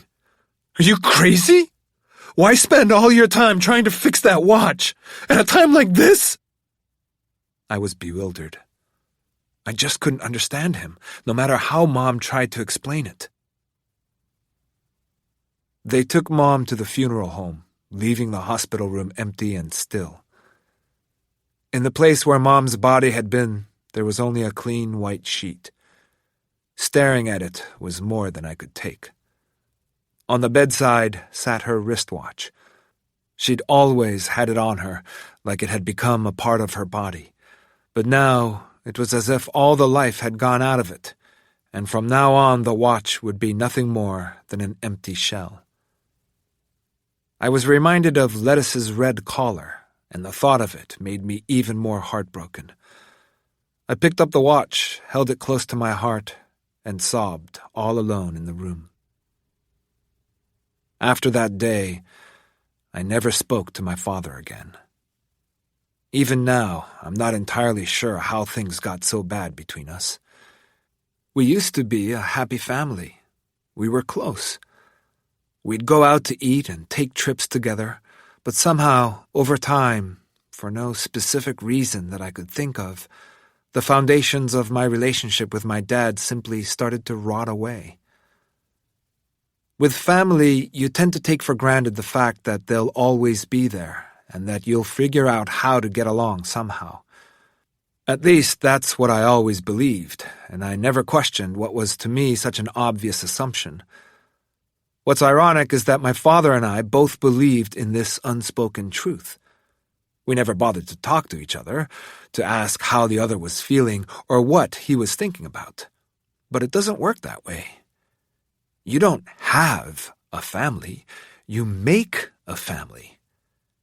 I used to think that my dad and I were two separate beings who just happened to be related by blood, and because we'd accepted this and didn't do anything about the distance that had grown between us for so long, eventually the last thread that we had connecting us broke. Even when Mom was sick, my dad and I never grew closer. We continued to stubbornly argue over trivial things and weren't really thinking about Mom and her needs. Even at the beginning of her illness, when her health first started to decline, she still carried on doing the housework, and although I think part of me knew better, I didn't take her to see the doctor. Instead, I just blamed my father for expecting her to clean the house in her condition, and I suppose he probably blamed me for not insisting that she see a doctor. But when the end was nearing, the only thing I cared about was being by Mom's side, while the only thing Dad seemed to care about was repairing her watch. Even Mom's death couldn't bring us together. I ran and ran without a clue of where I was going, but Cabbage was nowhere to be found. Had cats really disappeared from the world? Had I made Cabbage disappear? Would I never see him again, or get to touch his soft fur, feel his warm body cuddled up against mine, or see his dangling tail and hear the pitter-patter of his little feet? Both Mom and Lettuce were gone, and maybe now Cabbage was gone too. I didn't want to be left alone. My eyes filled with tears, and I cried out in despair, but I kept on running, forcing my legs to move. I started panting heavily, and my mouth was dry, but I ran and ran until my head started to ache again, and I collapsed onto the cold stone pavement. But I pushed myself to carry on, crawling awkwardly on the ground. That's when I noticed the paving stones underneath my palms. Recognizing them, I looked up and realized that I had reached the square where I had met my old girlfriend the other day. Reality crashed down on me. I was too late. I had eliminated cats. I had made Cabbage disappear from the world. Meow. Was I dreaming? I struggled to stand up to look around the square. Then I heard it again. Meow. I ran toward the sound. My head was throbbing and I couldn't think straight. I wasn't sure if this was real or if I was dreaming. I forced myself to run, even though it felt as if my shoes were filled with lead. Following the sound, I found myself standing in front of a red brick building. I was back at the movie theater. Meow. And there was Cabbage, lying across the ticket booth. He was stretched out along the counter with his tail dangling over the edge. In one graceful movement, he jumped to the ground and walked toward me, letting out another meow. I kneeled down to pick him up and squeezed him tight. Feeling his soft fur against me, I sighed and thought that this was what life was really all about. Warmth and comfort. I'm so glad you two found each other again. There in front of us stood my ex-girlfriend, which wasn't much of a surprise considering the fact that she lived here, after all. I was a little worried when I saw Cabbage here on his own.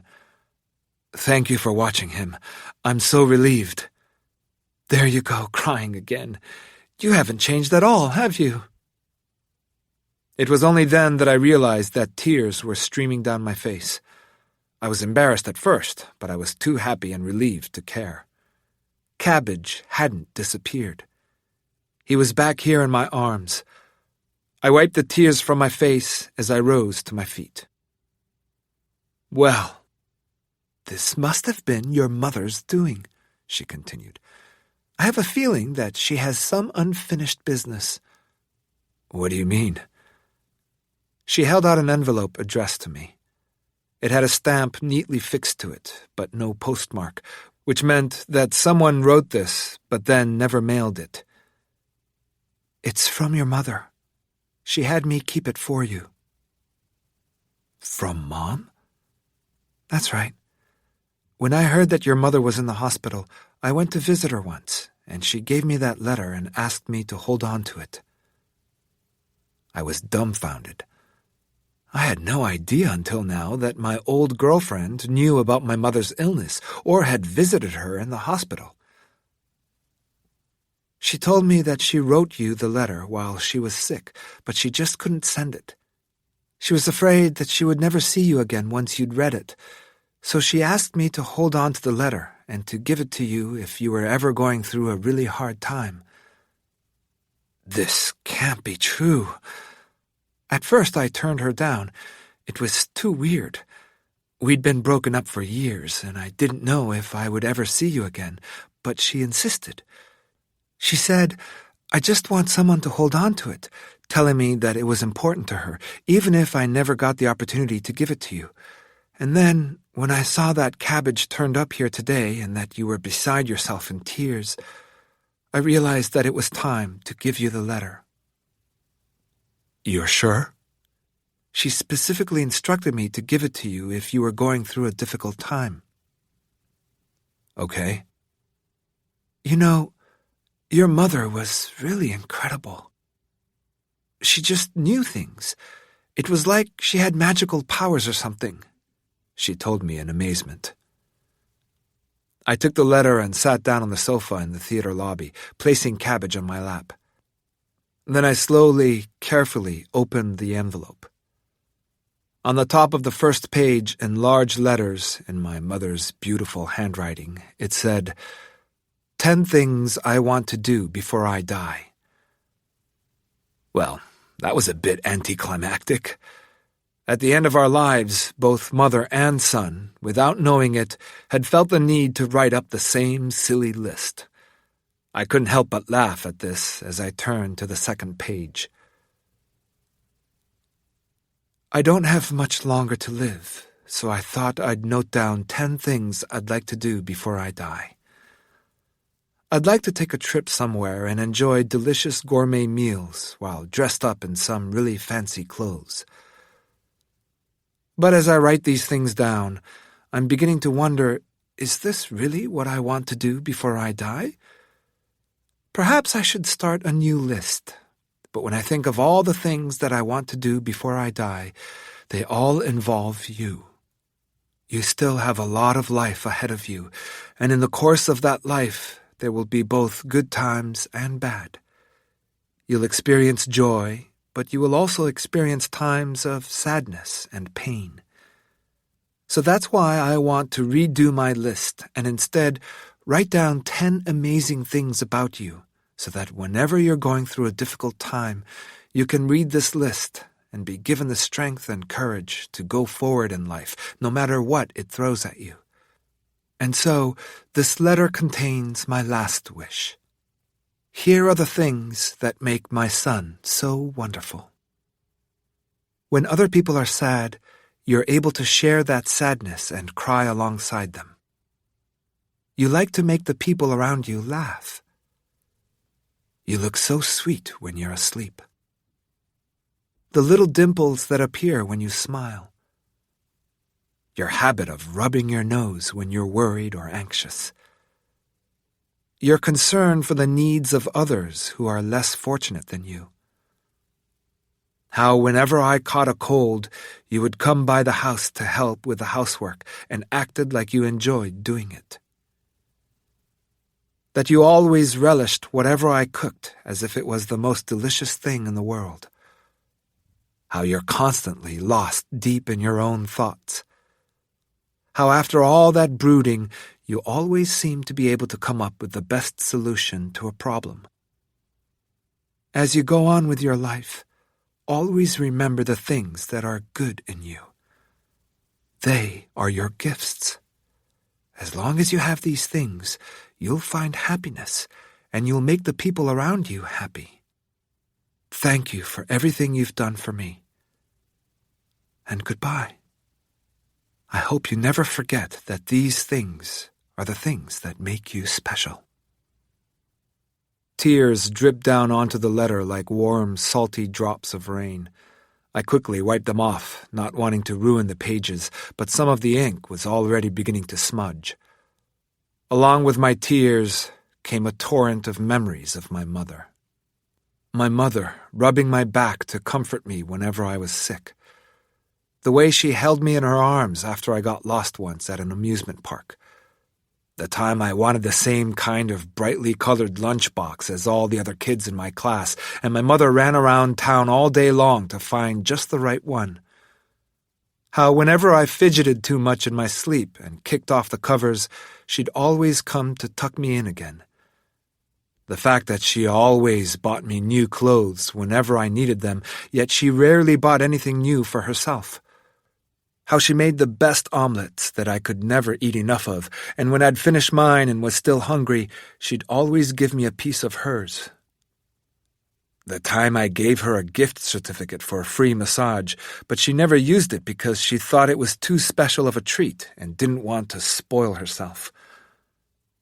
When she bought a piano so that she could play my favorite songs for me, but it turned out that she wasn't very good and always played the wrong notes. My mother. I wondered, did she have any time to herself? Did she have any hobbies of her own? Were there things she wanted to do, hopes and dreams she held on to? I always wanted to thank her properly for all she'd done but never found the words. I never even bought her flowers because it seemed like a cheesy gesture at the time. Why couldn't I at least have done something small for her? Why was this simple action so hard for me? Why did it take me this long to understand? Mom's words resurfaced in my mind again.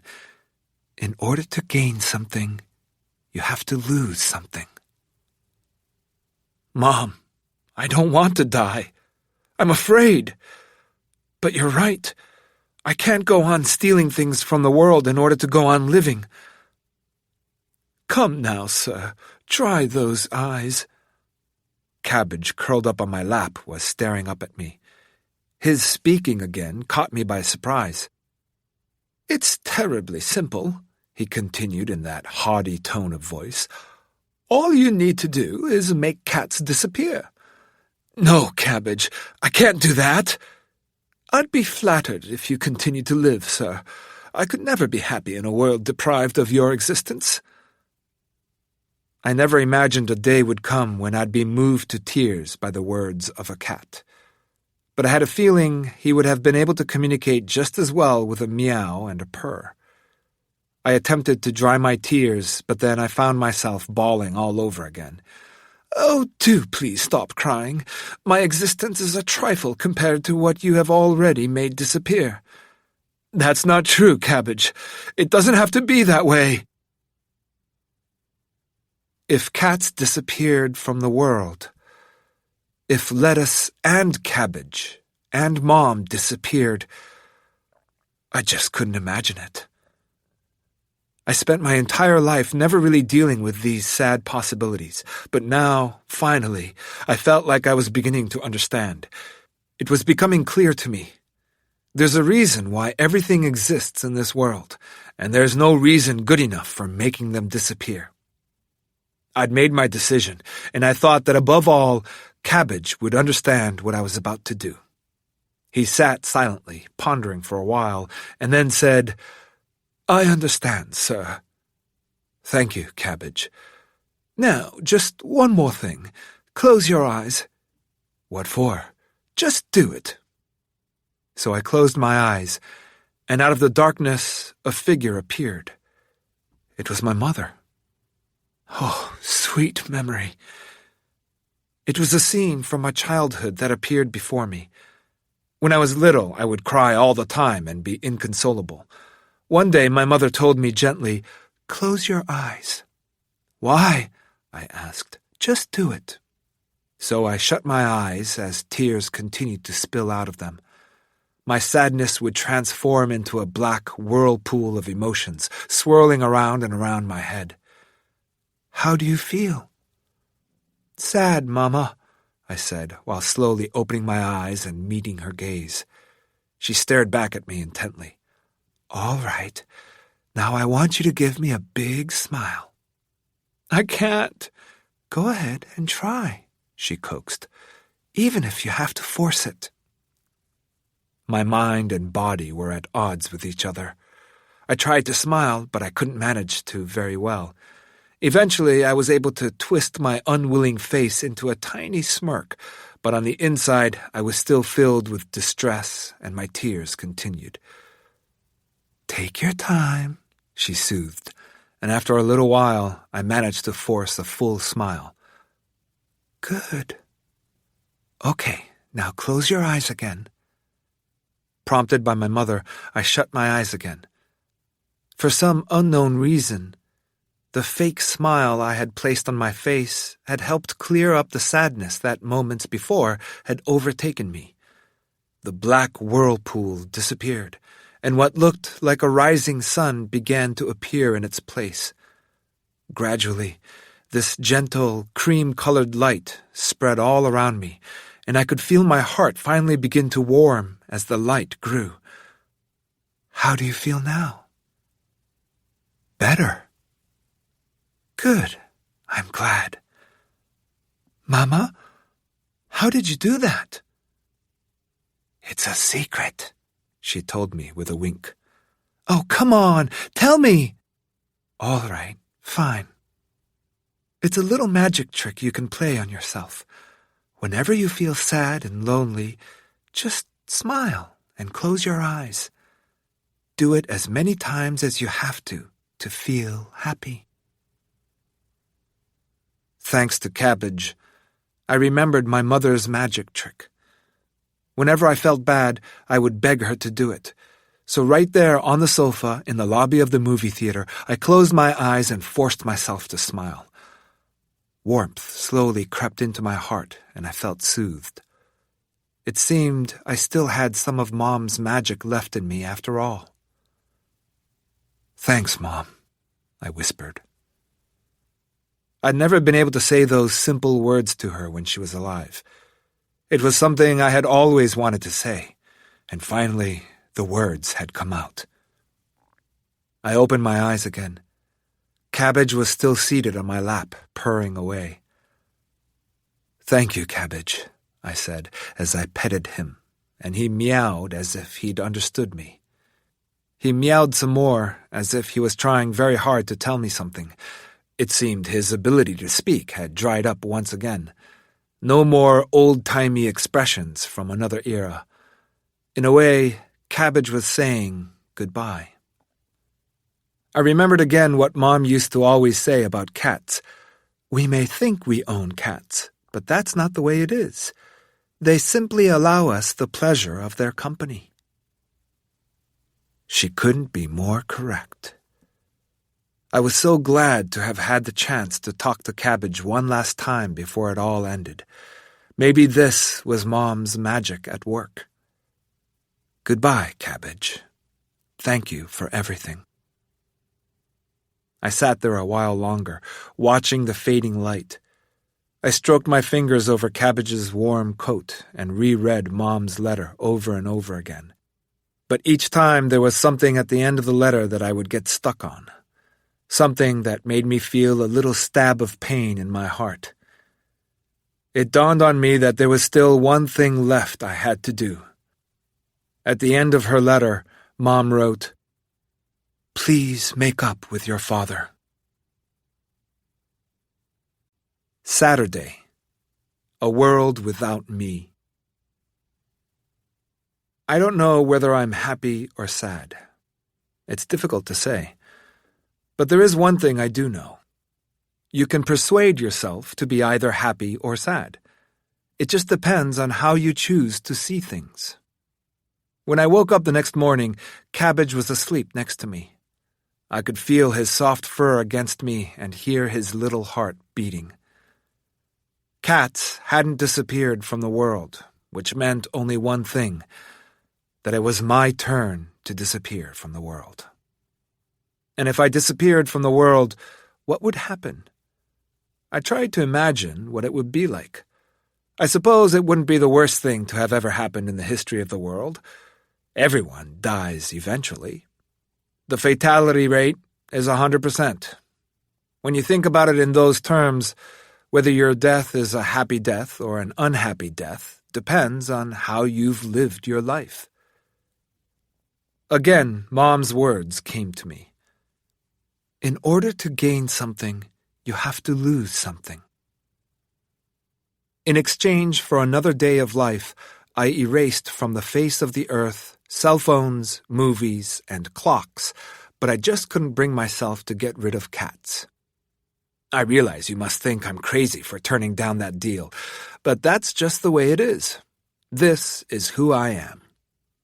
Of course, there's a possibility that I'm some kind of idiot for choosing this, but I couldn't find any satisfaction in extending my life in exchange for other people losing something that they love so dearly.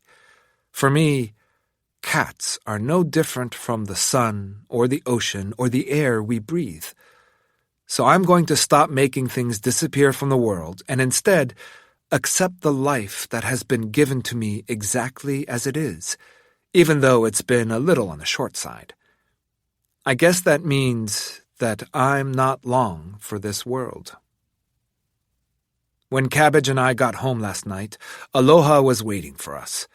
He wore his usual gaudy outfit, Hawaiian shirt and shorts, with a pair of sporty sunglasses perched on his head like a crown.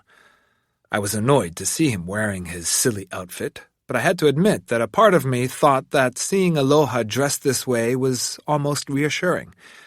It's frightening how easily you get used to things. "Hey, where the hell were you?" he demanded. "I thought maybe you'd been spirited away or something. I was about to lodge a missing person report with the man upstairs." "Sorry. It's okay. No worries. Let's just get on with it. Time to erase you-know-what," he said as he pointed his finger at Cabbage. He smiled and began whistling a cheerful tune. "I won't do it." "Huh?" said Aloha, taken aback. "I said I won't do it. I won't make cats disappear." "Are you being serious?" "Yes, I'm serious." I registered Aloha's shock and defeated expression and couldn't help but laugh. "What's so funny?" he asked. "Need I remind you that you're going to die? Think really carefully about this." "Yes, I'm okay with that. I'm not going to make any more things disappear." "But you could live a lot longer," he said, sounding disappointed. "Yeah, but just being alive doesn't mean all that much on its own. How you live is more important." At hearing this, Aloha fell silent. He stared at me for a long time before he spoke again. "Well, it looks like I've lost another round to God. Man, you humans can't do anything with them." "You really think so?" "Pfft, forget it. I've tried everything I could, and for what? Go ahead and die if you want to." "Hey, don't be so bitter. After all, I am going to die," I laughed, which made Aloha laugh as well. "I guess we'll be going our separate ways now, huh?" I said. "Yes, it's time." I can't believe I'm about to say this, but strangely enough, I'm kind of sad to see you go. "Yeah, me too. You were a really interesting guy. For a human." "I can return the compliment. You were a really funny devil." "Ah, you're making me blush." "By the way, I've been wondering, is this what you really look like, or have you been wearing some sort of disguise that the devil has to wear when he appears on Earth?" "You really want to know?" "Yes, I do." "Well, I don't really have any one specific form." "What do you mean?" "The devil only exists in the hearts and minds of humans, and you can imagine all different kinds of designs. It can be a bit random. Sometimes I have horns or a pitchfork. Other times I appear as a dragon. There are infinite possibilities." "Ah, I get it." "I must say, though, that I take particular exception to the horns and pitchfork look. I mean, give me a break. That's not exactly a practical look that I can wear anywhere." "Yeah, you're right about that one," I concurred. "I don't like that look at all." "I don't blame you." "So you see, the form I take really depends on your imagination. The devil in your heart looks just like you." "In physical appearance, sure, but your personality is totally different from mine." "Exactly. That's the important difference between me and you. In other words, I'm the person you could have been." "In what sense?" "I'm the side of yourself that you've never shown to the world. You know, cheerful but shallow, wearing flashy clothes, doing whatever you want, whenever you want, without worrying about what other people would think, saying whatever comes to mind, no matter how inappropriate." "Yeah, that's the total opposite of me." "Right. I'm made up of all those little regrets in your life. Like, what if, whenever you reached a fork in the road of life, you'd gone the other way? What would have happened? Who would you have become? That's what the devil is all about. I'm what you wanted to become but couldn't. I'm both the closest and the furthest thing from who you are." "So, do you think I turned out okay as I am?" "Well, I'm not exactly the best person to ask about that." "What I mean is, I wonder if I'll have any regrets when my time comes." "Oh, of course you will." You want to live, right? You might even beg the devil to come back once your number is up. Humans tend to regret the life they never lived and the choices they never made. A lot of people buy into the slogan, "Live life like there's no tomorrow," but I tend to disagree.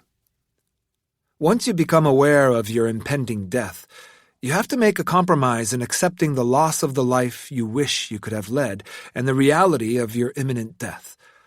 Sure, there will always be regrets and broken dreams, but you have to go easy on yourself. Over the last few days, I've come to realize that there's a certain beauty in those regrets. They're proof of having lived. I'm done with making things disappear from the world. Maybe I'll regret my decision when the moment comes, but that's okay. No matter how you slice it, life is full of regrets anyway.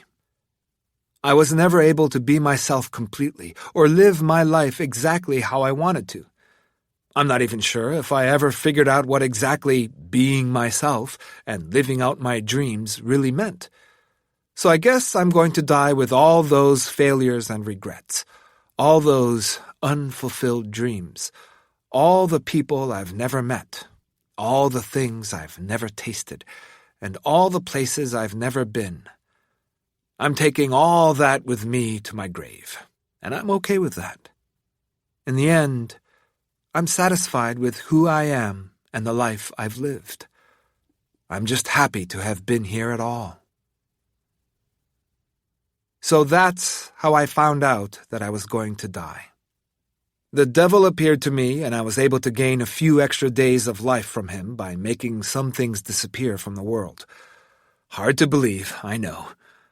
But it's kind of like what happened to Adam and Eve. God and the devil made a bet. Maybe the all-powerful, all-knowing, almighty God wasn't testing me on how much I valued the objects I was getting rid of, but instead on how much I valued my own life. God created the world in 6 days, and I went ahead and wiped things off the face of the earth day after day, one at a time. But then I couldn't bring myself to wipe out cats from the world. Instead, I decided that I would cease to exist. And very soon, I'll have my day of rest as well. Seeing me deep in thought like this made the devil smile. They say in the end, you become aware of who the most important people are in your life, and that you finally understand the value of lots of other important, irreplaceable things, and how wonderful life truly is. You traveled around the world you live in and saw it with fresh eyes. You discovered that despite the boredom and the everyday routines of life, that there is a real beauty in it, that on its own makes my having come here worth it. But I'm going to die soon. Of course you are. But one thing's for sure, even though you know your life is coming to an end, you're still happy all the same. Yes, but I wish I would have realized these things sooner. No one knows exactly how much time they have on this earth. It could be a few days, or it could be a few months. It's the same for everyone. That's true. So there's really no such thing as too late or too soon. Things happen when they're meant to happen. Well said, Mr. Devil. Oh, don't flatter me. It's no big deal. Anyway, since this is the last time we'll be seeing each other, I thought I'd throw in another free piece of advice for you. Make sure the last thing you do is done with passion. Give it your all. Go all the way, he encouraged. Well, I guess it's time now. Goodbye. And with that, for the last time, Aloha gave me his poor imitation of a wink, and then he was gone. Cabbage let out a despairing meow. I had to get my affairs in order and prepare for my death. First, I cleaned the apartment and threw away anything that was unnecessary. I got rid of embarrassing old diaries, out-of-date clothing, and photos that I hadn't been able to part with until now. Forgotten fragments of my life disappeared almost as fast as they reappeared. It made me wonder whether aloha would have extended my life if I had thrown away things like this. But despite these thoughts, I had no regrets. I was relieved now that I no longer had to make anything else disappear. I threw away all kinds of souvenirs that brought back fond memories, while Cabbage did his best to get in the way. By the time I was done cleaning, it was evening. Orange rays of light spilled in through the window, landing on a tin box sitting on top of the dining room table. I'd found the box deep inside my closet. It was a shabby old thing that had, at one time, contained cookies, but that I had repurposed as my box of treasures when I was a little kid. It held things that were important to me, but over time I'd completely forgotten about its existence. At this point in my life, whatever was in it I probably wouldn't consider treasure anymore. People are fickle that way. Something they once valued becomes meaningless almost overnight. Even the most treasured presents, letters, and memories are forgotten about, eventually becoming useless odds and ends. Long ago I had sealed my treasures in this box along with my memories. I stared at it for a long time and hesitated over opening it. For some reason, I just couldn't do it, so I went out instead. The place I was heading wasn't the happiest of places. I was going to the funeral home, intent on making arrangements for my own funeral. It was on the far edge of town and had an elegant ceremonial hall that showed off just how lucrative the funeral business could be. I spoke with a representative and discussed their various options. The salesman was warm and understanding when I explained my circumstances, and he patiently went over the fees with me for the various items that were available. I would have to buy a portable altar, a coffin, flowers, an easel to display a portrait of myself next to the coffin, an urn for my ashes, a Buddhist spirit tablet, a hearse, and, of course, I'd have to pay for the cremation. It all came to 1,500,000 yen. Everything had a price.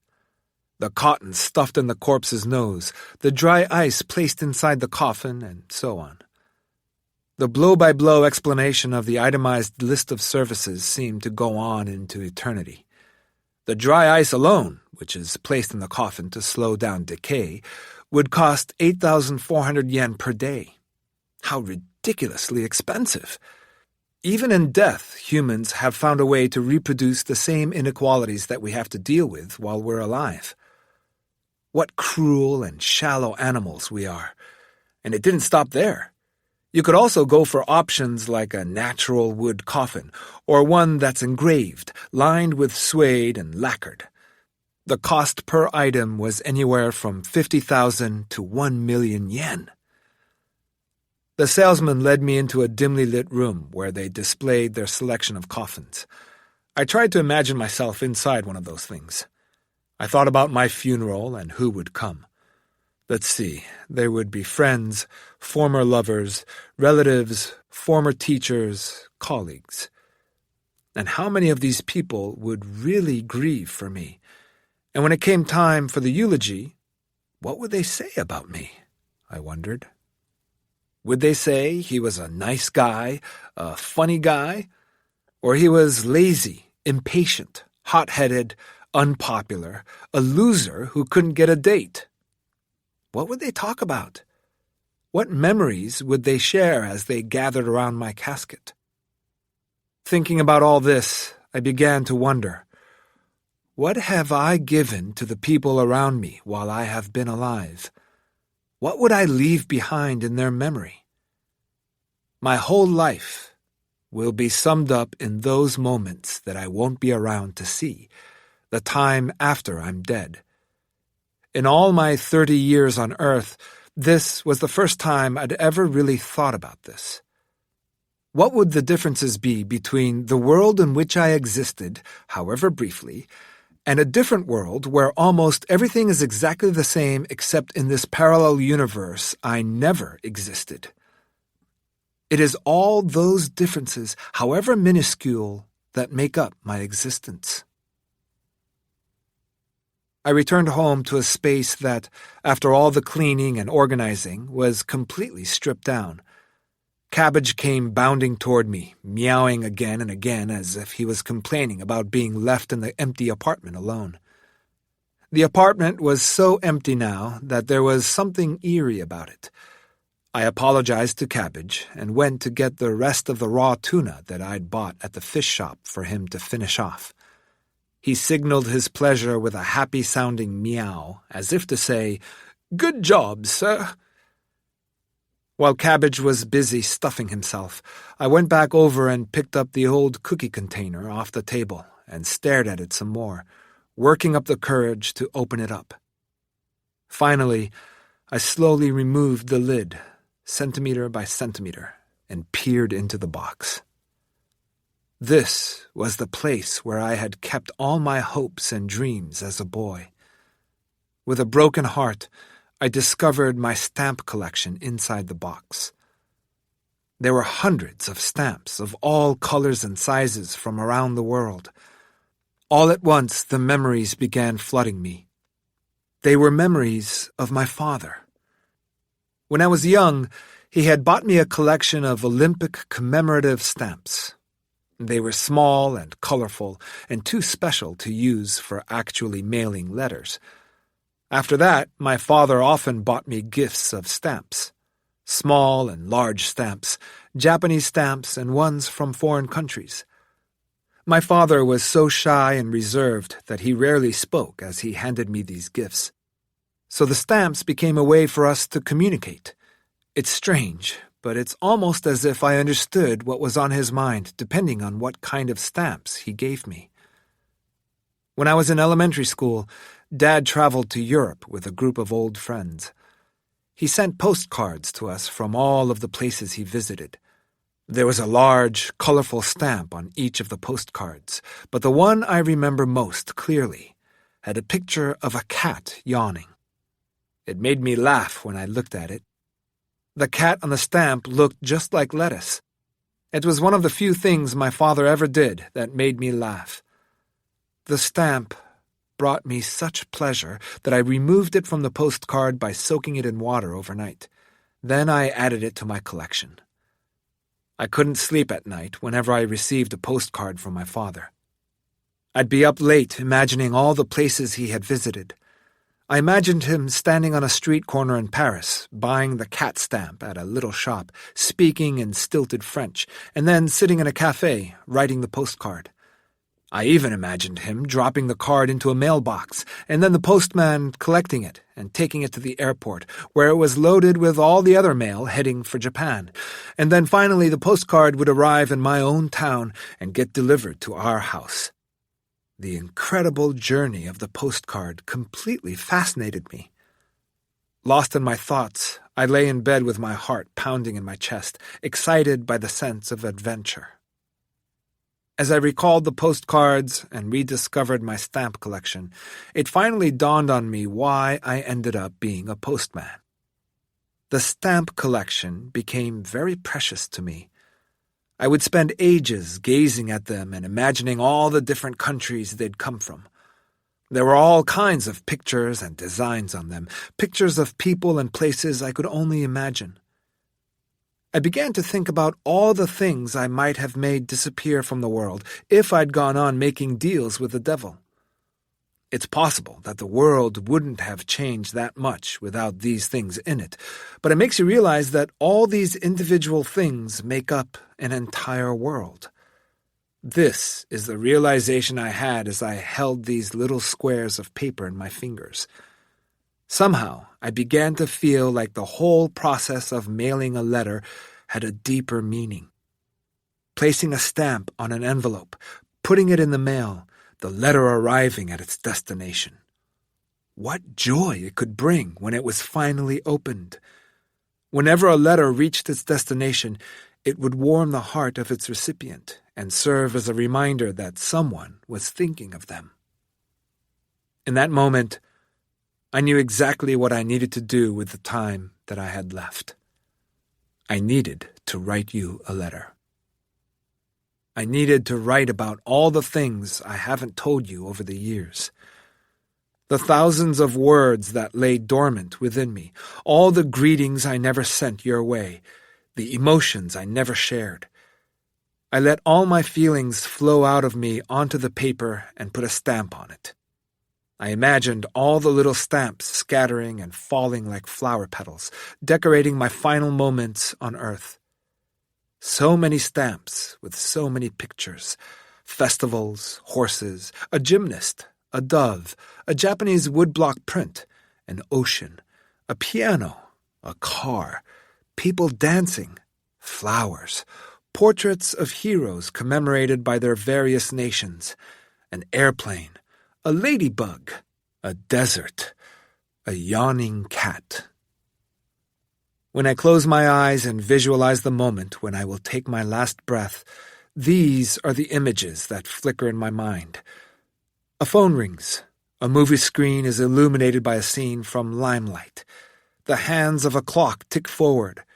Then there's a countdown. 3, 2, 1. And suddenly all the letters fly through the air. Red, blue, yellow, green, purple, white, and pink. The envelopes flutter away into the pale blue sky. Beneath the colored envelopes, the myriad of stamps and letters expressing both unbearable pain and tremendous happiness, in all my smallness and solitude, I quietly take my last breath and die with a faint smile on my face. But for now, I have to write this letter. Or maybe it's better to think of it as my last will and testament. Who should I address my last letter to? This is what I was pondering as Cabbage came up to me and meowed. Ah, yes, that's it, of course. Now I know.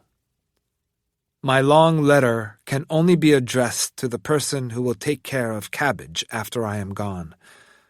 There's only one person it can be, no one else. Maybe I've known this all along, but could never admit it to myself. On the day Mom found Cabbage and brought him in from the rain, I was against the whole idea of adopting him at the outset. I figured that someday this cat would also die, and once again Mom would be devastated.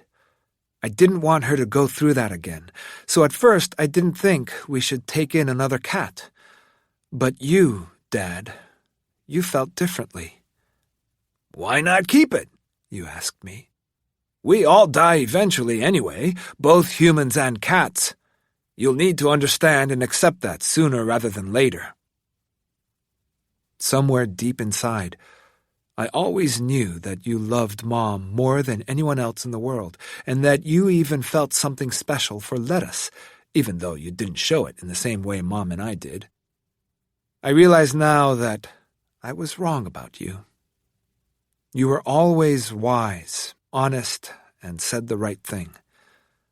However, in that exact moment, I couldn't understand your thinking. Before I could respond, the little kitten mewed and walked unsteadily toward you, and you picked him up and petted him, like you would with Lettuce.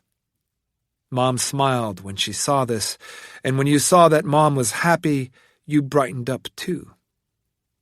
"He looks just like Lettuce, doesn't he?" "Yes, he does," she agreed. "Then we'll call him Cabbage." Immediately after you said this, you looked all embarrassed, as if you had talked too much, and handed the kitten to me and returned to your shop to get back to your work. Since you were the one who named Cabbage, it only feels natural that I should leave him with you, Dad. This is my first and last letter to you, Dad. It's gotten pretty long, a never-ending will and testament. But that's only because there was so much I needed to tell you, starting with the strange events of the past week, and then things about Mom and Cabbage, and, of course, there are things I've wanted to tell you for so long now about myself. So I took out a clean white sheet of paper and began to write. At the top of the page, I wrote, "Dear Dad."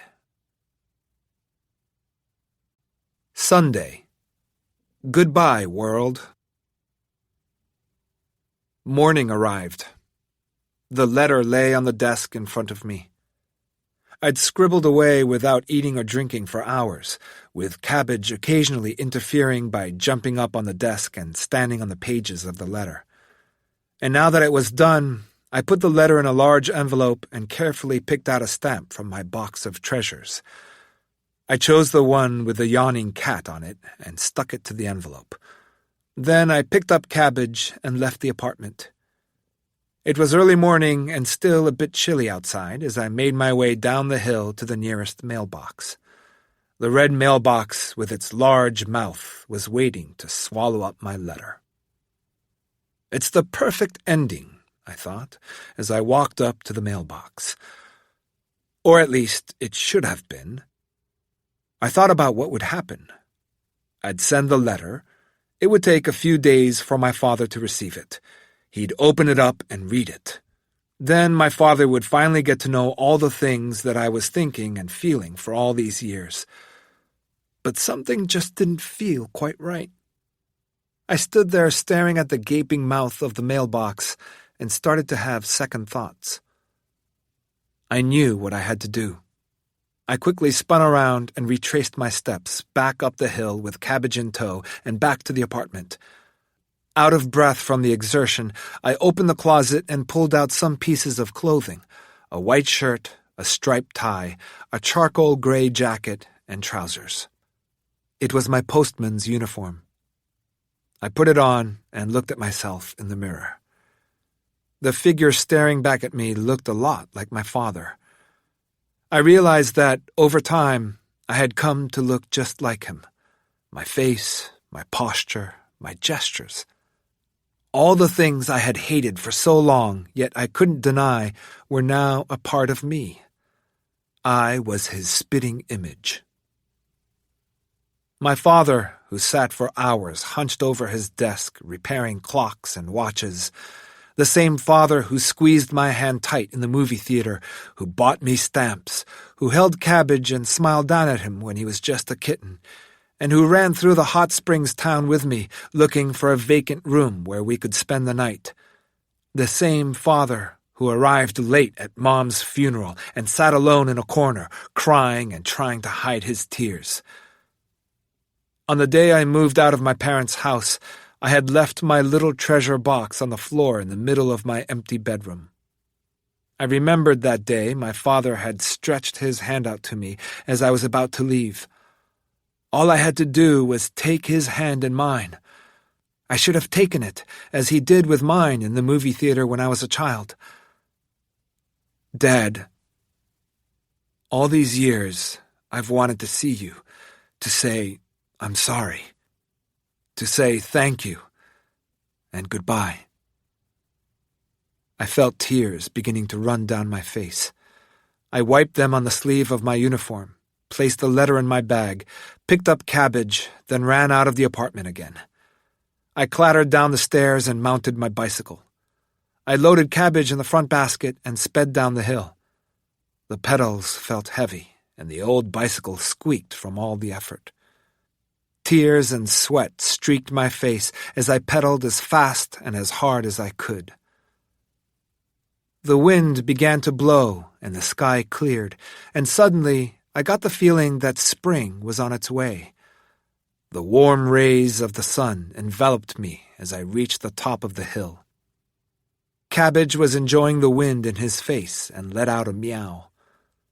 Directly below me I could see the dark blue of the ocean. My father lived just on the other side of the bay. I often looked down on his town from the top of the hill. He was so close, and yet I'd never gone to visit him. That's where I was headed, the next town over to see my father. I pedaled hard and then coasted downhill, gradually picking up speed as I went. Faster and faster. I was getting closer and closer until I arrived at my father's house to deliver his letter.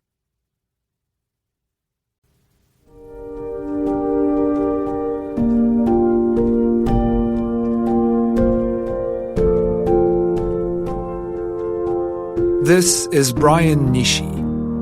We hope you've enjoyed If Cats Disappeared from the World, a Macmillan audio production from Flatiron Books. This program was produced by Maddie Argyropoulos and recorded by Michael Cox at the media staff. Text copyright 2012 by Genki Kawamura. Translation copyright 2019. Production copyright 2019 by Macmillan Audio. All rights reserved.